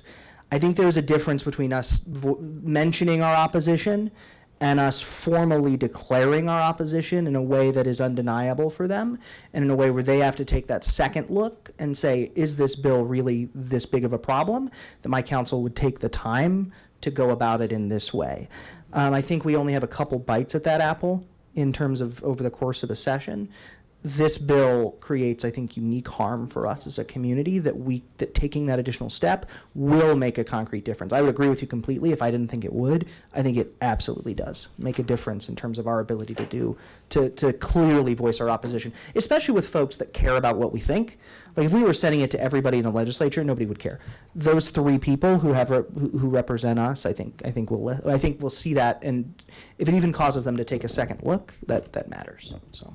And it also adds context as they're arguing this. If they end up siding in opposing this bill, it gives them that language to create that argument to their colleagues. So I am going to support, let's go ahead and vote on this motion.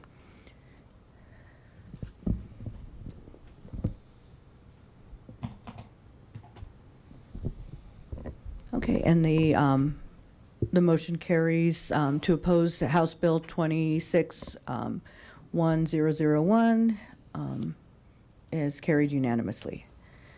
Now we're on to the next. Thank you, Mayor. Conversely, House Bill 26-1065 concerning transit and housing investment zones would actually allow local governments a new mechanism to create a transit agency and to be able to create some potential funding sources for that. And so while the other one is taking land use away, this one is actually providing some opportunities for additional tools for local governments to be able to create additional transit and housing authorities, or housing opportunities. So staff recommends that City Council support House Bill 26-1065. So moved. Okay, so the motion has been made to support by, by Mayor Pro Tem McCoy and seconded by Councilmember Marcin Prieto. Fine. Councilmember Prieto, that's okay, yes. Okay, discussion, Councilmember Popkin. Yeah, thank you, Mayor. Sandy, a quick clarifying question on this. So am I reading this correctly that it's basically like it would be an increment from the state sales tax collected, so it's not taking away from so it's not like tax increment financing where we're considering city or county or school district. This is taking up to 20% from the state sales tax collected to bring back to here. Yes. Interesting. Cool. Let's do it. Okay, let's go Love that. ahead and vote. Sure, Councilmember Chris. It's good to know. Thank you. Sandy, it seems like they're actually coming back and funding their mandate, which is a great thing. But does this in any way reduce our home rule authority? It does not, no. In fact, what it does is it gives you all additional tools if you're taking a look at these kinds of authorities. Okay. Yeah, they're kind of, I think one of the criticisms over some of the legislative bills in the past has been that the state hasn't put any skin in that game or given any tools. It's just been taking and directing. So I think this is one answer to that they're suggesting. Yeah, great. Thanks. Now let's go ahead and vote.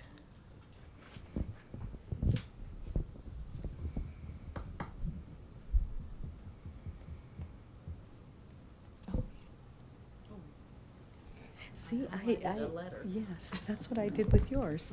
Okay, so the motion to support House Bill 26-1065 has been carried unanimously, and now we're on to the next. Thank you, Mayor. Senate Bill 26019 concerning changes to the local early childhood infrastructure, expanding responsibilities and functions of councils to include certain responsibilities formerly provided by local authorities. So the current law establishes integrated systems for early care and education. In this particular case, what they're saying is that, let me catch there we go. The bill expands the powers, functions, and responsibilities of a council in implementing a comprehensive system. This is a good thing, we think, as well for early care and education providers. And so since that is a priority for the council, staff recommends that City Council support Senate Bill 019. Councilmember Marcin. Thank you, Mayor. I move that we support Senate Bill 19. I'll second. Take it. Oh, okay. Take it. Okay. No worries. Okay. So, so the motion to support has been made by Councilmember Marcin, seconded by myself. Councilmember Christ. My big concern is some of the oversight that we were given when it came to the RSO home. And I feel like this is, it's taking it out of local control, and then we had no recourse when that oversight was not working. So I have concerns with this concept. So I'm not going to support it, although I support early childhood education.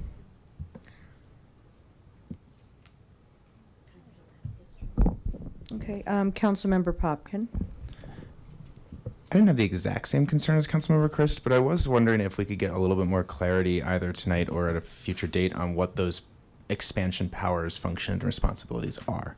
I don't inherently oppose this. I just think it would be a little bit helpful for us to understand what that actually entails before we jump in there, just in case there are any unintended consequences. I appreciate Councilmember Marsing bringing this up and encouraging us to consider it. And unless there's a really timely committee hearing that we should be aware of, I think. Not that I'm aware of, and I'd be happy to just include this full bill text next time if it would be helpful and point out some of those pieces if that's what council would like for us to do. That'd be my preference on that if we're able to take a moment. Okay. So, It's not a motion. Yeah. I'm just No, sharing my it's not a preference because there's a motion, motion yeah. on the table already. So if yeah, so let's go. Because it does expand the powers and authority of those councils, because that currently is the case. The state is the one that regulates this and the infrastructure, and so this bill would actually expand those powers. So your question is, to do what? Yeah. Okay. Okay, well, let's go ahead and vote.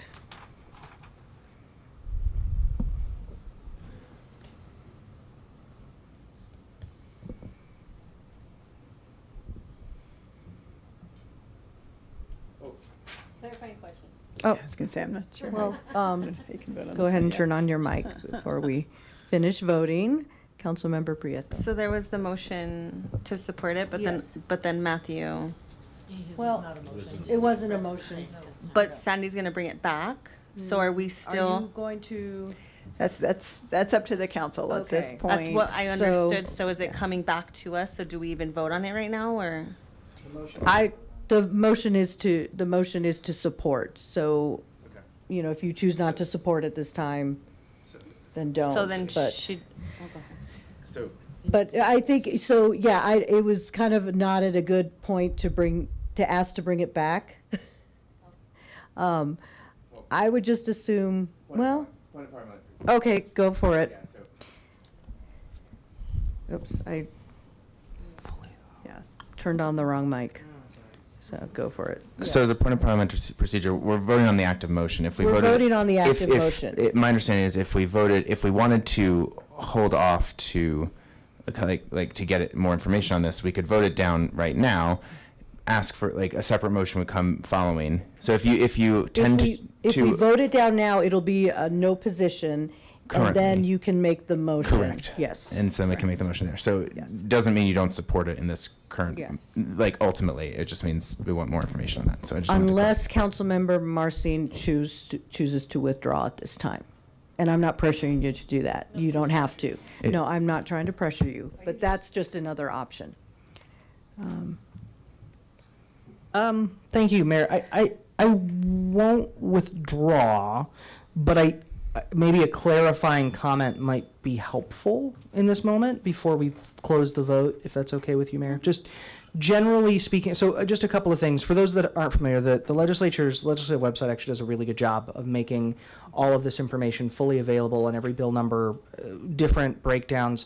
We're talking about the work of, that goes on at the state level being controlled at a greater degree by these councils, which I think is really helpful when we talk about local control of early childhood to some degree, and ensuring that these councils have the resources that they need and the tools in their toolbox to coordinate with individual providers to make sure that we're working across, communication locally rather than the state dictating, right? So it's kind of the reverse problem in local control. But I sent it to Councilmember Popkin, the copy. I'm happy to, I just let me mention that, and I'm happy to send it out to all of council as well. It's just the link to the bill number that's available on the website. So, if council wants to see it come back, I'm fine with that. I think the bill text is publicly available, and so I'm not going to withdraw right now. We'll see what happens, but I just want to mention that. And Mayor, if you go online to the Legislative Affairs Yeah, page. I have it. I All have of it. that information there, and the links to the full bill text is also available. So, yeah, on the it city is in site. the Colorado General Assembly. You can see the full bill. But also on summary, the the s- fiscal note as well. And also on the city's website under Legislative Affairs. Yes. Perfect. Yeah, so it's all in there. Let me go back to live meeting. And so the motion carries 5-2 with council members Christ and Pumpkin in dissent. Thank you, Mayor. The last one, Senate Bill 020, concerning measures related to child care provider licensing, expanding the use of a digital file system, increasing reliance on trained personnel from the Department of Early Care and Education for inspections and investigations. So today, some of this work is done manually, so certainly having a digital file system seems like a pretty good idea. But it's also contracted out to a third party in many cases for investigations and for inspections. And so this bill would suggest that the state stop using that third party and conduct those investigations and inspections in-house. The city doesn't really have a position on this. We use third-party providers for all kinds of things within the city, so the city is not suggesting any particular position to the council. It's completely up to you as to how you would like to either support, oppose, amend, or monitor this bill. Okay, so I'm going to go ahead. You were the one who brought it forward, so Councilmember Marcin. Thank you, Mayor. Since I brought it, I'd hate to dominate this conversation, but since I brought it forward, I'll just mention, I brought it forward thinking maybe there would be some movement on a couple different pieces of kind of the stakeholding process going on with this bill right now. There has not been significant movement on those. There's some potential things in the pipeline. Good concept, but what I would, and the Early Childhood Council of Boulder County specifically is kind of monitoring right now rather than taking a position at the moment. I would say that, we probably do the same but I don't think we need to motion to monitor a bill. Like, I don't think anybody's really, I mean. It's already being monitored. Well, so we're talking about it. I would say we take a pass for now and maybe bring it back when it goes through committee at some point. Yeah, But, because I was going to mention, I was a little concerned in looking at the total expenditures, $9 million already. Yeah, it's a big fiscal note, so, and then the creation of a task force, and I'm like, oh, okay, let's take a position of no position or just hold the phone for right now. Councilmember Popkin. Yeah, thank you. Councilmember Marsing, I appreciate you bringing this forward, and I know it's late, but could you in like 2 sentences or less kind of explain why this is relevant for the city and city council to think about? Just for my own edification going forward as we have more of these types of bills that come up. Councilmember Marcin. Thank you, Mayor. I just love talking late at night with you all. That's why. No. I think as we consider how we navigate the conversations around early childhood education and care generally, the changes that at the state level really do trickle down in terms of how providers navigate these spaces, because so many of these dollars are distributed at the state level. They used to be distributed federally. We'll see. But I think any change in that system, as we consider our priority of early childhood, is something worth at least discussing and considering. If there were, some of the concerns that Sandy mentioned exist. So not that every ECE bill is worth talking about, but a big enough change where we're going to a full digital system in this way, I thought was worth maybe looking at if some things came across. But so, yeah, nothing super, big. I won't bring every ECE bill, I promise. Okay, thank you. Thank you. Thanks. I appreciate that. Yeah, this was the smoothest. Was it about was it about our legislative? Okay. Quickly. Thank you, Mayor. I want to close the loop on something that we started in terms of a discussion last week. And just in talking with Sandy, she felt that direction from us was the best option on this. So I'm going to make a motion. And Sandy, you can speak to your comfort level with it. But I move I'm doing this on the fly. I move we direct the city manager to direct our staff lobbyist to formally register with the Colorado Secretary of State and log our official positions as the City of Longmont so as to be reflected in the Secretary of State's official bill search tool as the City of Longmont's official position. So we basically go back to having a registered lobbyist that logs our positions on the state website that everybody looks at as part of our legislative advocacy. Sorry, Sandy. there's no need to be sorry. The legislative program really is every inch dictated by the city council. Some city councils have said, we don't want anything to do with this. Some city councils have said, give it to us after committee. Some have, have gone back and forth. So if that's the way that the council would like to move forward, I'm totally happy to do that. It's completely your call. Okay, so we have a second. So the motion has been made by Councilmember Marcin to formally register as lobbyist with the Secretary of State, and it was seconded by Councilmember Kalkoffer. Councilmember Popkin. Thank you, Mayor. Thank you, Councilmember Marcin. I appreciate you continuing this conversation. I think I support this. I just wanted to check with our soon-to-be registered lobbyist with the state, and I believe formerly registered lobbyist with the state as well. Do you foresee, going kind of from previously being registered to not being, and then back, and not because of this journey, but are there any unintended consequences of the city registering like this? Because I think I understand the intent of doing this, which is to make it more clear what our positions are and increase our presence on state issues, which I fully support. And I just want to know, are there any unintended consequences?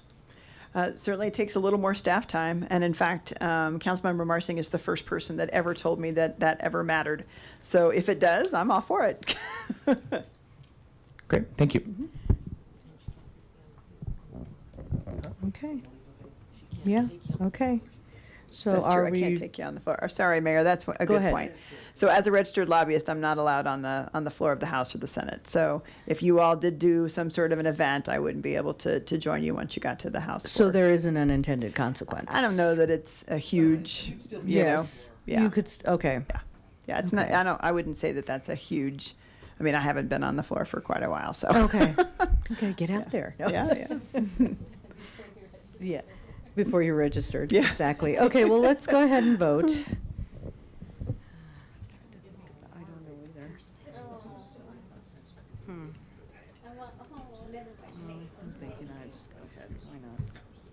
See how it goes. We can always rescind it. Yeah, that wasn't worth it. We can always change it. Okay. Okay, yeah. So the motion carries unanimously. Okay, now we are on, since this was a study session, there is no second public invited to be heard. We're on to mayor and council comments. Do we have any comments? As if we all haven't said enough tonight. Councilmember Chris. Thank you, Mayor. I just wanted to mention, in regards to our conversation about how we support businesses, our House District 50 representative, Ryan Gonzalez, did an opinion piece, and I sent that article to City Council, or I sent it to Dawn to send to City Council. So I just wanted to have you take a look at that and see, some ideas outside of our days, and say, how else can we support local businesses? Okay, thank you. Councilmember Marcin. Thank you, Mayor. In the legislature, they would call this a moment of personal privilege, but I'm going to take it because I have a very cool thing that happened to me over the weekend, which is my wife gave birth to our daughter, Maggie, Magdalena Alexis Marcin. She is doing okay. She's hanging in. I wouldn't normally mention this in a council meeting, except she will share a birthday with our city. She was born February the 1st. The city of Longmont's the charter of the Chicago Colorado Colony was also February 1st. We were 155 on Sunday, and she is 0. So I have a Longmont baby in a very coincidental year. So I just wanted to say to the women who have gone through that process, I was reminded of what that is like. Y'all are better than me. Let me put it that way. We are doing well, and I just wanted to thank staff and thank everybody up here for their support on Maggie's arrival. So, yeah. Right, thank you. Congratulations. Councilmember Popkin.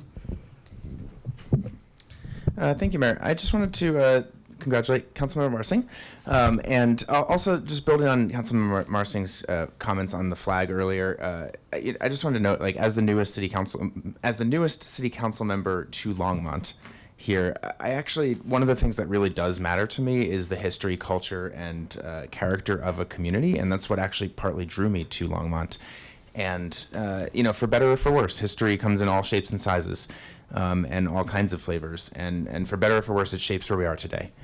So regardless, obviously council has spoken on the direction, and I look forward to hearing from the community on that. But I do think that that really does matter, and that really shapes kind of who we are as a community today. And I think that's not something to be trivialized.